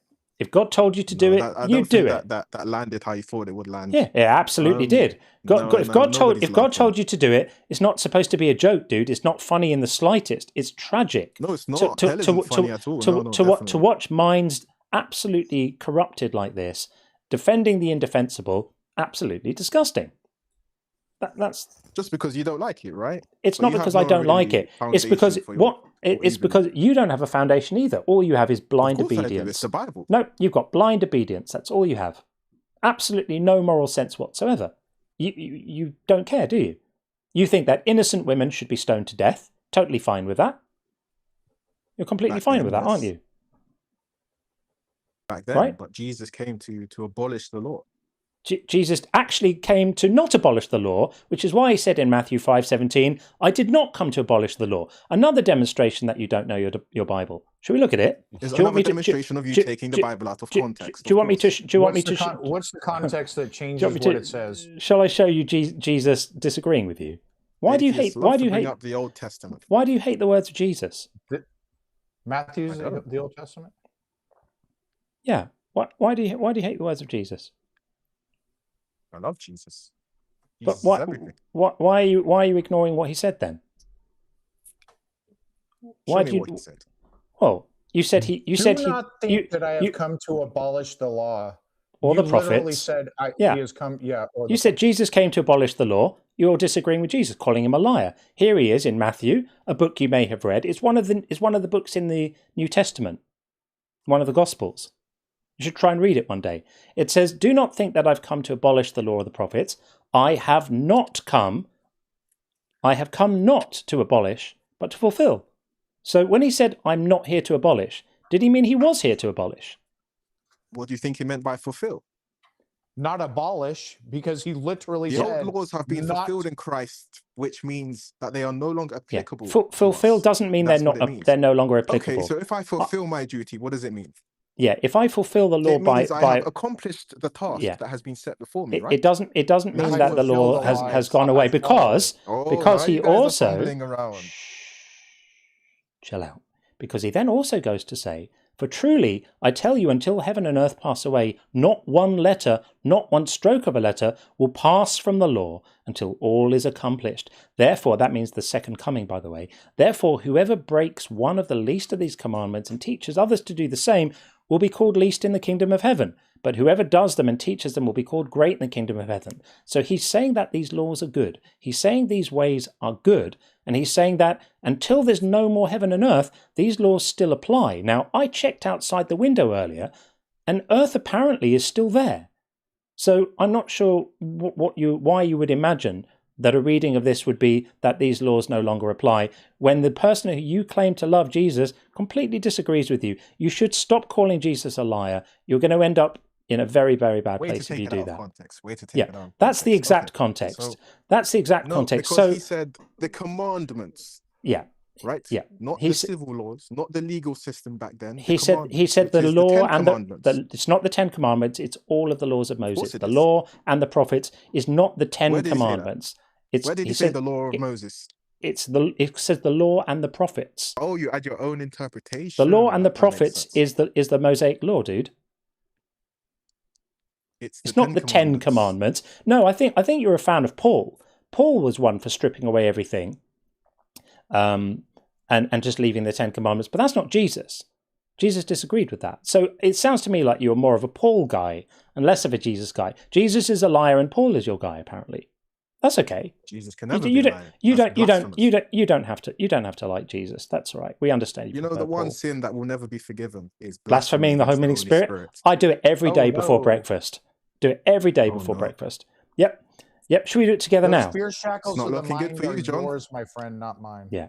Guys, Now, it's not looking good for you. I'm really praying for you every day. I know. Those fear shackles of the mind are yours to bear. It's such a shame. You It's can so have sad. those scary Guys, monsters. it's actually so sad. Such a shame that you. I wish you'll see the light. One day you'll wake up and realize. One day you'll wake up and realize only Puff the Magic Dragon can save you. But until then, Puff the Magic Dragon. He lived by the sea, dude. You know what's ironic though? These loving Christians are always like salivating. You're gonna get it. You'll find out when you're burning in hell. Ooh, I can't wait. Like you guys are so funny. Sadistic. I know. I mean, it fills me with tingles thinking about it. Yes. I know. That's a perfect demonstration, dude. You are a walking. You are a walking advertisement.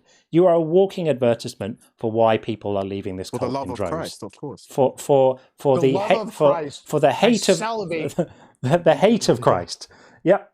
You get justice. That's justice. Justice, absolutely. Yeah. The same kind of justice as in the laws that your Jesus made about stoning innocent women to death. Right?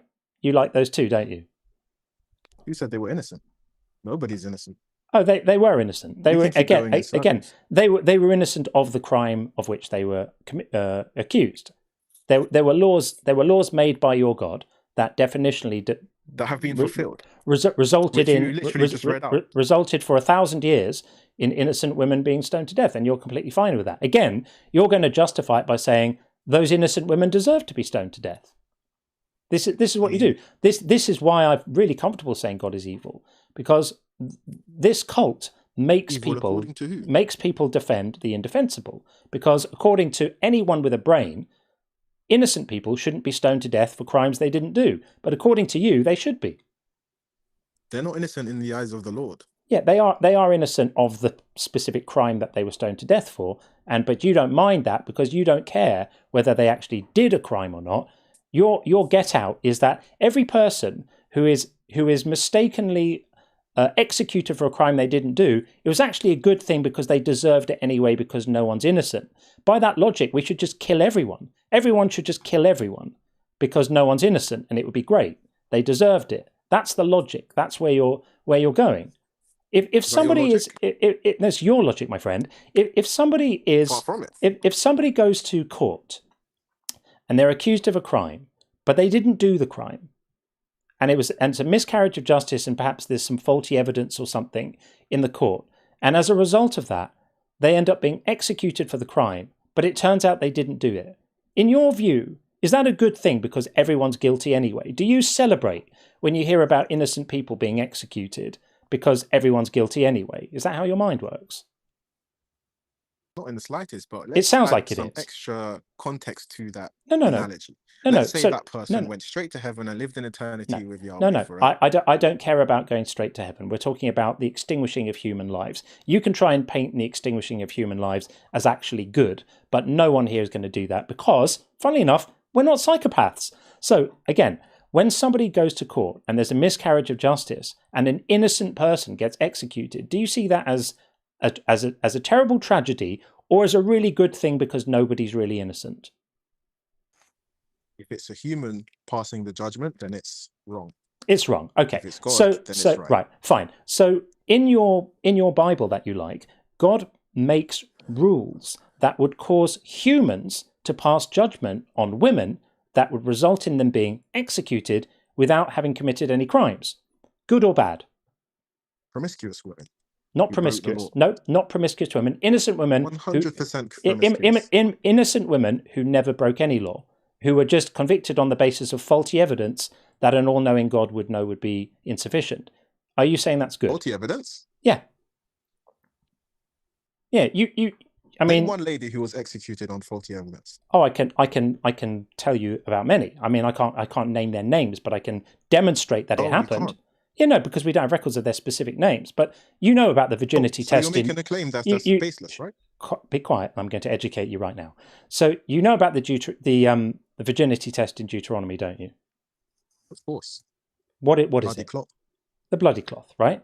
So the women who were not able to produce a bloody cloth, what can you assume about them? Man, they were promiscuous. They were promiscuous. Sleeping around. Yeah, what's a reliable test for virginity? As it's laid out in the Bible. We've just spoken about it. What's a reliable test for virginity?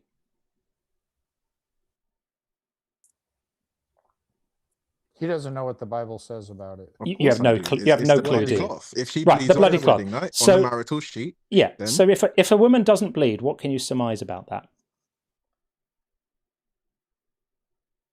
She has committed an abomination. Right. What percentage of women bleed first time they have sex? I've heard this fake stat, 40%, blah blah blah. It doesn't. It's basic biology. Right. Should we prove it right now? We've got 500. But it was different in those times. It wasn't different in those. Human biology was not different. Human biology was not different 2,000 years ago. You're an atheist. Human biology was not. Yeah, you're not serious. But he's a flat earther, isn't he? Human biology was not different 2,000 years ago. So your argument is idiotic. Your argument is that women's reproductive systems and their genitals were configured differently 2,000 years ago, even though it's written about in text from that time that many women lost their hymen due, for example, to going up and down stairs regularly. This was a thing that's in the historical documents then, and that people at that time, women at that time, young girls at that time when they got married, would take little vials of blood into the marital chamber with them because they understood that they may not bleed because they didn't have hymens, and so they would do this to ensure that they didn't get in trouble. So we absolutely know that this was a thing, that happened. It was an idiotic law, apparently passed by the God that you like, that would have resulted in innocent people being executed, and you love that. You're completely happy with innocent women being executed. That tells us all we need to know about you, doesn't it? I just believe that God wouldn't pass a law that is immoral. And yet he did. And the only thing you have, the only thing you can say about it, 70,000 people for the actions of one man, like he's done so much awful shit. There's nothing that would be out of bounds.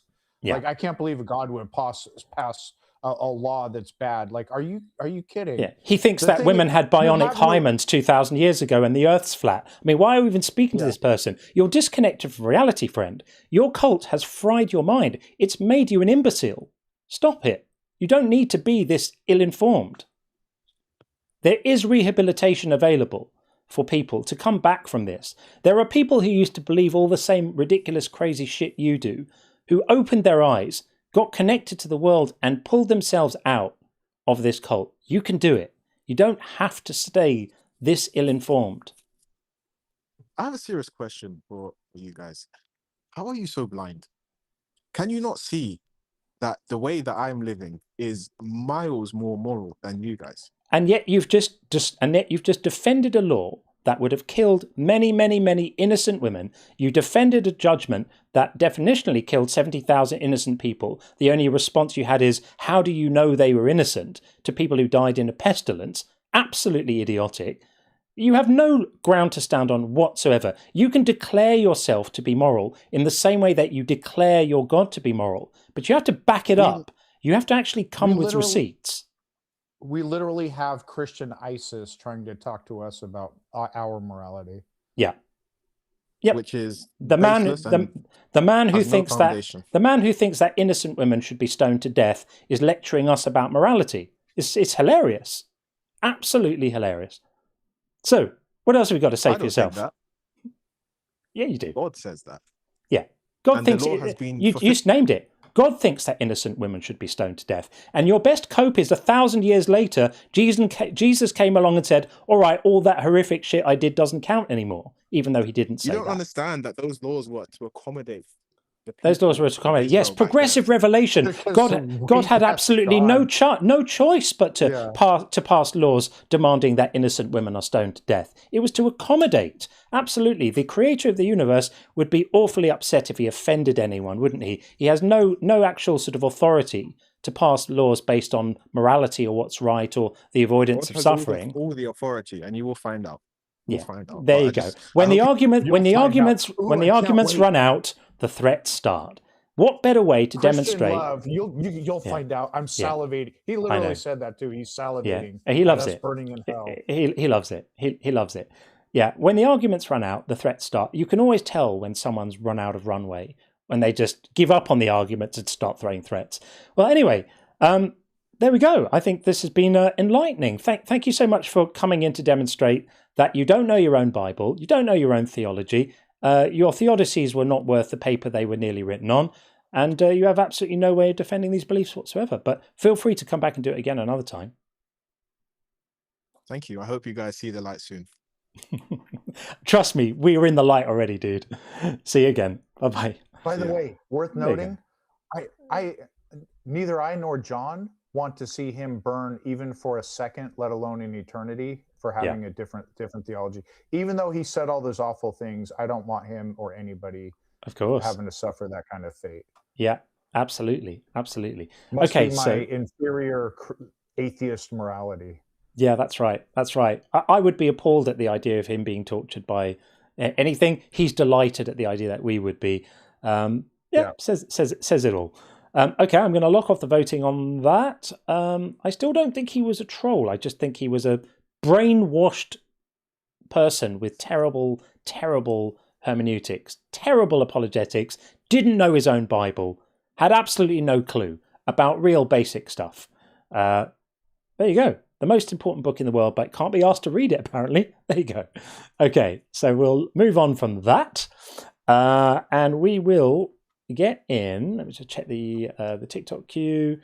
Okay, well, he's back again. Rim and T is back in the TikTok queue again. We might take him later. We sometimes take people back again. Yeah, I think we might do that. He said he might come back later, didn't he? I think he might have said that. But in the meantime, we're going to stay on the YouTube side. Looks like we've got Nkosinati in. I'm probably not saying that in the right way, but let's try it. Hi, friend. How you doing? Are you there? You can't hear me at the moment. Hello? Are you there? Nkosi, are you there? Yes. Yes. Oh, there, I heard it. There we go. Yeah, can you hear me now? Yeah, we can. We can hear you. I'm just going to get your name up on the board so we can all see you. How are you doing? Are you all right? I'm good, man. I just. Yeah, I'm good. Good. Is my network good? Can you hear me very well? It's not a fantastic connection, if I'm honest, but let's try and make it work. Yeah, I can hear you. Yeah. Yeah, we Maybe can hear. it's like It's all, because I'm hearing from my side. go ahead. So, I'm sorry. Say that again. Yeah, I can hear you. I can hear you. Yeah, yeah. Okay, we're good. I'm sorry if you cannot hear me. Yeah, we can. Okay, What you yeah, got yeah. first? Yeah, it's okay, yeah. Yeah, I got this conversation in between, but I've got something man to say about it's like this I've been listening to you for quite a very long time. It makes sense for me, especially when you talk about all this religion, all the stuff. Now, my point is, of course, especially here in Africa, we grew up in all these religions, which we don't know even where they come from, by the way. Now, it's a matter of like we're being we're being forced like if you don't believe in this, which means you are either you believe or you don't. Yeah. You are on another side or another side. You get the thing? Buddy, I'm so sorry. The audio is really, really bad, and people are kind of struggling to make it out. I think it's a really bad connection. So I don't know if there's anything you can do to improve that, but it's quite hard for people to make out what you're saying because the audio is kind of cutting out a little bit. So perhaps call us back when you've got a better signal or something, because it's looking. I can see that your signal is not great. Yeah, it's like CPU is overloaded. Something's not quite right on your system there, or your signal, or something, which is why it's crackling up so much. So we're struggling to hear you. Oh, okay. I would say maybe call us back when you've got a better signal if you can. Okay. Let me try one more time. Yeah. Yeah, I'm not going to do that, friend, because one more. it's hard to make you out. I'm afraid. We'd love to speak to you, so if you can improve your signal, come back to us then. But it's pretty unlistenable at the moment, I'm afraid. Okay, so we've got Adam. Adam is in the queue, and we've got Ether, and Dustin is back as well, and so is Rim NT from earlier. I can't remember how we left it with Rim NT from earlier. Can you, Sean? I'm terrible with. It was one of our first callers. Okay, well let's try on the TikTok side to we'll get him back in again. I can't remember exactly where we left it. Are we back on the TikTok side now? Yeah, back on TikTok. Okay. We'll bring him in and see where we're at. Welcome back again.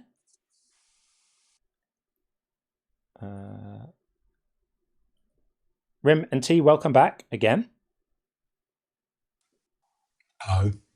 Hello again. Yep, you're back. You're on. You're up. This is it. Yeah. So what do you want to talk about?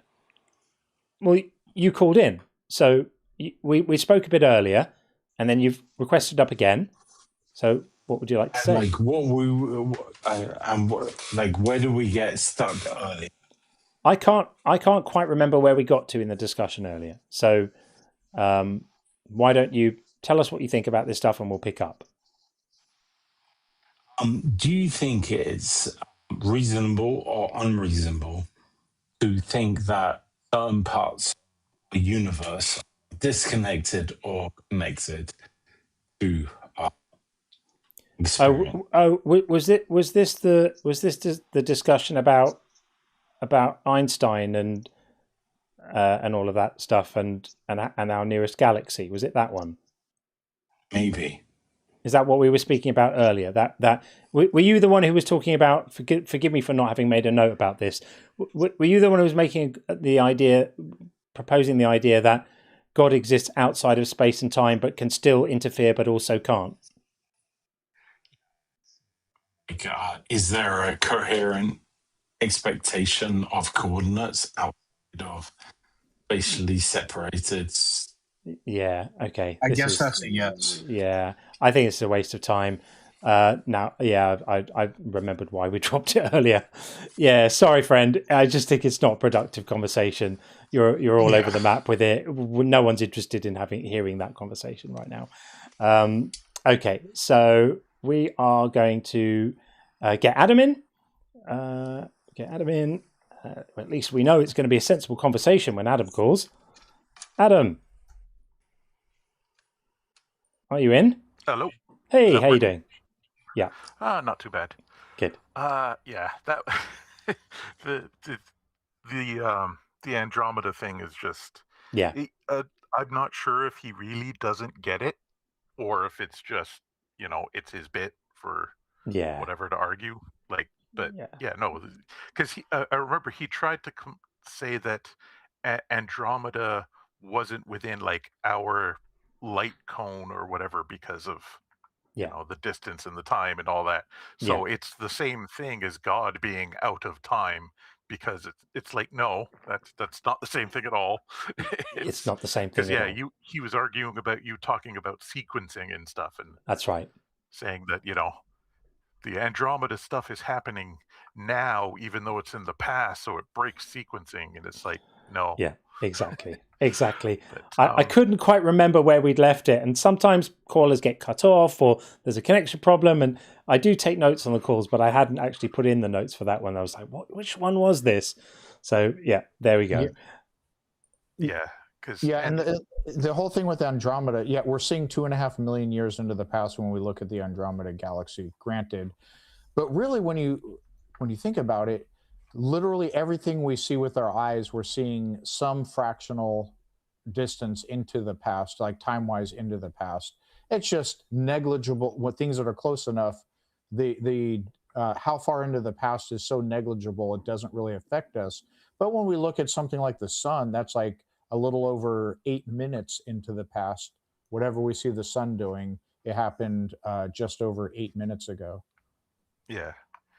He's in the chat now saying this is because we have no solid argument. No, it's because your position's completely incoherent. You're postulating a God that exists outside of time and outside of space. That means for no seconds and in no location. Okay, well that's exactly the same as not existing. So fine, you're an atheist. Congratulations. You can pick up your mug and pen at the door. There we are. Yeah, I wish there was a better way to explain to theists that that's not a valid. Like, I know they're running out of places for their God to hide, so now they've removed him from existence entirely, and he's hiding there somehow. And they hide him there. Yeah, that's right. Yeah. Yeah, it's like, no, you have to understand that these words have meanings, and if you try and claim that's where your God is, you're literally saying your God doesn't exist. So it's like, if you want to tell a lie, tell a better lie. Yeah, exactly. But, all very silly. Yeah, I was mainly calling it that other, the Yahweh is God guy. Yeah, he's a known troll. He's actually an atheist. He, like, the whole thing is a bit. He calls into every channel multiple times with the exact same arguments. He LARPs. It's okay. He makes the same ridiculous arguments, and like I've heard both Justin and Matt multiple times do the very same thing you did with the virginity test thing, and explain to him. He knows he's lying. He knows he's wrong, but it's his script, so he always brings it up, and it's just Now, are you sure he's really an atheist, or are you speculating? There's been other calls where like they, somebody's gotten him to basically just laugh about the whole thing, and he's basically openly it's a time waster. He's just there because that's his bit, and he's getting a platform. And I think he's got like followers or something, and they follow him on all the other channels. And so he's doing it for attention. So okay, so he can be blocked then, because we're not here to waste time. We want to have actual conversations. Yeah, like I get the idea of like, even if they're trolling, you know, you can use them to show how bad the theism arguments and stuff are. Yeah. The problem is with a lot of them, they take it to the point where you're not arguing against theism, you're arguing against, you know, it's the whole straw man thing. So they're coming up with ridiculous positions that most theists won't hold. Yeah. And then they're trying to make it look like, oh, well, look at these atheists. They're arguing about this thing, and nobody really believes this, so they're obviously just making stuff up to insult religion. And it's like, yeah. I wish I could say his positions are so ridiculous that it's a straw man of. Now, it's straw man of some theists, right? But I have heard multiple times theists making the same exact arguments he makes. Yeah, exactly. And, you know, Poe's law is perfectly encapsulated there. It's like, if you can't tell the difference, he's you know, if you can't tell the difference between a parody and the real thing, he didn't say anything that real believers haven't said to us before. But we don't need to waste time arguing with people who don't actually hold the views and are just there to be contrarian. That's pointless. But what I would say is, if you're still listening to this, Yahweh is God, if you're going to do that, read the book a little bit, because you just came on and made an idiot of yourself. You don't know the actual book, so learn it a little bit, so that at least you know what's in there. Anyway, Matt's actually told him that once, to like, if you're gonna come and lie about religion, at least read the book before you tell the lies. Yeah, it's like, exactly. You know, yeah, exactly. But it's just nonsensical time wasting for the sake of it, which is, yeah. I mean, I guess it's not bad when the show's slow, but I think you had some callers in, so yeah. But well, anyway, I didn't have much else to say other than just to let you know about that. Thanks, Adam. Appreciate the heads up on that. No, I'll put him on the ban list. We've got enough genuine callers to not need to take bullshit like that. So yeah, appreciate you, man. Thanks, Adam. Yeah, no problem. Take care. Take care. Thanks. Right. Okay, we're going to stay on the YouTube side, and we're going to bring in Aether. Aether next. Hey, Aether, are you there? Hello, Aether.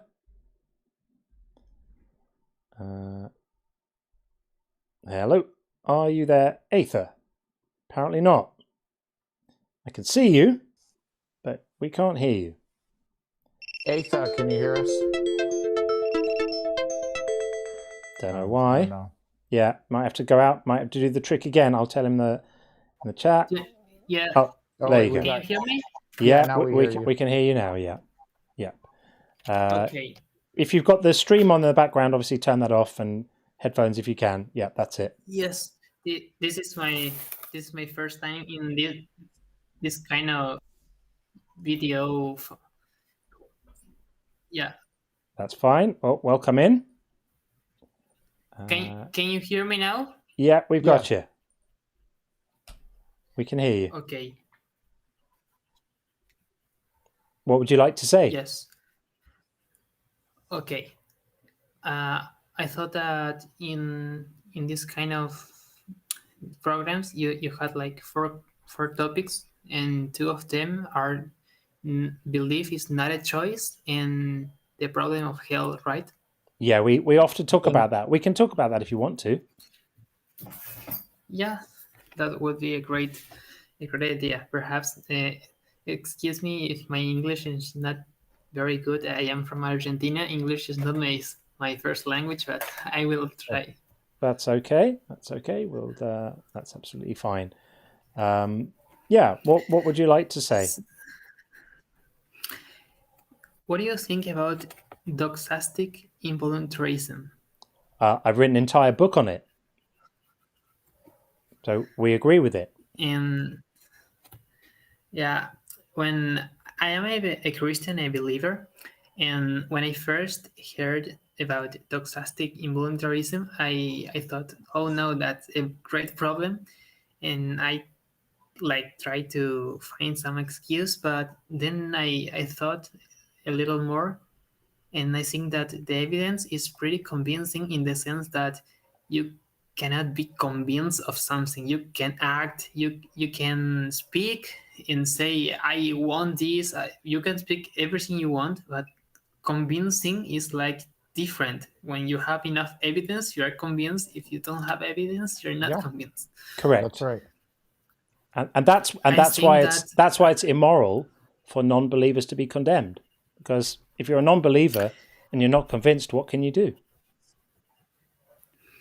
And I think I don't have the harsh position on this of doxastic involuntarism, because I think that we can do actually some things to improve our ability to believe. We can be open to the idea of God or theism, and we also can be close. We can close our minds to that idea. But I think, for example, people like Alex O'Connor, he's one of the most famous philosophers in YouTube, and he openly says that he is trying to find God, like reading the Bible, philosophy, theology. He's not able to find evidence. Well, I don't think that this is because of his evil or his evil motive in his heart. I think that probably he's sincere and he's not finding enough evidence. Right. And as a Christian, I don't think that all atheists are going to hell. I don't think so. Because it wouldn't be just. For example, in the movement of neo-atheism, there were the four men called the four horses of neo-atheism, and later a woman. I think her name was Elijah. Remind me if I'm wrong. Ayaan Hirsi Ali. Yeah. And she was Muslim. She was born in Africa, in a country where Islam. She was born in Somalia. Yes, in Somalia. And Somalia has very serious problems with civil wars, terrorism, Islamic fanaticism, and fundamentalism. And I can understand why she became atheist, because religion and the idea of God hurt her a lot and had ruined her life. But then a few years later, she converted to Christianity. But I think, imagine that in, I don't know, 2018, 2019, she had died. I don't think that she would go to hell. Well, it's nice that you embrace a kinder theology in which people don't get sent to hell simply for not believing. But who does get sent to hell? Well, in the letter to the Romans that Paul wrote, he says that there are people that do not believe in God. He says the pagans. I think that pagans was in the first century the most visible people that didn't believe in the Christian God. But here we now, in the modern times, I think we can expand that term to paganism, Hinduism, atheism, agnosticism, etc. And I really think that if you are sincere and you try to do your best, God is going to judge this. It is not like you have to be Christian, yes, or you are going to hell. If you're born, for example, in a Muslim country and you have a moderate and charitable interpretation of Islam, and you try to live according to the ideas of Islam and following the more progressive or scholars in Islam oriented towards charity and love, I think you have pretty good chances of making it into heaven. Just like if you're an atheist and you don't find enough your heart while you are in the church, or some pastors are abusive and you decide to walk away, I think that only God can judge people, not us. I think that we as Christians have a call to spread the gospel in every country, but it is not our work to judge people or to send them to hell. And there is a verse, I think, in the book of Malachi, or I think in the Old Testament, that meant about people asking about wounds in a person they didn't know. And many Christians apply this verse saying that in heaven we will meet people that do not know who is Jesus. Yep. Okay. Well, that's a view. But do you agree with us that Christianity causes a huge amount of harm, and Islam as well, by the fact that there are millions of people who tell other people that if they don't believe the right things, they deserve to go to hell? I mean, what you're describing is not the mainstay. It's not a common view in Christianity. It's like it's your own interpretation. It's nicer. It's a little bit kinder. It's a bit softer. But in order to get to that point, you have to selectively ignore parts of the book, right? Because it definitely says in other places, Jesus himself says in Matthew that fear the one who can throw you into the furnace where there'll be wailing and gnashing of teeth, and this is expressly framed in that parable for non-belief. And John 3:18, Matthew 16, all specified non-belief as being something that condemns you. Just not believing. Apistos is the Greek. Not believing gets you condemned. Revelation 21:8, burning lake of fire for the non-believers. So there's lots of language in the book that you would have to either just completely ignore, pretend isn't there, or explain away in some other way to get to the version of soteriology that you are expressing now. I understand your point, and I would like to say two things about that. First, that it is like a fringe view that non-Christians can be saved. I do not agree with that. For example, I am in a Catholic university. Some years before, I had to make a detailed presentation on the Second Vatican Council. I am not Catholic, by the way. I am Protestant, but I admire things in other traditions. And then in the Second Vatican Council, the idea of not salvation outside of the church, or there is no salvation outside of Christianity, was reinterpreted. And now the official theology thinks that you can be invisibly connected to Christ, even not knowing who Christ is, or not having a Christian personal relationship with the church or with Jesus. You can be invisibly connected. This is not something that I am inventing. This is official teaching of the Catholic Church, and several mainline Protestant traditions think the same. So can I ask you a question? Yeah. Forgive me for cutting in. What about if you actively think that God, as revealed by the Bible, is evil? Because I do. I think that this character is evil. I see no goodness here. I see a bully, a tyrant, a murderer, a psychopath. Absolutely does not care about human suffering, and even says that he will delight in destroying people sometimes. Threatens his own people that he's going to make them cannibalize their own kids. That the women are going to have their wombs. The pregnant women are going to have their wombs ripped open and the babies smashed against stones. He's a monster. So what's the position with salvation if it's not just that you don't believe and you're not convinced, it's that you think, thank goodness for that, because this is a disgusting creature. This is a horrible, horrible person who supports slavery, genocide, the killing of children, ethnic cleansing, absolutely barbarous, tells people to kill their own children, tells children to kill their own parents, the whole thing. Horrendous. Yeah, I understand, and in fact, this is one of the hardest, the most difficult questions in Christianity, in theism in general.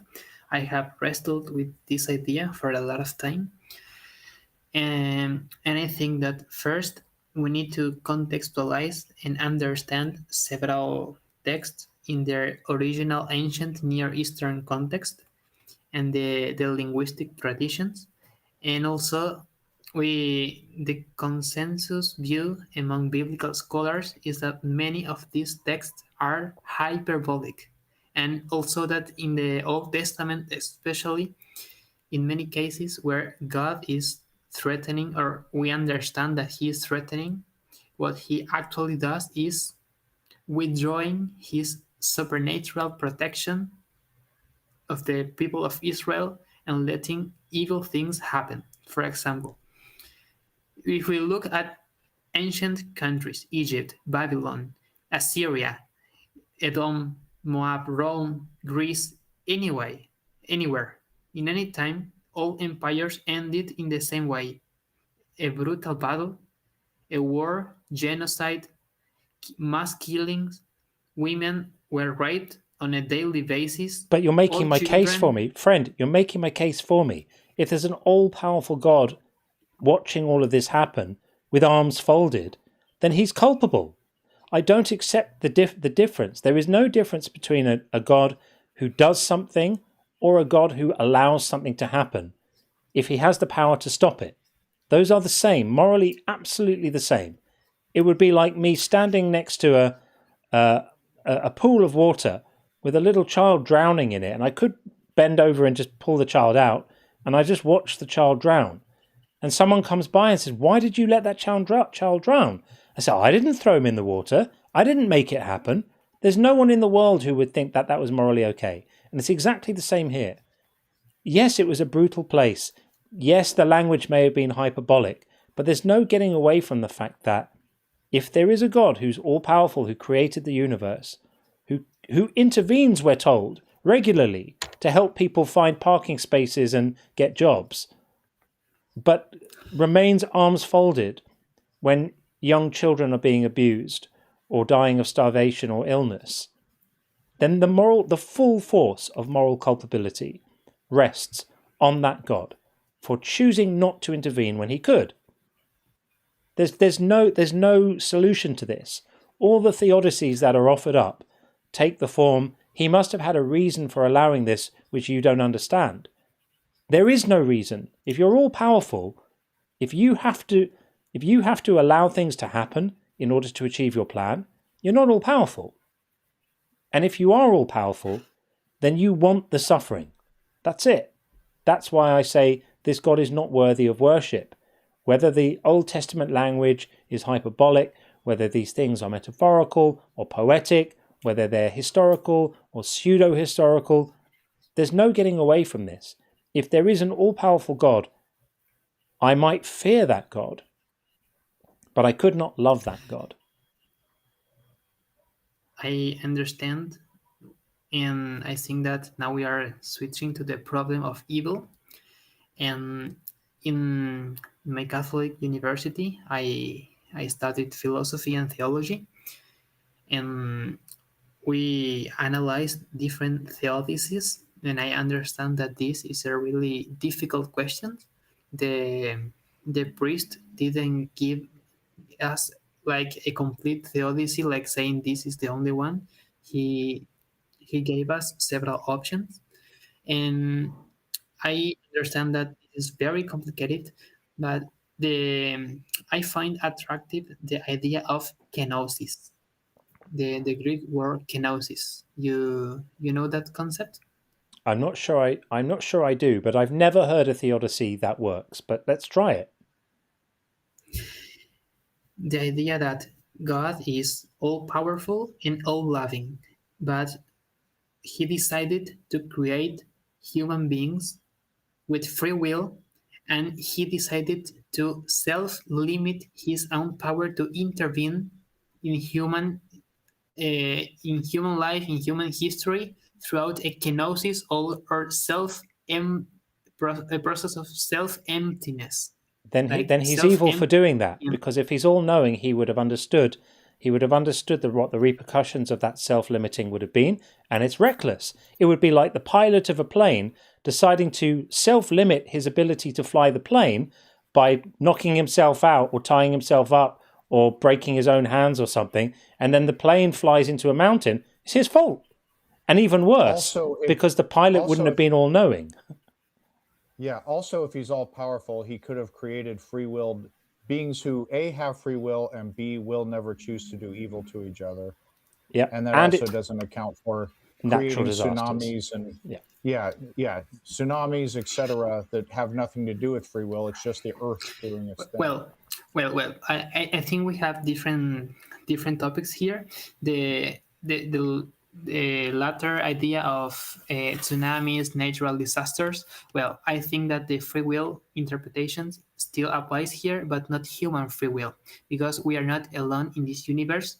We have Satan, the devil, also, and I think that the moral failures of humanity, because of the misuse of human free will, are responsible for the moral evil, like committing a genocide or a murder.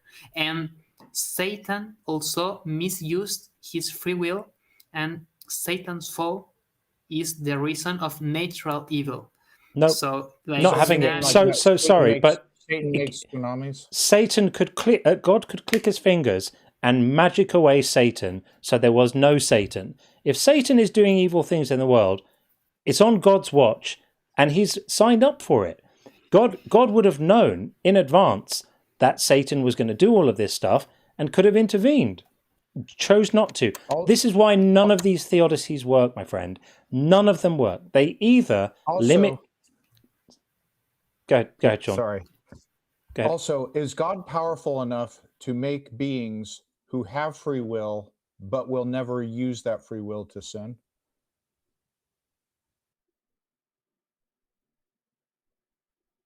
Oh, your sound is gone. Yeah, we've lost your sound. Yes, my sound heard now. You hear me? Yeah. Okay. Did you hear my question? Yes, I heard your question. And I think that in heaven, we are going to have a free will that is not capable of choosing evil. Then I understand that you will say, then why the free will here on earth is capable of choosing evil? I didn't even say capable, just won't do it. Like, I'm capable of doing like all kinds of atrocities that I will never choose to do. But so go ahead. Yeah, I understand. But I think that the concept of free will has the inherent ability of choosing evil and good. And the idea, the question of can God create a world with humans having free will, but then make them not choose evil, is not a logical question, because it's like asking, can God create a square circle? It's not. It's not, because a square circle inherently is contradictory, and you can define the contradiction. You can define where a square circle breaks the law of identity, because you can say a square is defined as a four-sided shape, and a circle is not a four-sided shape, and therefore a square circle is a contradiction, logically cannot exist. Where is the contradiction in God creating the exact same conditions on earth as we are given to believe exist in heaven? What is the contradiction? Tell me the two things that contradict each other. Yes. I think that first, free will is the ability of choosing freely to do evil or to do good. Yeah.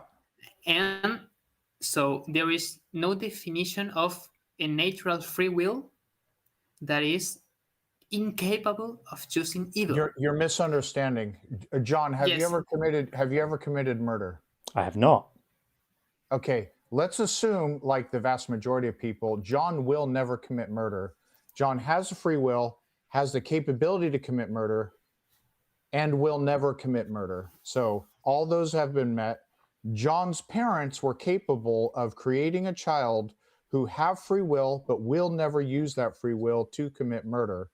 If John's parents can do that, God can create beings who have free will, that have the ability to sin, but will never choose to sin. Right? No, I think that the problem is that we are, I would like to make a point about heavenly free will, because I think that this is the crucial difference. We, in heaven, we will self-limit our free will. We will surrender our ability to choose evil. It is not going to be the same free will as here on earth. That's to cope, dude. So you didn't address. So is it a logical contradiction that John's parents made a child who have free will, have the ability to commit murder, but will never choose to use that free will to commit murder? Is that a contradiction? Well, I wouldn't yes like to make a judgment on John's life. No. I think that he's not going, because I'm going to try. Let's assume John will never. I think it's a safe assumption he will never commit murder. Most people don't commit murder. So, John's parents, let's just assume, made John with free will, with the ability to murder, and will never use that free will to murder. Is that a contradiction? I think yes, because John's parents didn't create a baby that will not commit murder. He, in every instant, he is deciding either to commit murder or not to do. And I am doing the same. We all are constantly. You contradicted yourself. John's parents created him, correct? Yeah. Okay. He will never commit murder, right? I mean, let's assume in all likelihood he will never commit murder, right? Okay. I mean, is that a correct thing? That it is very likely he will never commit murder, right? I'm not saying 100%. It's likely he will never commit murder, correct? Okay. Yeah? Yeah. No, okay. All right. So John's parents made it. You acknowledge they made him.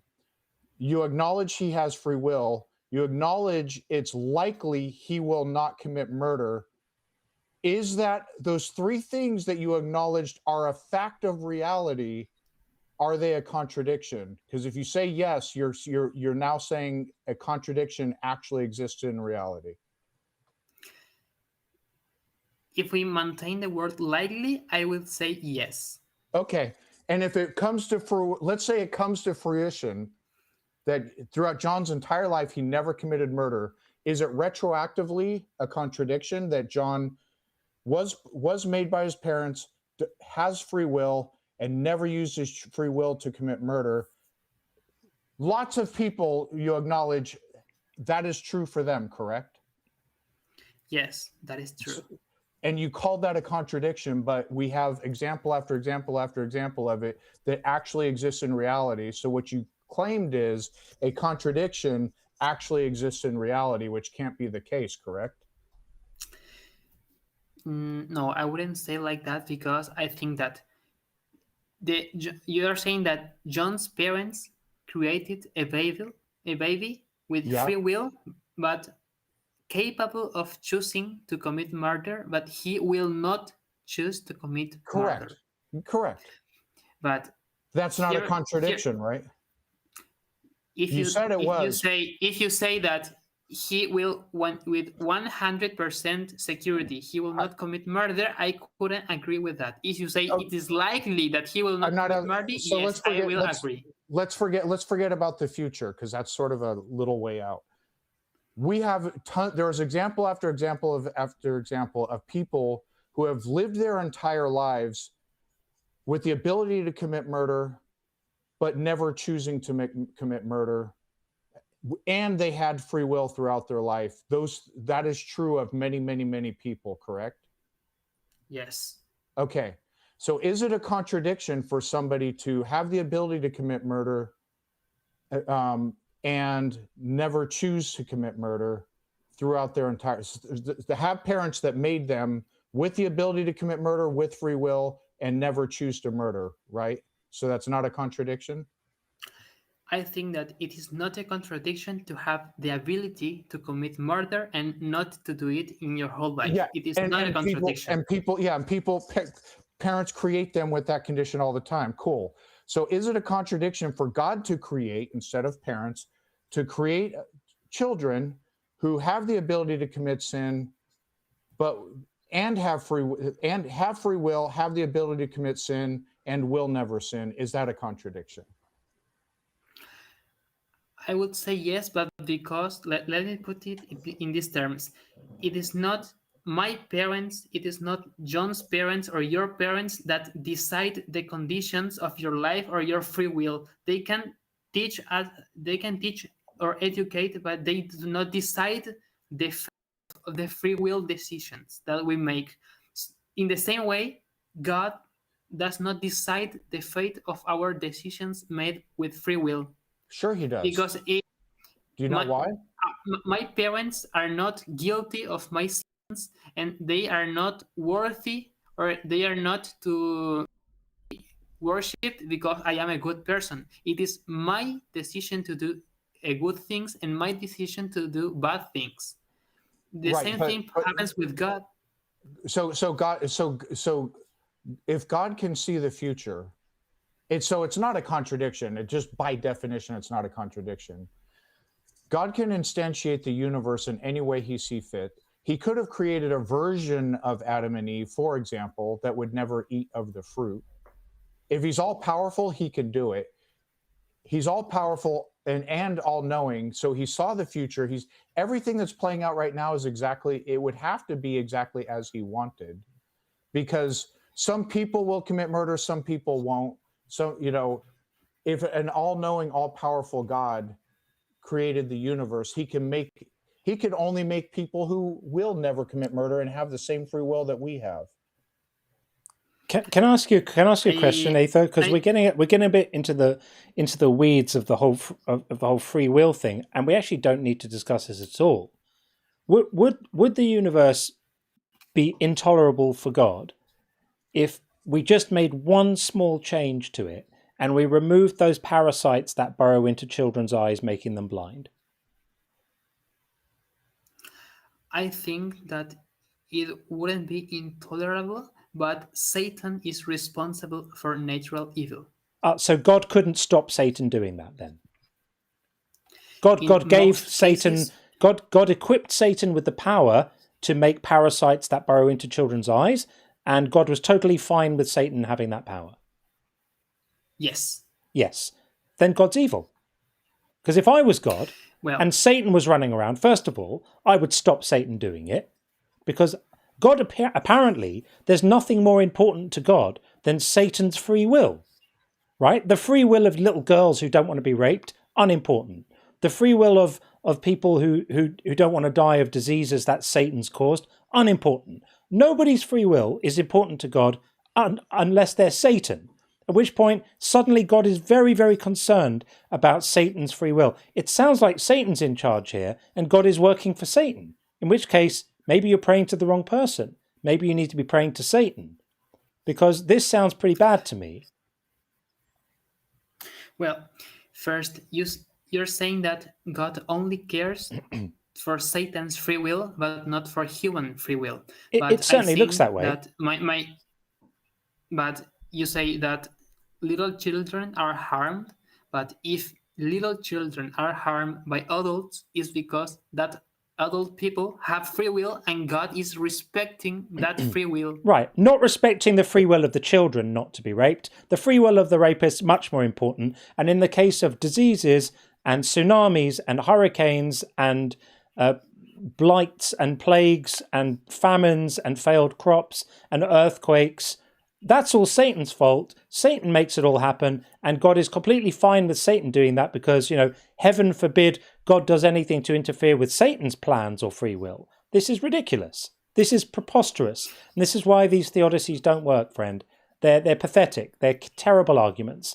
They're in your attempts to rehabilitate God, you come up against the seesaw of shit. Now, I don't know if you've heard me speak about this before, but imagine a seesaw, and on one side is God's power, and on the other side is God's goodness.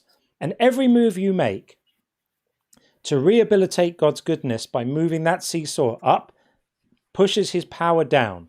And what you're left with at the end is a God who you've tried to rehabilitate by making him completely pointless, powerless, unable or unwilling to do anything in the face of this stuff. And you're trying to rescue his reputation, and you make him tiny and powerless and inept while you do it. You have to pick. Is he powerful or is he good? You can't have both.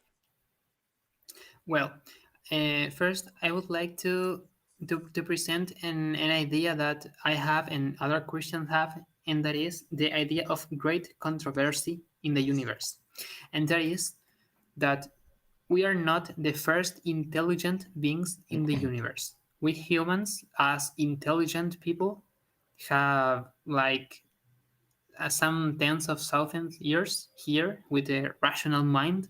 Scientists are still sorry to debating interrupt the you. exact This is a wild pivot. I don't care about this. We're talking about God's moral character. We could be the first in the universe or the last in the universe. These instances would be the same. The arguments would be the same. The thing is this. There are other intelligent beings in the universe before humans. So Satan was the first intelligent being to commit sin with the sin of pride, the sin of pride. And he tried to lure angels into committing the same sin. This just sounds like Harry Potter.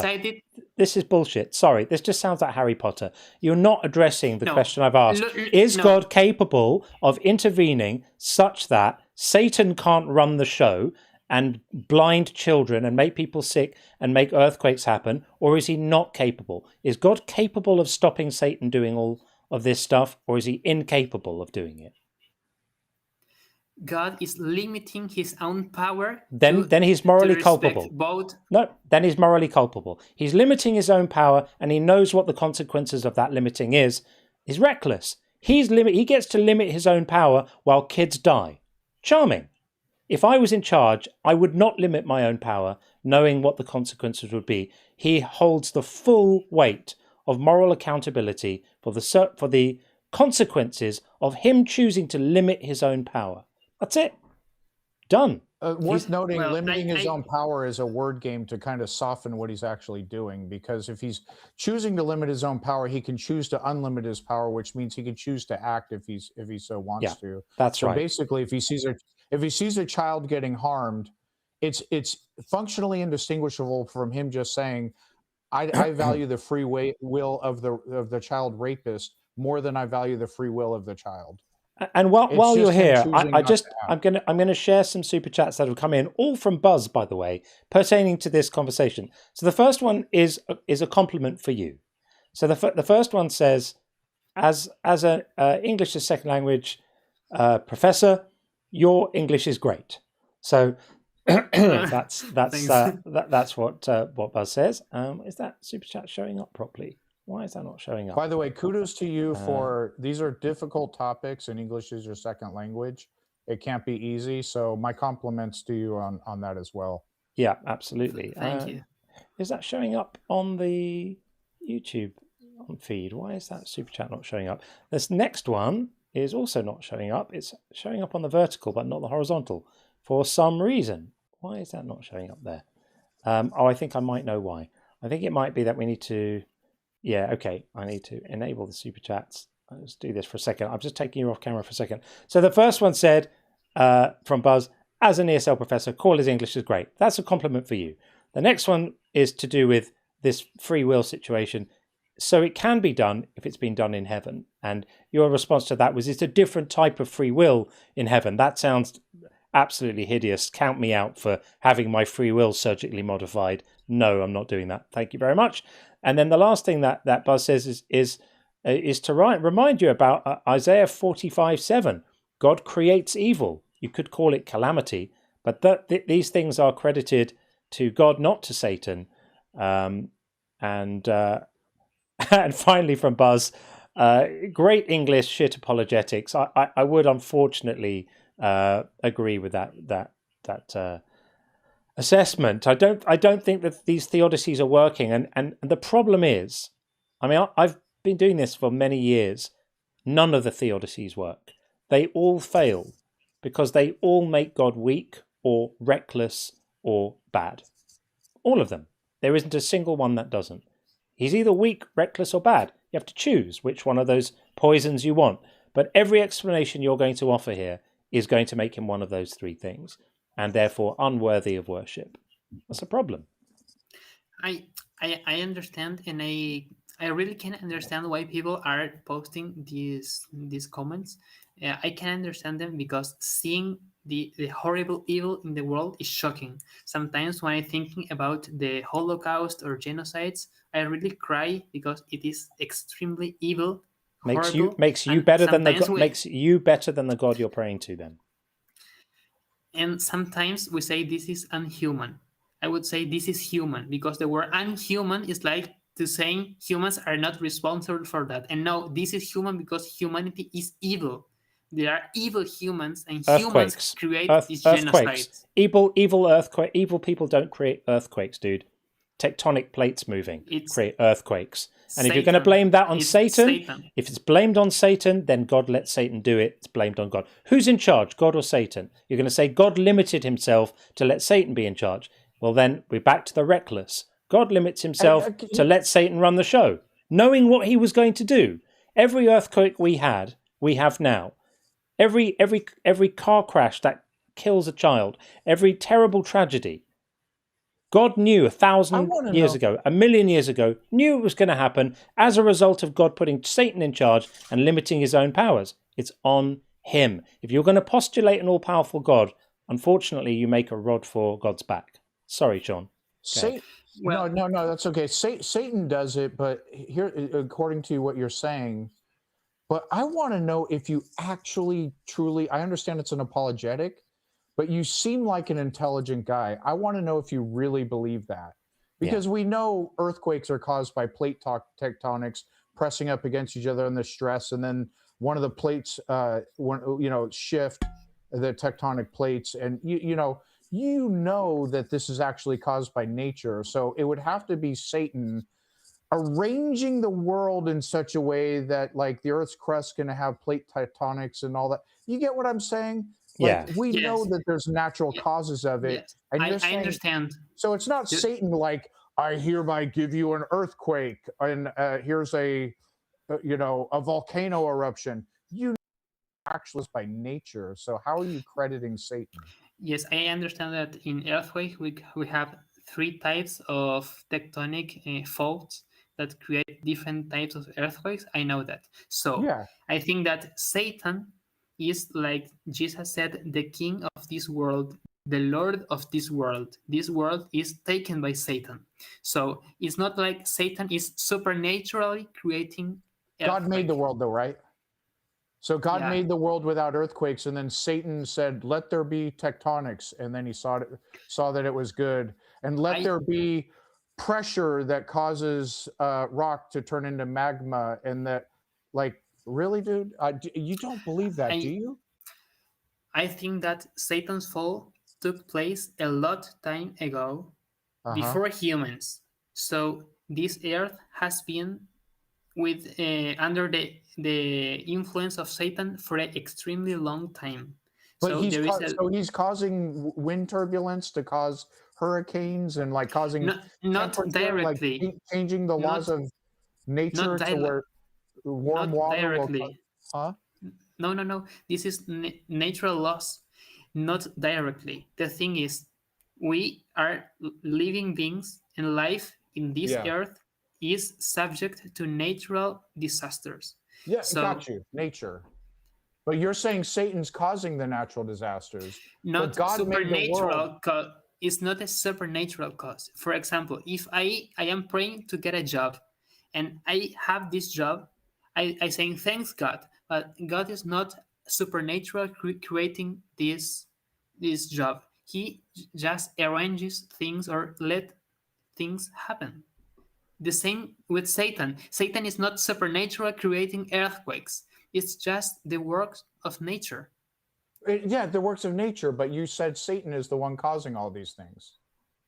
Satan is responsible for the suffering of life. Now you're getting vague. Like, so I want to know physically how Satan is doing it, because so God made the world according to your worldview. Let there be light. And he saw that it was good. Let there be.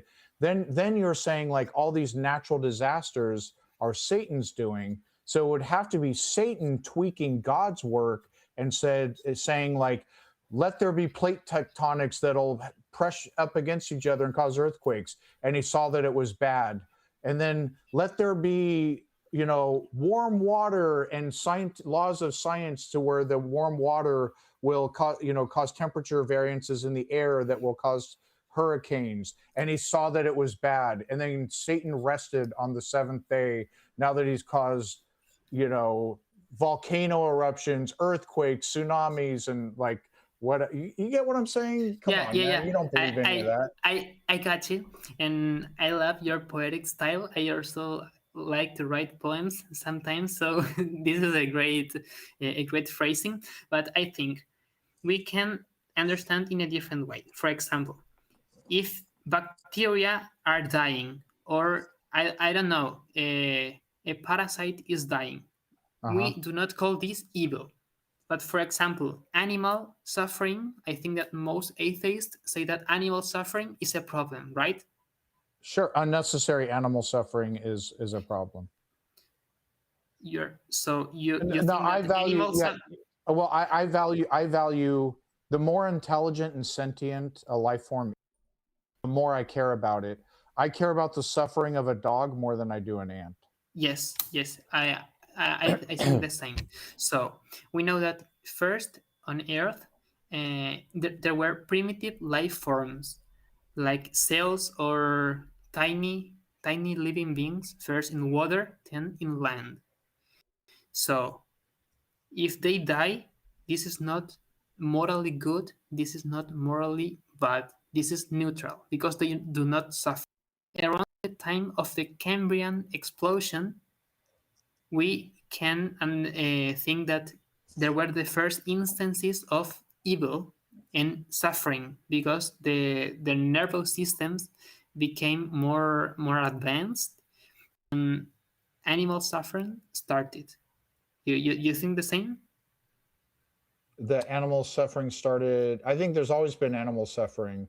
Dinosaurs had bones. No, not always. Before the Cambrian explosion, it wasn't possible. I don't know enough about biology to talk dude, about. we're gonna draw a line here actually at the moment, because I did put, once the conversations get to a certain length of time, I generally just put a vote to the room to say, are we wanting us to carry on a long conversation or to pull things to a close? And both rooms have voted for us for now to draw the conversation to a close. But you have been nice to talk to.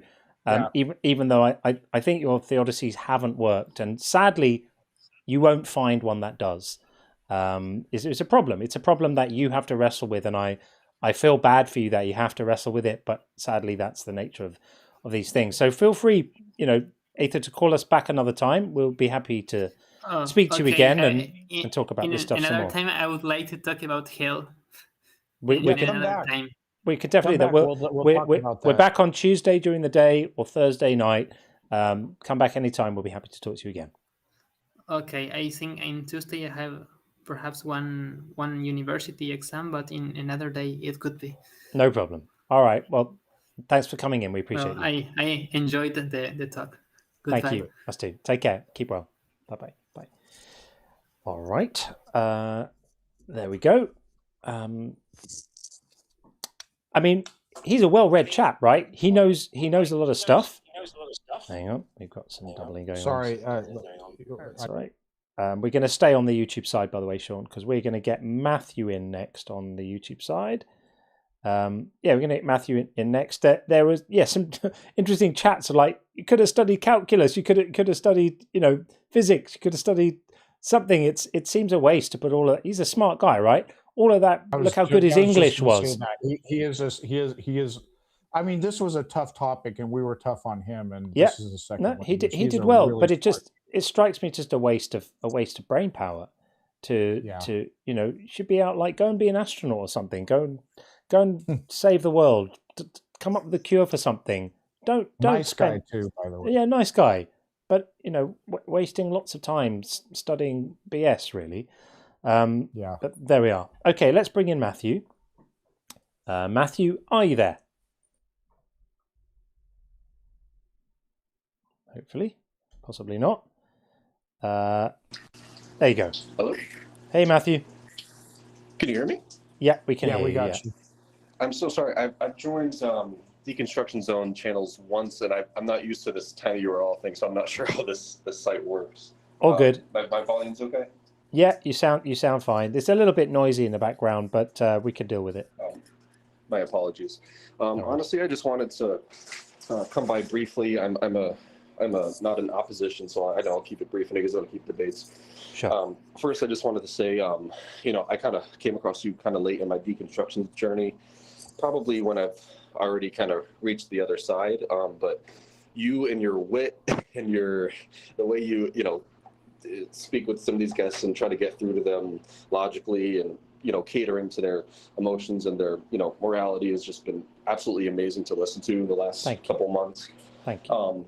And I hate to bring the mood of the room down a little bit, but I unfortunately my sister passed away a few days ago, and sorry. This is the first time that. Thank you very much. This is the first time I've kind of dealt with something like this post deconstruction, and when I've had deaths and earlier in my life, honestly, it was really comforting. Telling myself that I know I'm going to see them someday, and yeah, I'm pretty okay with the idea that I'm probably not going to see her someday. But how do you suggest somebody who is surrounded by people who believe that and say that a lot and reaffirm it? And I don't want to say that, oh, I don't believe that, I don't think it's true. I go along with it, even though I probably don't think that's the case. How do you suggest somebody goes of dealing with that? I mean, I think your instincts are completely right. Especially at a time of loss and bereavement, for people who are taking some comfort and solace from those beliefs, it would clearly be cruel to pick that as the moment to start challenging things. It's really, I would never. Of course, yeah. And I've been the same. I've also, we pick our moments. Like, I kind of think the principle, like, read the room, right? You can kind of get a sense of when it's okay to have very frank, open discussions, pushing back on people's beliefs, and when it's really a time not to have those discussions. And clearly, a time like this is a time to just be calm and quiet and keep your counsel and I think just with sensitivity and kindness. Right. And I guess specifically, I'm kind of asking not just for how to approach it with other people, and I honestly don't plan to do that too much unless people I'm really close with. But like, the way I'm kind of approaching it in my mind now is, I'm an atheist when it comes to a lot of the Abrahamic faiths and a lot of others, but like I'm open to the idea of some type of spiritual essence, that our mind might go to. I highly doubt it, but I'm open to the possibility of it. Do you think it's almost, it would, in the long run, it would be, kind of draining to kind of have the belief that, oh, it might be there, but probably not? Like, do you suggest that I should just accept that it's definitely not, or just? I'm never going to tell you what. I'm never going to tell you what to believe, and you can keep any possibilities open, right? It would be wrong for me to say I think you should believe this. I think you should be led by reason and evidence, and if it makes you feel better to hold open some conceptual space in your mind for the possibility of something, then why not? Why not? It doesn't do any harm. My thing is always, what's the harm? If the harm was that if the harm was that it stopped you, I'm going to speak really frankly now, right? If the harm was that it stopped you from being able to process your loss and bereavement and move on properly and heal and move on, then that's arguably some harm. But what you're describing is holding open some space in your mind that may be something. I don't see what the harm is from that. That's a good point. Yeah, I think so. I think just be nice, be kind to yourself. Don't worry about what you should think or shouldn't think. Just do what you need to do to manage in life, and be aware of if the things you say are impacting on others and hurting others, then that's a point to stop. And if the things you believe are stopping you from progressing through life properly, then that's a point to stop. But if neither of those things are happening, just be kind to yourself and others. Yeah, I really appreciate you saying that. And I think you're right. I think I can be both, consistent and recognize that I did a good job of deconstructing my beliefs, and also being, human enough to say, you know what, there's a possibility that I might see her again in some form, but also recognizing that it's logical and it's okay to accept that that's probably not the case. But, it's a bit weird. It's a bit of a weird middle ground to take. And I'm just, trying to figure out how to navigate it the past few days. Give yourself permission to just hold that little part of your mind open to that possibility. And if that makes things a little bit easier for you at a time of loss and pain, that for me, that's a win. Yeah, no, you're right. I really appreciate that. And honestly, like I said, I found you kind of late in my deconstruction. And, I kind of wish I found you earlier. But, to be honest, I'm a young man who didn't have much of a good, positive male role model. And you're somebody that I really respect and kind of look up to. Again, just the way that you handle people and carry yourself, and the way you're very respectful when you approach things. You're an awesome guy, and you really do a lot of great work. Thank you. And I'll definitely keep that in mind. You're right. That's definitely a thing to allow myself to do, for sure. Good. Yeah. All right. Well, thanks for calling I'll definitely in. come back some other time. We'd love to talk to you again, Matthew. Thank you so much. Thank you so much, Sean. You're the man. Keep well, friend. Keep well. There. Thanks. Okay. Sorry for his loss. That's awful. I have siblings. I can't imagine losing a sibling. So that's really sore. I hope he does okay, but it sounds like he's doing well.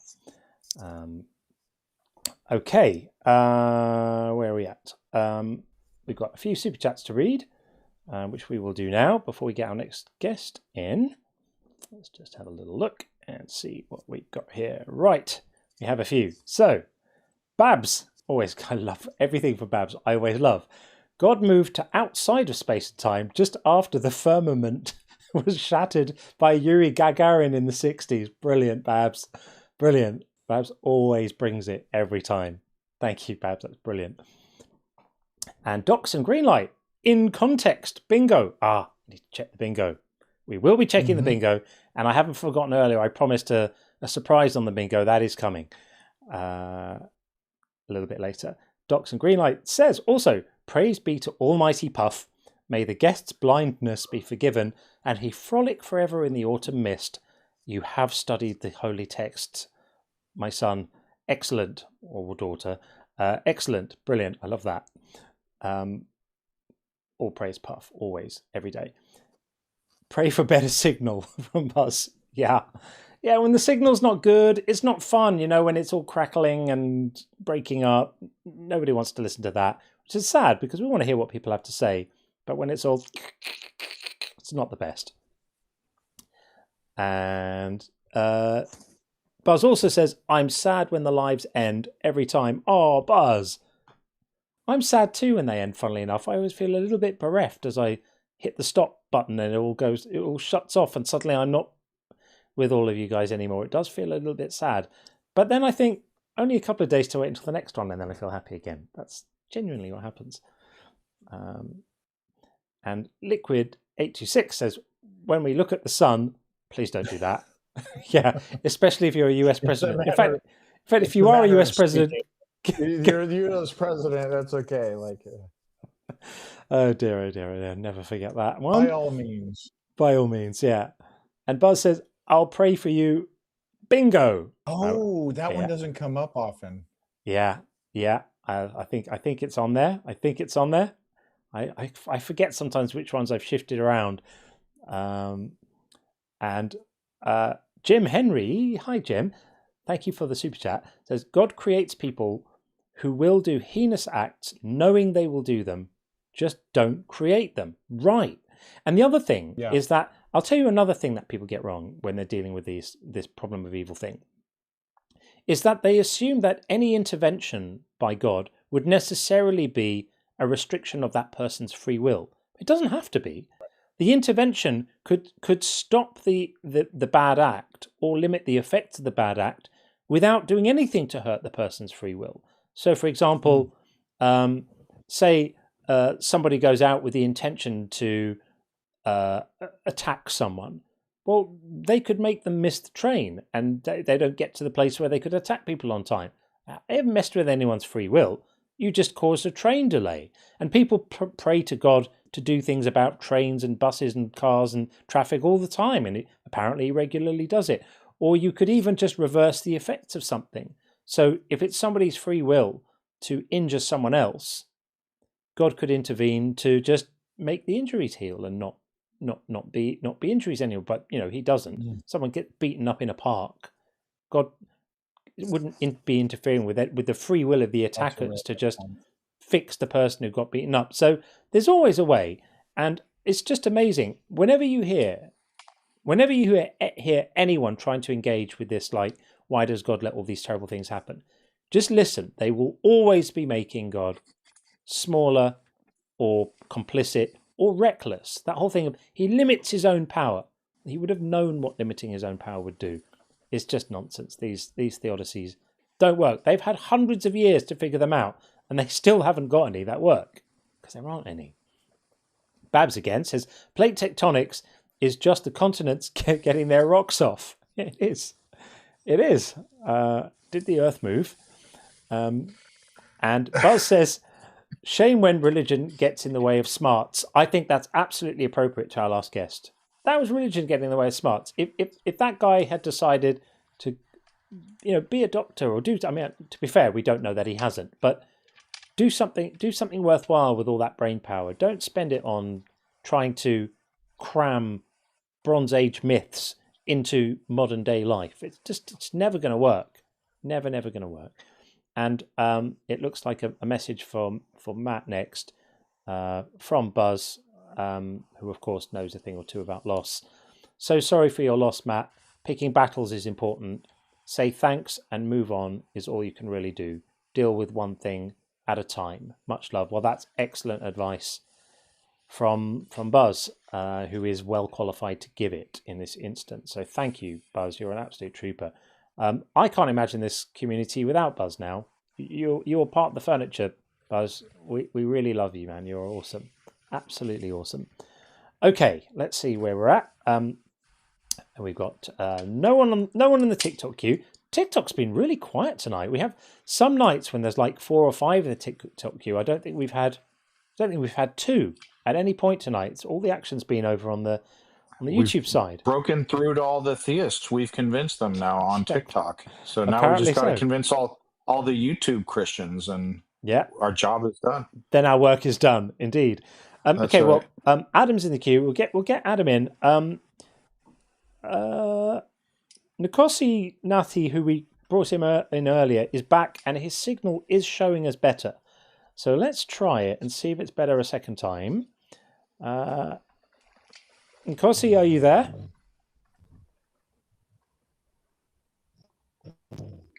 Are you there, Nkosi? He's definitely snoring. We've got a snorer.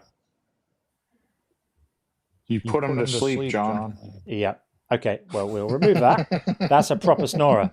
That was a proper snorer. Okay, well, on that then, we will get Adam in, and then we've got Dustin after that.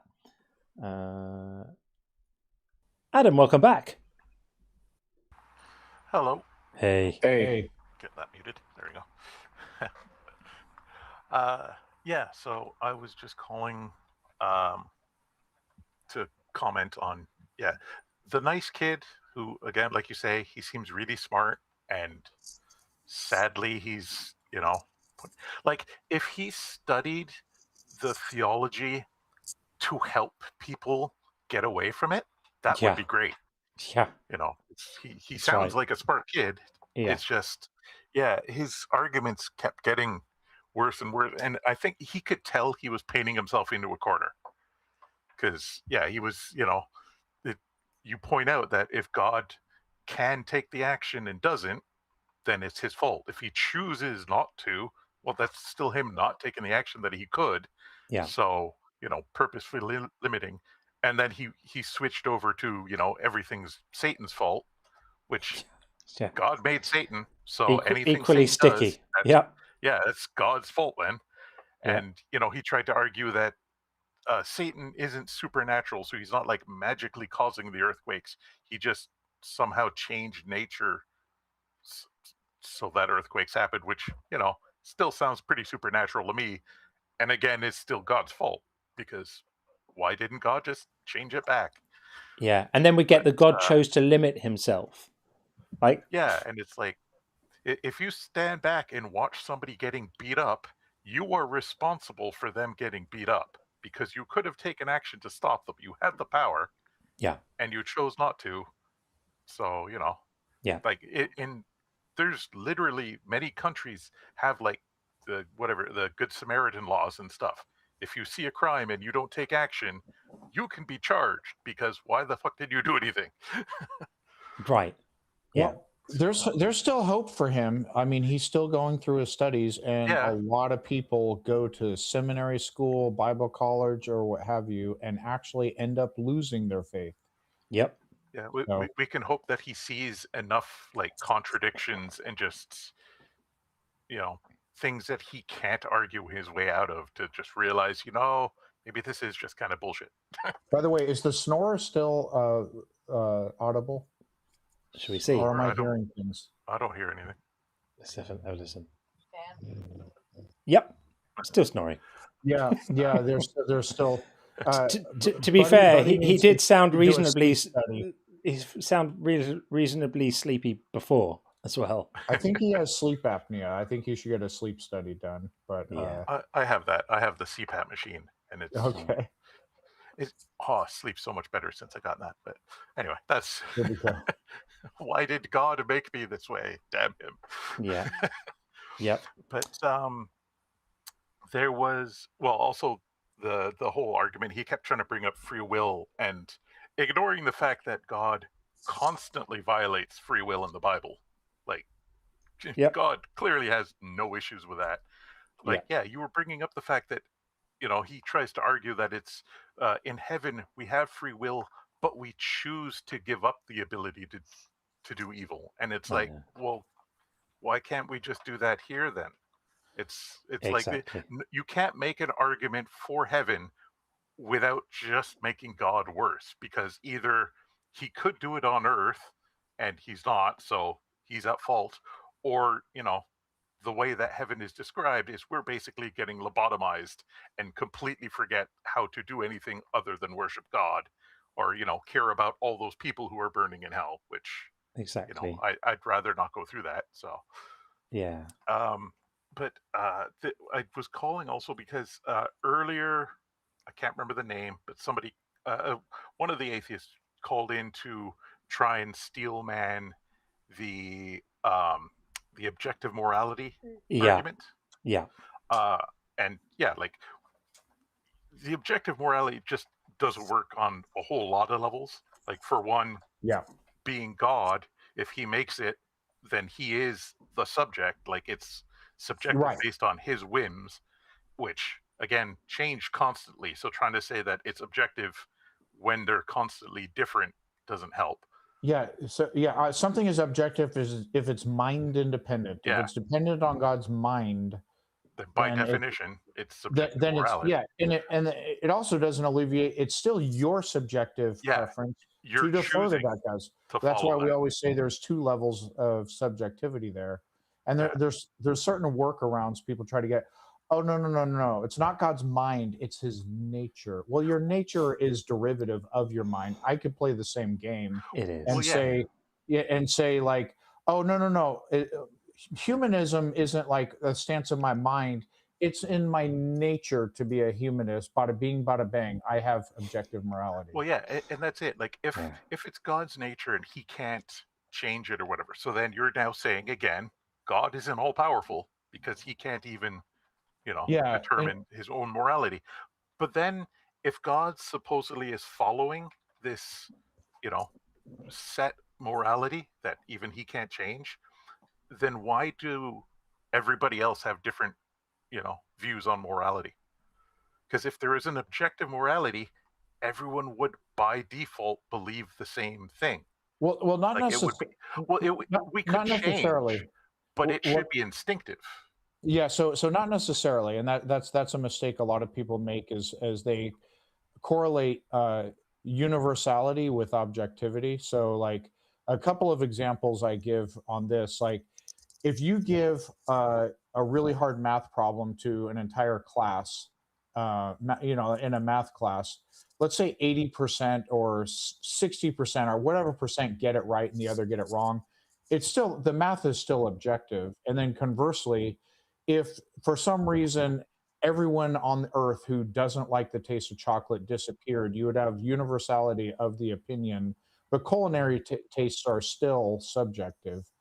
So that's not necessarily the case that everyone would be on board. However, you brought up an important point, because a lot of times the argument is God wrote morality on our hearts.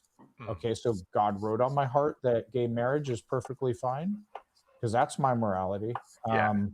And if God wrote moral laws on our hearts, you would expect it to be absolutely everybody agrees on. That's basically what I was saying. Like if that is what they consider to be objective, then everyone should by default believe the same thing. Yes. Unless convinced to believe something else. Yeah. If God is the one that like gave us a moral sense, you would expect an all-powerful God to give us also even if it perfectly is what He wanted. Yeah, but also even if it is just something that even God has to obey, because you know He is perfectly moral. Well, if God would have to obey it, shouldn't we? Are we more powerful than God that we can just defy this morality that even God can't oppose? I mean, again, it brings up the whole, to make the loopholes, you have to neuter your God, because you can't get around all of these things. So it's for sure. Big mess. Big mess. Well, thanks for coming up, Adam. Well, have you got something realized else? that I realized I haven't actually been telling any jokes in a while. So I should share a few things. Better remedy that. Quick good night to Pastor Ferry, by the way. Good night, Pastor Ferry. Thanks for being here, as always. But why did Adam and Eve do math every day? Because they were told to be fruitful and multiply. Oh, Jesus. This is dad joke central, isn't it, here? Oh, yeah. Who in the Bible knew the most people? Abraham knew a lot. Oh, jeez. Oh, dear. How did Joseph make his coffee? He brewed it. Oh, no. Okay, I'll stop torturing people now. He's here all week. He's here all week, folks. Every week. I mean, maybe it's better the sort of lighthearted dad jokes. Some of these religious jokes that come across the super chats, I'm like, ooh, is that going to get us in trouble? Like, some of them are pretty bad. It's good stuff. Yeah. Thanks, Adam. I save those for on the Discord. It's fair enough. Fair enough. It's safer. On the Discord, I started a topic in, I think it was the musings. Yeah. Just a UK to like American English, just explaining some of the terms.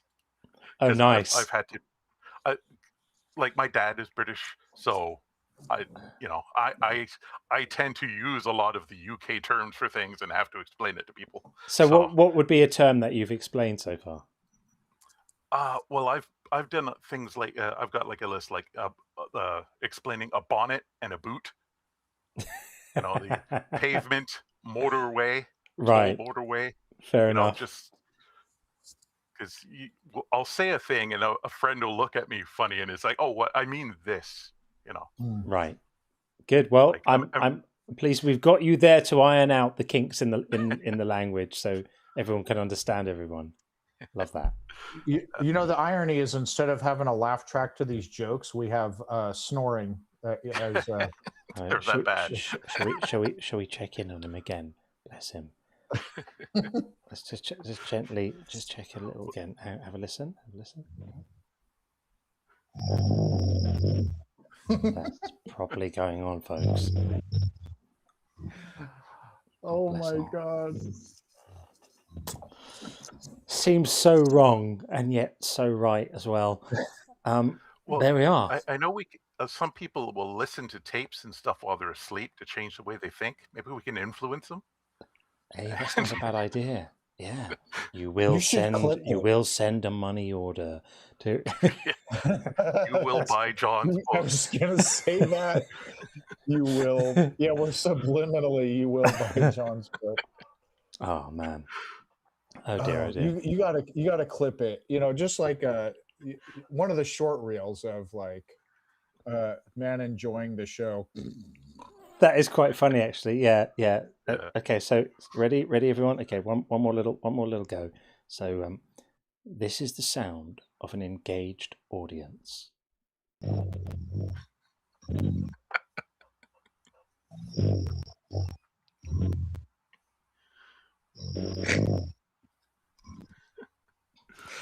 That shit's real, yo. Oh, you gotta make make a reel, make a short reel out of that. That's great.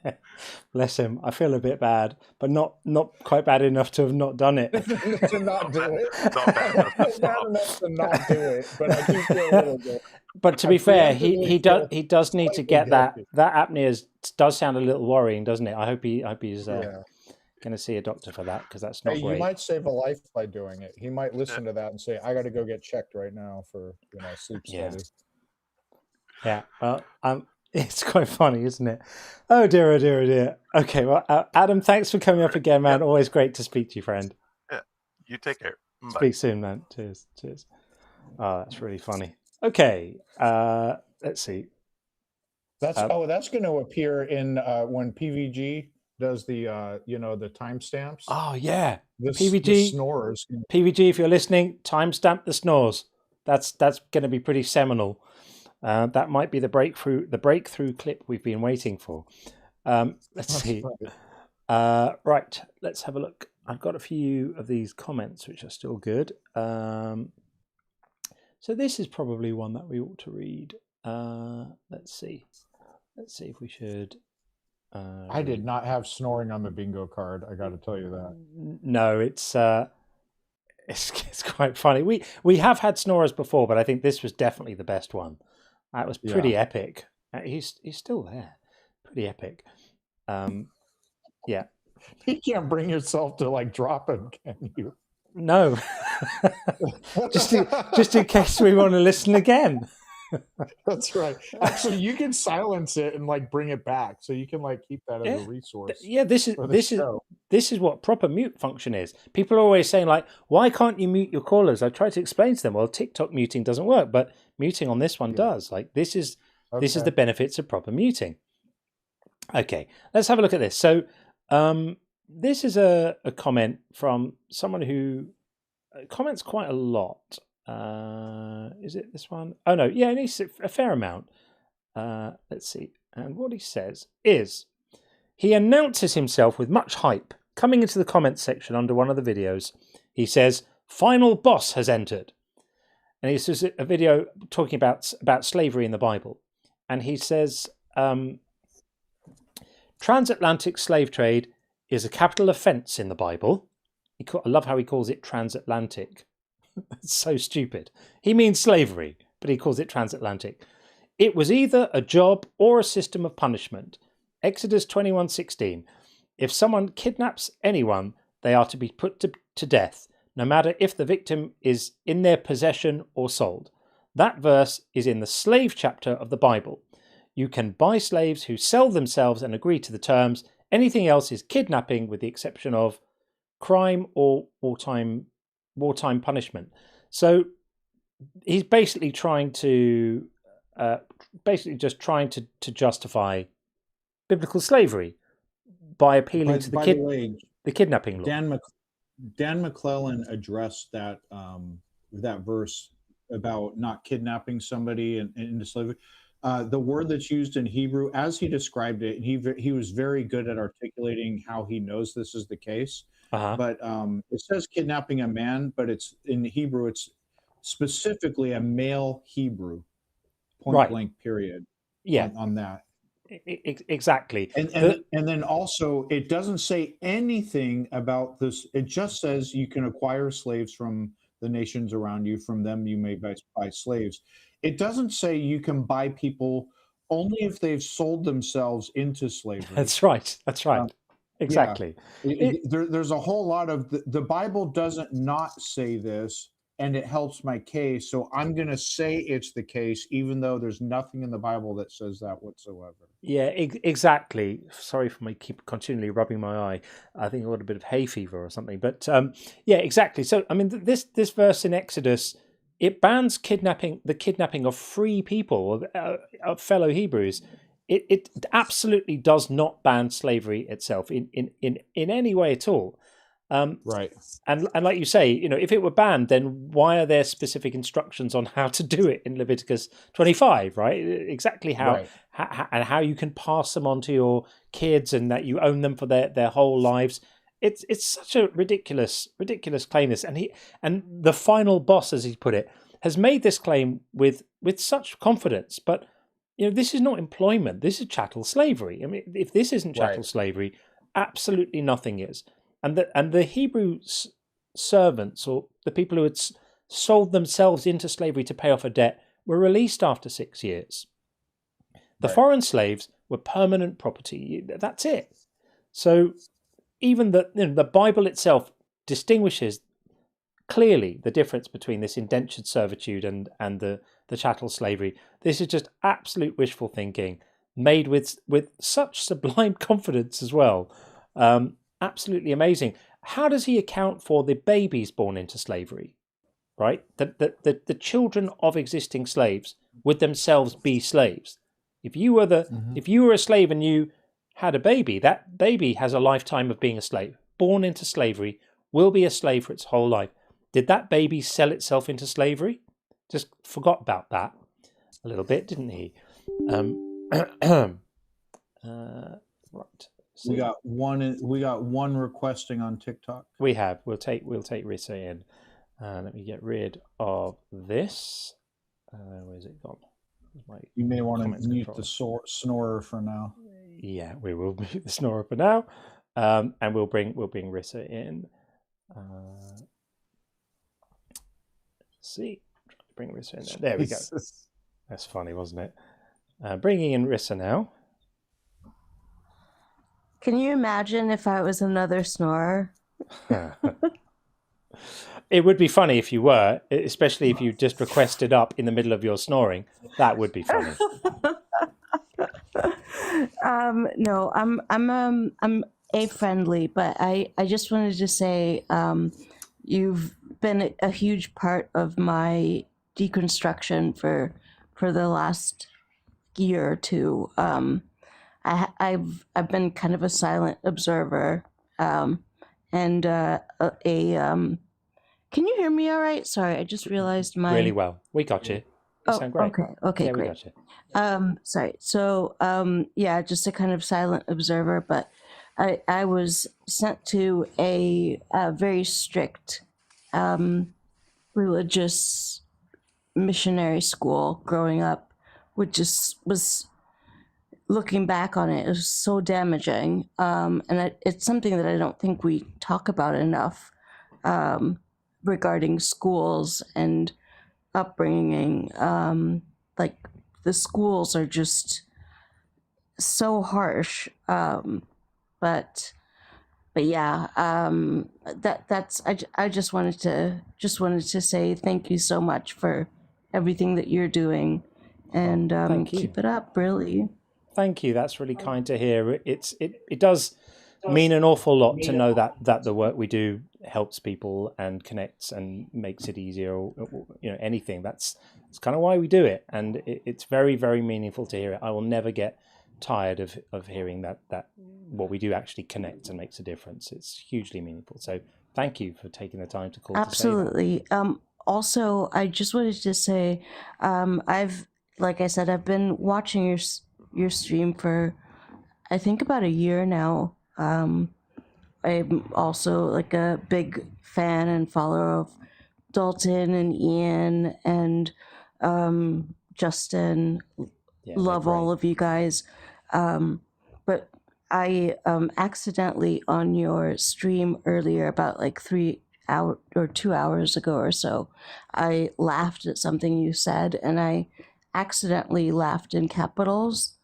And I was banned from from commenting. So I was just wondering if anybody feels like any of the mods feel like undoing that. I'd be grateful. I didn't mean to. I'm sorry. Oh, of course, yeah, of course. Let's definitely unban Rissa. I think in the heat of stuff sometimes it's easy for a decision like that to happen as a mistake. No, I completely understood. I understand. Like, yeah, totally no caps. But I accidentally did it because, I was laughing at something. But my bad. But of course. Thank you so much. John, you're amazing. I'm also in the UK. Awake really late, like you are, obviously. Whereabouts in the country are you? I'm in London. Oh, okay. Right. Where are you? Just south of London, in Surrey. Oh, okay. Yeah. Well, yeah, it's I love following you. You're a huge. I'm still deconstructing. I mean, I'm working on it. It's tough. It was when the other caller came on earlier and said his sister passed away. My brother passed away in October, and I'm sorry. You said I think you said you have siblings and you can't imagine how hard it could be. That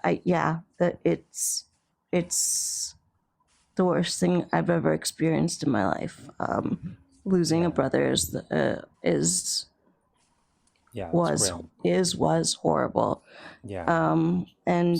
Just that wish that maybe they are somewhere where you get to see them or touch them again. It's something that you yearn for, but you have to also be realistic at the same time. So sure.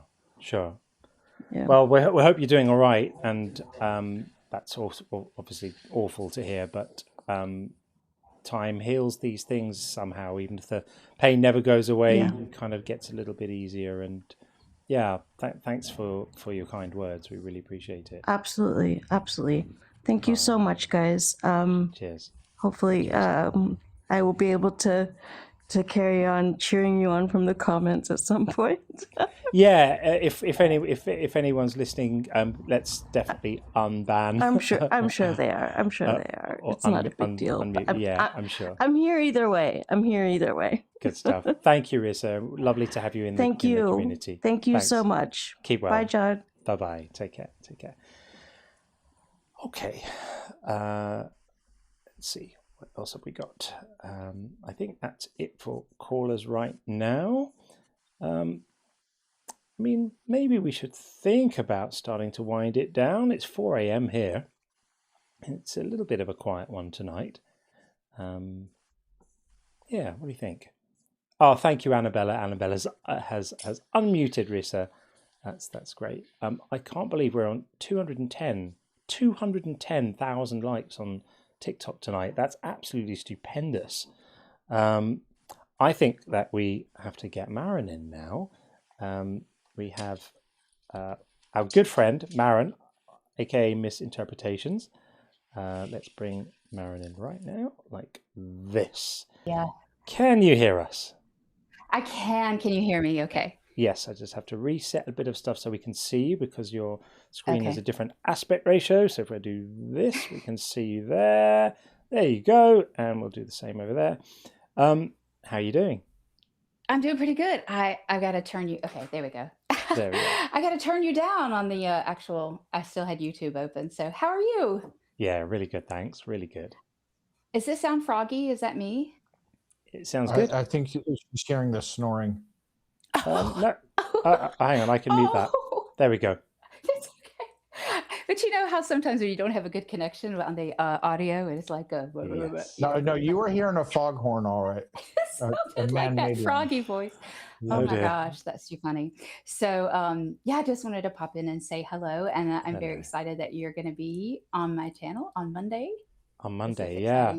For anyone who doesn't know, I'm going to be on Misinterpretations channel on Monday. What time is it? Yay. Eastern time at 7 p.m. 7, that's right. Yeah. good to know. Yeah. How do I find it on? Is it on YouTube? How do I find it? It's on YouTube. Yes, that's the Okay. only place I'm pretty much right now. Although, And what do I have a search TikTok. on YouTube for it? Say again. What do I search on YouTube? It's ms.interpretations, Ms. Interpretations, Okay. no Okay. spaces, and I'll send John a link. I'm working on the thumbnail right now, so I'll send John a link and he can advertise it too. So We'll put it. Cool. We'll put the that word you out. know. We'll get it on the Okay. Discord, and we'll put the word out. Try and get some people along. Yeah, that'll be great. That'll be great. So I really appreciate, and I know it's going to be late for you, so It's sorry okay. about that. But If you hadn't noticed, I'm a bit of a night owl. I see that. Yeah, that's maybe a musician thing, eh? It is. yeah, music thing. So, yeah. So, Sean, are you doing well? I'm doing well. Thank you. I appreciate it. Good. All righty. So, well, I don't want to keep you. I just wanted to say hi, and then I'm just really looking forward to Great. seeing you. I've missed the past live or two. I hate that, but I'm getting ready for my trip to Europe. So I'll go next week. So I'm trying to get all that together. So Fantastic. anyway. Well, I'll see you on Monday, and Yeah. looking forward to that. And yeah, thanks for popping in. Always great to see you. Good to see you too. Thank you. And I'll Thanks, see you Maren. Monday. Take care. Bye. Okay, that is good. Except I had the wrong name on the screen the whole time, but you'll forgive me for that. There we go. Right, and we've got our good friend Zeitgeist Omega in the YouTube queue. Zeitgeist, are you there? I am. How you doing? Very well indeed. How are you? Oh, I'm doing good. I just want to check in with y'all. It's been a while since I talked with y'all, so Nice. I just want to pass on this message. You're getting more popular. Like, I'm part of a group that usually streams on Saturday nights, and we're starting to talk about you now. So you're starting to get out there. Oh, thank you. I appreciate that. Thanks. Yeah. Also, just want to mention, when you do your inner circle wall, you're still using my original screen name. I changed it. Ah, So, tell me, because I've now I've got a way of changing this, which I didn't before. So if you tell me what your original one was, and then I can change it. Yeah, it was my name, Stephen Seymour Jr. Ah, okay. And you want me to change that to Zeitgeist? Yeah. Yeah, I shall do that. That way, it just there's no confusion. You know who I am. Of course, I didn't realize that because some of the data comes out. I pull the inner circle list off YouTube as an Excel file, and it just gives the account names or something like that. So I will change that. I didn't realize I still have my account name as my real name. I changed my channel name. Right. I just figured it out and I fixed it. So I want to kind of get it all organized. I'm changing it as we speak, so it should hopefully display correctly when I do the wall in a few minutes, quite shortly, in fact. That's fine. I appreciate that. With any luck, that'll be sorted out. Yeah, I just want to pass that along to you. Thanks, man. I appreciate it. What does it say? You do a group or a streaming thing that you were mentioning? Well, I'm part of a group. The channel name is Challenges Beliefs. We're kind of like a 5 to 6 group guy that get out together on Saturday night. I can't really do it much anymore with them because I work most of the time. Right. But I still catch like the end of the show with them. So we just talk about a lot of things. Originally started out as atheist points of views, but then we start just BSing about a lot of things. Right. Nice. Yeah. Cool. So we get together every Saturday night from 8 to 10 p.m. Central U.S. time. Nice. Yeah. Good stuff. So yeah. Well, I'll let y'all go now. I just want to check in with y'all. It's been a while. Nice to hear your voice again. Keep well, my friend. Same here. Take care. Take it easy, man. All right. Thanks. Bye. Okay, that's good. Name is corrected. Yep. I've been doing little bits of tinkering behind the scenes. I always do, like between the scenes, like between the streams. Sorry, like I've got the. I'm liking this new view of the call rating thing with all the little dots, and you can see the little swarm, the cluster of voters. I quite like that now. And a few other things that we've changed. Do we need to check in on the bingo? We do. Look, we've got a few to call. So let's have a look and see what we've got. Indentured cervix called No Morality Without God when we're speaking to water. And Gordon Loves Science correctly called You Can't Prove God Doesn't Exist with the troll who was Yahweh is God. Very, very silly indeed. Magic Fire Music called Jesus Fulfilled Prophecy with the same person. And Magic Fire Music also called I'll Pray For You. And that gets us a bingo line. And Gordon Loves Science called You Send Yourself to Hell. Such a classic, isn't it? You send yourself there. You go, I'll have the hell, please. So stupid. Indentured cervix called Personal Experience of God, also with Yahweh is God. This dude gave us a lot of material to work with. The rest of the calls are all with him. Gordon Loves Science called Personal Experience of God, which had already been done. Indentured cervix called Free Will. Boom. It's a winner every time, folks. Free will.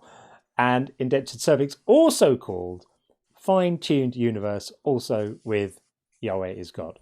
So that's a pretty respectable looking board. Not bad at all. It's not quite the full house thing that we've had in the past, but you know, not bad at all. Not bad at all. It's a good showing. It's a good showing, and I will reveal the surprise about the bingo shortly about that. Let's see, where are we at? I've got a couple of super chats to read. I've got a lovely one here from Buzz, who says, in turn, I can't imagine myself without this community. I'm new, but it just feels like family at this point. Oh, love you, man. I absolutely admire 99% of the people in the chats. For the other 1%, I wish they'd call, right? I find it fascinating that people come into the chats in these spaces and so much bluster and so much confidence, but they won't call up to have a conversation about their views. Like, you know, we'll always be respectful. We'll always be polite. We're not rude. We're not bullies. We're not nasty. We're not Darth Dawkins. We're not going to boot you out the room the moment you make a challenging argument. And no, for the person earlier about God outside of time and space, you weren't booted because we had no response to your devastating hermeneutics. You were booted because your argument was BS and it was boring and no one wanted to hear it because it's just too silly. There's only so much nonsense we can take. Okay, well, Buzz has just sent another super chat. He did say he wanted me to read stuff out. So Buzz's latest super chat says, just farted so hard it cracked my back. Well, I mean, what can I say, friend? Better out than in, I guess. You know, I hope that's working out well for you. Thank you for sharing. I guess. Interesting. Take one and all, I suppose. Okay, and we have Indy is back again. Started us off early. Maybe Indy will be the bookend of the show. Let's bring Indy back in. Hey, Indy, welcome back. Can we not hear you? Why can we not hear you? We can't hear you. You might have to go out and come back in. Again, usual trick. Of out and in, because that audio ain't happening.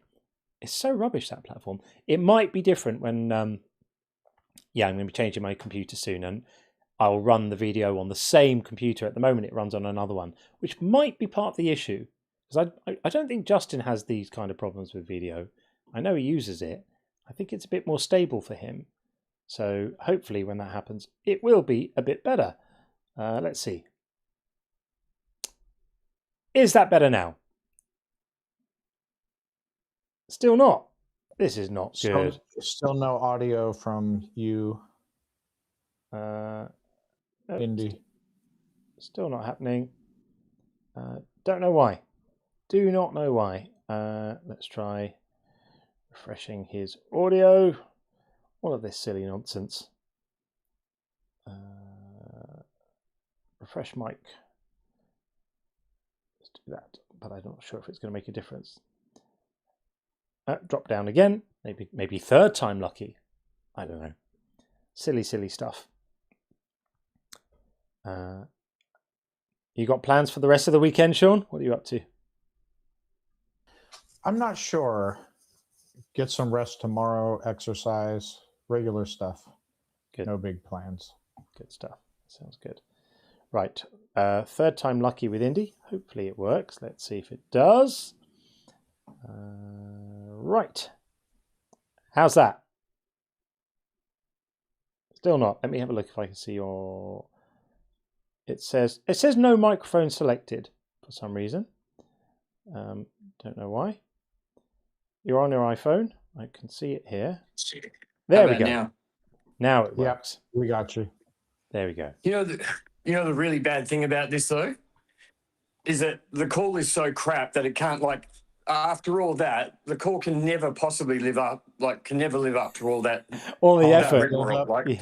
Yeah. And it wasn't that good to begin with. It was literally just, I realized that I could kind of bookend the show. I was like, I timed it perfectly that I can, like, kind of be the first-ish and last-ish caller. And then I was like, did I hear the other day, or did I dream this, that, like, someone did a little impression or something for you, like a little impersonation, and you got a bit of a kick out of it? Someone did a Yoda. All right, I'll give you. I don't mind a little impression every now and then. So I'll try and keep it on. I'll keep it on a religious theme. Do you remember that movie? The Devil's Advocate? Yeah, with Al Pacino and I love that movie. Keanu Reeves and Al Pacino plays this terrible, overacted devil character who, like. Yeah. All right, you ready? And this is my little send off for your my little have a nice week for you. All right. All right. This is the classic Al Pacino line. He goes, and then God says to us, look, but don't touch. Touch, but don't taste. Taste, but don't swallow. That's it. Enjoy your week. That's pretty good, actually. Not bad, Indy. Not bad. Yeah. Next time, I'd say your homework for the next time is I want Scarface. If you can do the Al Pacino, you have to do Scarface. All right, done. I'll lock it in for you. We want, like, say hello to my little friend and all of that. We want that next time. Leave with me. I'll get a monologue happening for you. Homework. All right, dude. Nice to see you guys. Thanks, man. Have a great. You too. Bye. All right, that was not bad. As Al Pacino's go. I'm going to be honest. I actually loved Al Pacino's performance in that movie. I thought he was the perfect devil. Yeah, he's brilliant. I love Al Pacino. Absolutely brilliant. Yeah. Yeah, one of the true greats, I think. Okay, we got Richie. Let's bring in Screaming Silence, and then I think we might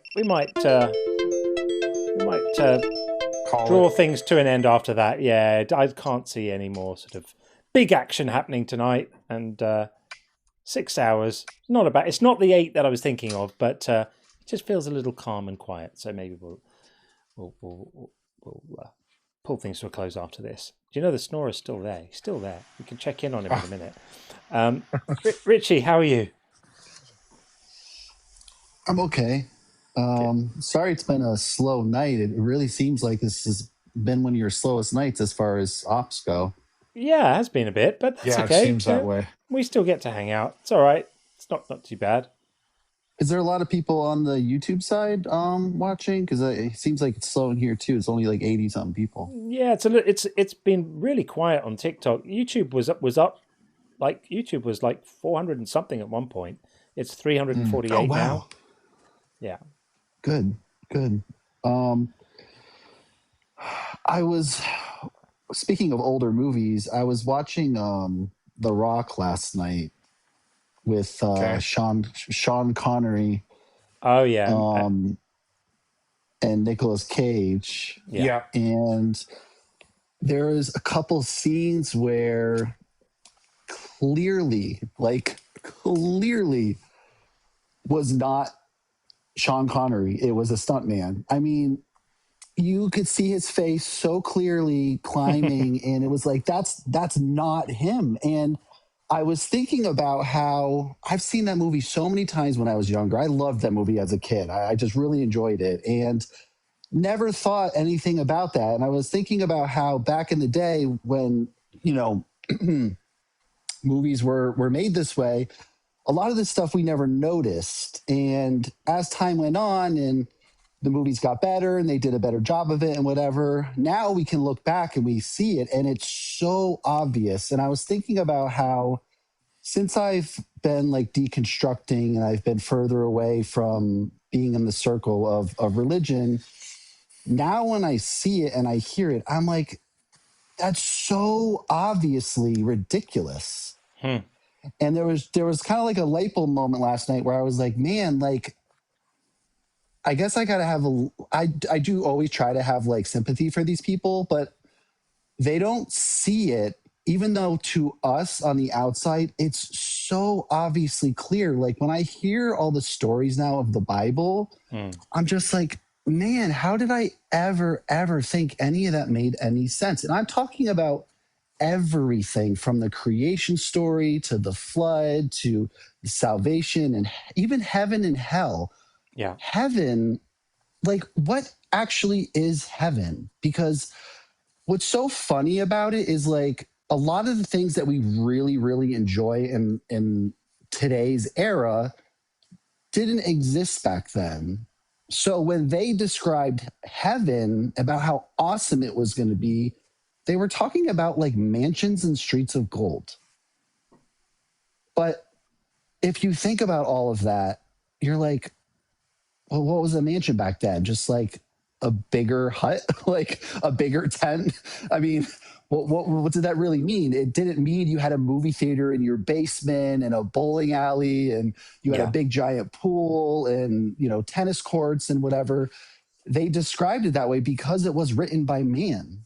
Yeah. So even that, all of this stuff, I look back now and I'm like, I really, really like, and this was so hard for me is I've talked about it before, but like my siblings that I'm very close with my sisters and it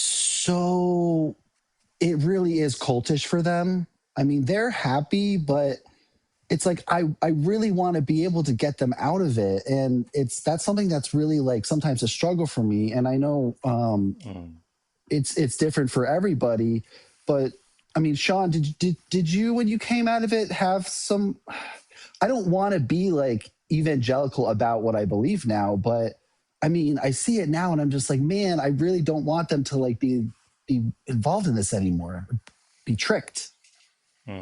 Yeah, are you asking if I feel compelled to like share with other people or bring people out? No, I just kind of like if the topic comes up, you know, I'm very open about it. I never feel compelled to like proselytize to other people, but I can understand when other people do, especially. I think because my deconstruction wasn't so dramatic, I wasn't so engrossed into a religious culture to where I broke free and now I'm like out of prison and I need to break other people free. There were like intellectual freedoms and like things that I enjoy about it, and I'm always happy to share. But I don't feel like compelled to like save people per se. Only in that when people bring it up, I get excited and like, oh, let me show you a way to look at this and let me show you this or that. But like, I don't want to knock on anyone's door, or you know, like my sister's Christian. We just don't talk about religion. You know, and I don't feel compelled to, you know. She's also not doing harm. Like my sister is a liberal Christian. And you know, and so I'm just kind of like, you do you, I do me. And then if a conversation comes up, then I'm excited to like share my thoughts. But other than that, you know, I don't. I'm not saying that I'm the way people should be either. No, that's not what I'm asking. I'm just looking for your opinion on it. Yeah, I think live and let live. You know, I think if you have to kind of like push it on people, they're not ready to hear it anyway, and it'll end up on deaf ears and possibly hurt relationships. Yeah, that's the struggle, and I've talked about it before because I mean, they're very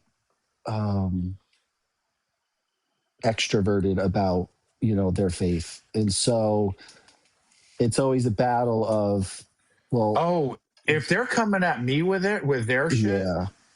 then it's game on. But like Well, if they're just letting me be and they're like praying mhm, and they're going to church and then they're not trying to push it on me, I'm mhm. like live and let live, and let's talk about something else. Let's talk about this other thing. But if they're constantly trying to convert me, it's game on. I mean, if that's what Mm. you're dealing with and they're coming at you with their religion, then yeah, I totally agree. Now I'm going to stand my ground and explain to you why my belief state is the way it is and show you the flaws in yours, unless it's all situation dependent. Yeah.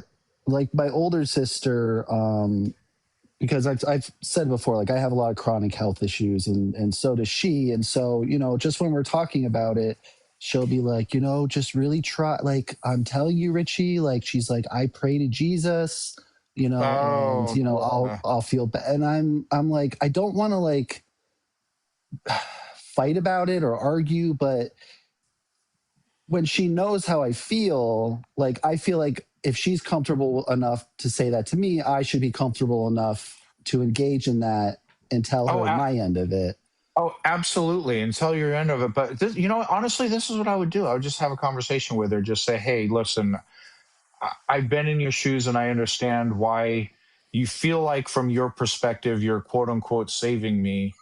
But I don't want that tension with us. We just believe different things, and I would appreciate if we could can we just leave it there and not talk about religion and talk about these other things we like to talk about? Like maybe just have a polite conversation with her about that. Yeah, it's difficult because I really love my sisters, but Yeah. I see like they have young children and they're constantly just being over the house and whatever. They pray before the meal and then they explain things a certain way to their children, and I see a lot of stuff now when I'm like, oh man, I that's going to cause harm one day, like, oh, that's going to be a problem. And I don't want to butt in, but when she involves me, then obviously I want to say something about it because I do know the harm that it's caused. And unfortunately, like I think truly, like we all as kids with my parents were hurt by it, and I would say half of us turned away, and half like really like they went stronger into the faith to use it Yeah. as a coping mechanism. It's kind of like the whole like love your That's abuser type common. thing. Yeah. So it's hard, it's very, very difficult because I love them a lot. And to see, them believing these things and being involved in it, it's sad. And I want them to know the truth. But I also don't want to be, that's why I kind of use the word like evangelical about it. Like, I don't want to be the one like out there, like, you have to listen to me and blah, blah, blah, blah, blah. But I do want to have those conversations.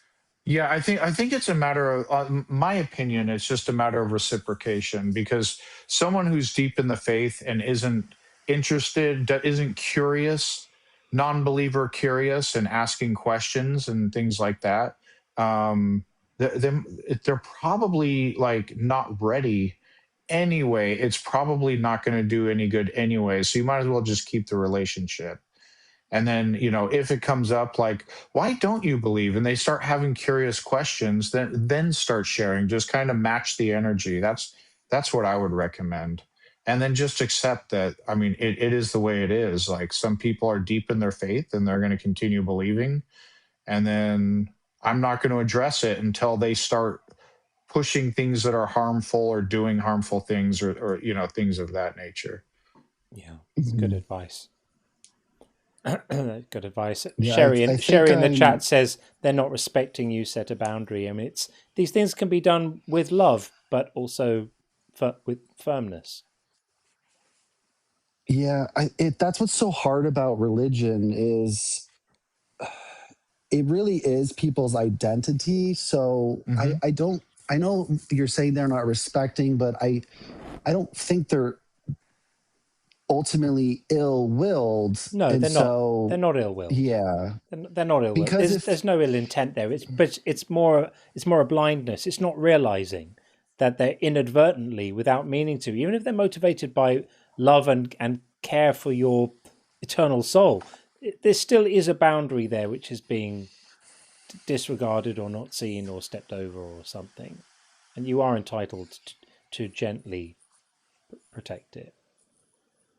Yeah, I think it's just been a journey of finding my place now, because I was just having this conversation with my friend the other day where if I wrote down on a piece of paper all of the people that I've lost due to leaving the faith, I mean, I think I could be able to put down first and last names, and it would be well over 100, and that's a lot of people that were involved in my regular life, you know, and people that I mean, the last church I was in, I was there for almost 10 years. And so I literally like saw kids grow up and was, you know, close to a lot of people and called them family. And so now, you know, I talked about a few weeks ago how I went back there and I literally couldn't stay there because of the message. It's very difficult because I love people. Like, I'm one of those people that I need to be around people. I love people. And it's been a real struggle for me. You know, and I've talked about the family that I've lost and my parents that have like disowned me. Finding like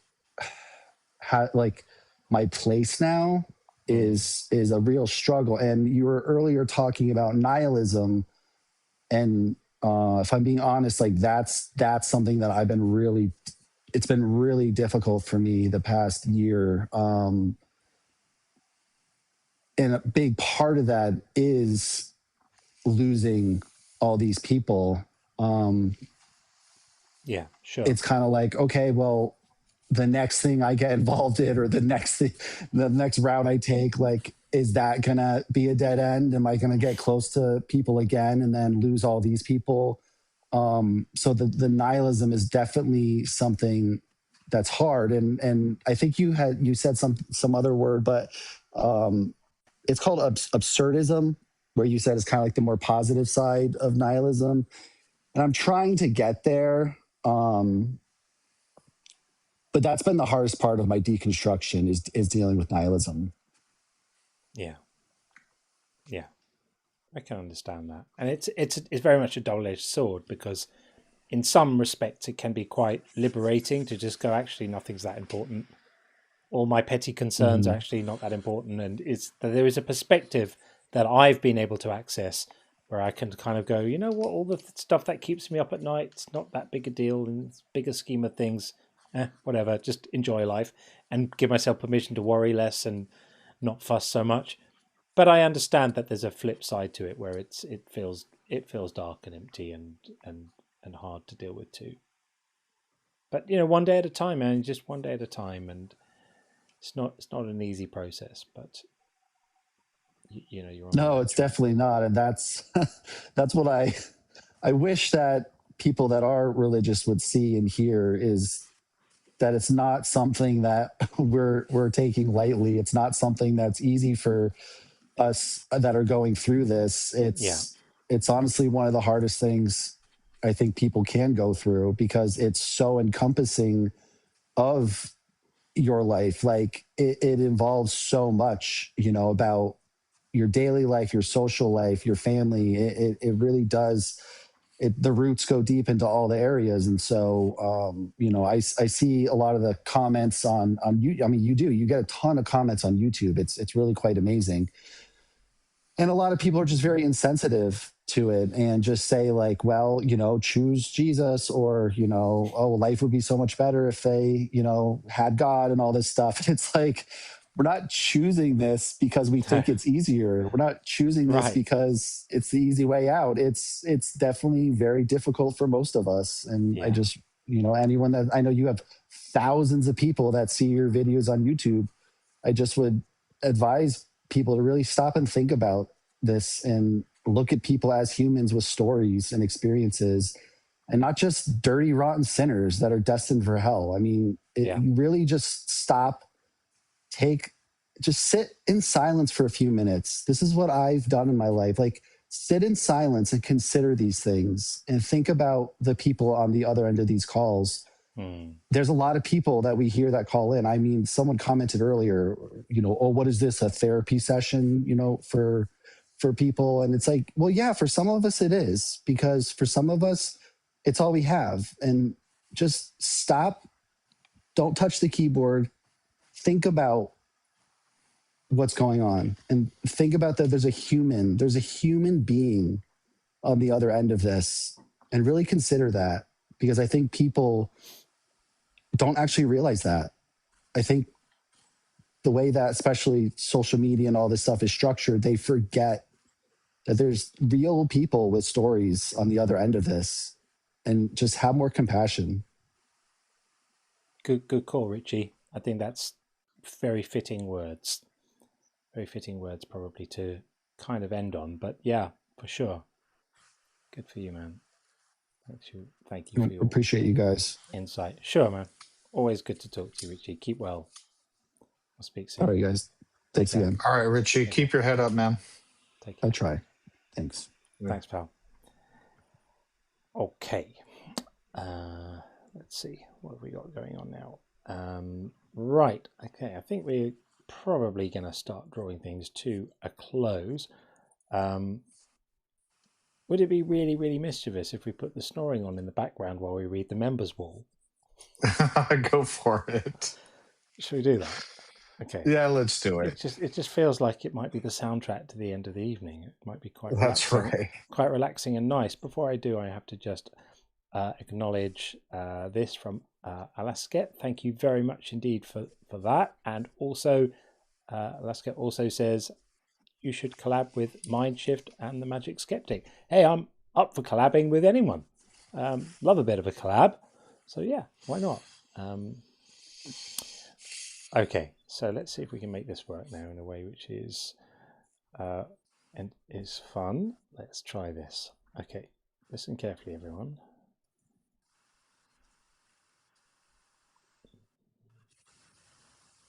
Okay, the snoring stopped. I'm very relieved. I'm very worried now. Or either worried or relieved. Yeah, true. Yeah. Okay. Well, I'm going to politely hang up on that one now. Okay. Right. Well, it was going to be the soundtrack to our members wall, but it is no longer going to be the soundtrack to the members wall. The members wall, which is here, hopefully with revamped names, where I've been requested to revamp them. Let's see if I've done this correctly and if the system has worked. So we have Jeremy Busby, otherwise known as Buzz, K.O. Young, Kirby, Acadian, Moustache Boy, No One Left Behind, Orjan, Pamela, Jiffy Cones, Kif, Christy, Make It So, Nectu, Oceanus, PBG, Pasta Fairy, Pseudo V Science, River Nash, Shadow, Tef, Tim Cooney, Tom, Upshot, Edvard, Rich, Roger Ambrose, Zeitgeist Mega, hooray, that worked. The Leakest Wink, Bacon and Bush, yay, that worked. T, yay, that worked. Previously, Tracy asked me to change it to T. Big shout out to T, who runs the Discord and who is absolutely amazing, who we dearly love. And Wocky Slush, and Amon Ra, Andrew Winters, Big Town Brum, Cognitive Dissonance, Drew Smith, Flippity Giblets, How to Push Back, Indentured Cervix, name of the year for sure, Annister, Annabella, Cat B, Devil's Public Defender, Elizabeth B, Gordon Loves Science, Hunter Girl, and Isa. They are the Inner Circle. Very, very fine people they are too, as are all the people who are not in the Inner Circle. Also very fine people. Okay, so a couple of things of housekeeping. The first is to show the leaderboard for today, which may not be generously stocked, given that it's been a little bit of a funny one today, but let's see what we've got. So the best conversation went to Adam Taylor. Adam is always wonderful, of course. followed very closely by Matthew and the Kenobi. The Kenobi really warmed my heart. I was so happy to hear that he had done so well, sort of talking honestly with his parents. That was absolutely fantastic. The worst conversation of the day, without a massive amount of surprise, goes to Yahweh is God, with shortly followed behind Rim and NT thing, and I'm not sure why Elizabeth is on there. That must have been a misfire of some sort, because of course everyone knows that that is not the case. Yeah, well, there we go. That is the that is the leaderboard for today. I think it's just ratings. It just statistically rates them. So because there were not that many rated, that's how that worked. Okay, and now the surprise I wanted to show you was on the bingo. Now we'll see if this actually works. So as we look at the bingo, we now have ratings and the winner for the bingo. So Gordon Loves Science and Indentured Cervix are joint winners of the bingo, with 3 calls each, and Magic Fire Music is second place, and Blonde 7899 third place. So that is the bingo. We have winners on the bingo now, people. So competition's on. You need to play hard if you want to win. First prize is being named winner of the bingo in a particular live stream. You never live it down. I think that's probably about it. Radio Spencer's in the chat. Radio Spencer, hearts out to you, man. He's going through some things right now, and we're all behind you. Yeah, so I can give you a heads up on something. I am planning to do something for Radio Spencer shortly, in conversation with Justin about this. We're going to try and get together and do some stuff to help Spencer out a bit. I won't say too much about it now because I want to reveal it properly when we reveal it. I'm just waiting on Justin to get back to me. He's super hectic and slammed as always. But yeah, we all love you, Spencer. We're all behind you. And hopefully we can get together and do something to help you out in a more material way very, very soon as well. All right. I think that probably concludes tonight's business. It is coming up to 5 a.m. where I am. I'm going to go and get some shut-eye. Although, you know what? I can never stop the stream and then just go straight to sleep. I need to decompress. I need 20 minutes normally, maybe a bit more, to just slow down, slow my mind down, and then I can go and crash out for a bit. Right. Joel is asking, do I know the phrase Jesus Murphy? I don't think I do, Joel. What am I missing here? Is this a phrase I ought to know? Am I revealing a terrible Jesus Murphy lack of is that like a Murphy's erudition? Law reference? Yeah, I don't know. Do you want to educate us? I don't know what this is.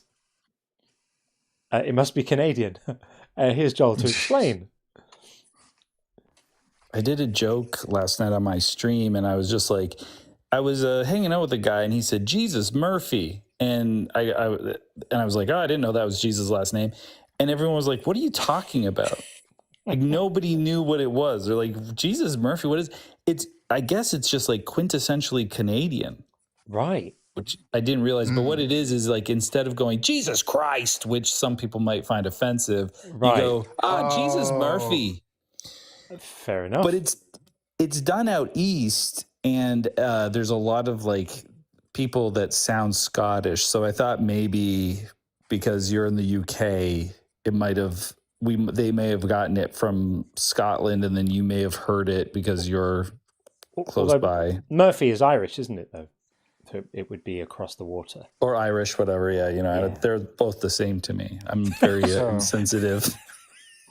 So it's a Canadian thing because I'm American, and when I heard that, I was like, "What is that all about?" You know? Right? Exactly, Sean. Yeah, Jesus, and listen to the accent. Tell me if this is Scottish or Irish. Jesus Murphy. It's sort of closer to. It's probably closer to Irish. Okay, what if I do this though? Ah, Jesus, Murphy. Then it's like it's some Scottish. weird hybrid of a Scottish like you have a wine that has a sort of opening notes. It had opening notes of Scottish. The opening notes of Scottish, and then a lingering Irish on the tongue. Yeah. All right, what if I say this? Jesus Murphy. Oh, wait. Jesus Murphy. No. Jesus Murphy. Good day, mate. What if I said that? Then we're now we've put another shrimp on the barbie as we put another shrimp in the wine. We've dropped a little bit of shrimp into the wine. Okay, what if I do this one? Knock me up in the Jesus Murphy. That's not bad actually. You've got like you kind of sort of like a Dick Van Dyke vibe going on there. Chim chimney, Jesus Murphy. That's the one. That's the one. Yeah, I just I wonder if this is only Canadian, and it turns out it is. That's really that's fun. That's nice. It's nice when you find things that are like just Canadian, and it is out from like our eastern side as Canadian. What's the name? Lacadian. Lacadian. Yep, that's what I was trying to say. Like Lacadian said, it's like in Newfoundland. Do you know anything about Canada? Not as much as I ought. I know I know not very much, to be honest with you. Well, Sean, you know how you guys have states down there? Yeah, they have provinces. We've got these things called provinces. Yeah. Have you heard of that? Tracking. Tracking. Sorry, that's military jargon. Tracking. Go ahead. Yeah, and then we have a couple of territories, which is weird. Why don't you just call them provinces? I don't know why that's the case. But so you're Canadian? I Joel, honestly, I never even. You didn't know I'm Canadian. I didn't know that. I never heard you say any words that have like the ow sound to them. You just didn't know about that, did you, Sean? Yeah, that's right. I didn't. I don't want to dox myself, but I'm like close enough to the border that I don't even think I have a Canadian accent. No, I don't. Not strong. I have to tell you what's quite funny is apparently while you were doing all the Murphy stuff, TikTok was bleeping away furiously, trying to censor you from saying Murphy in different accents.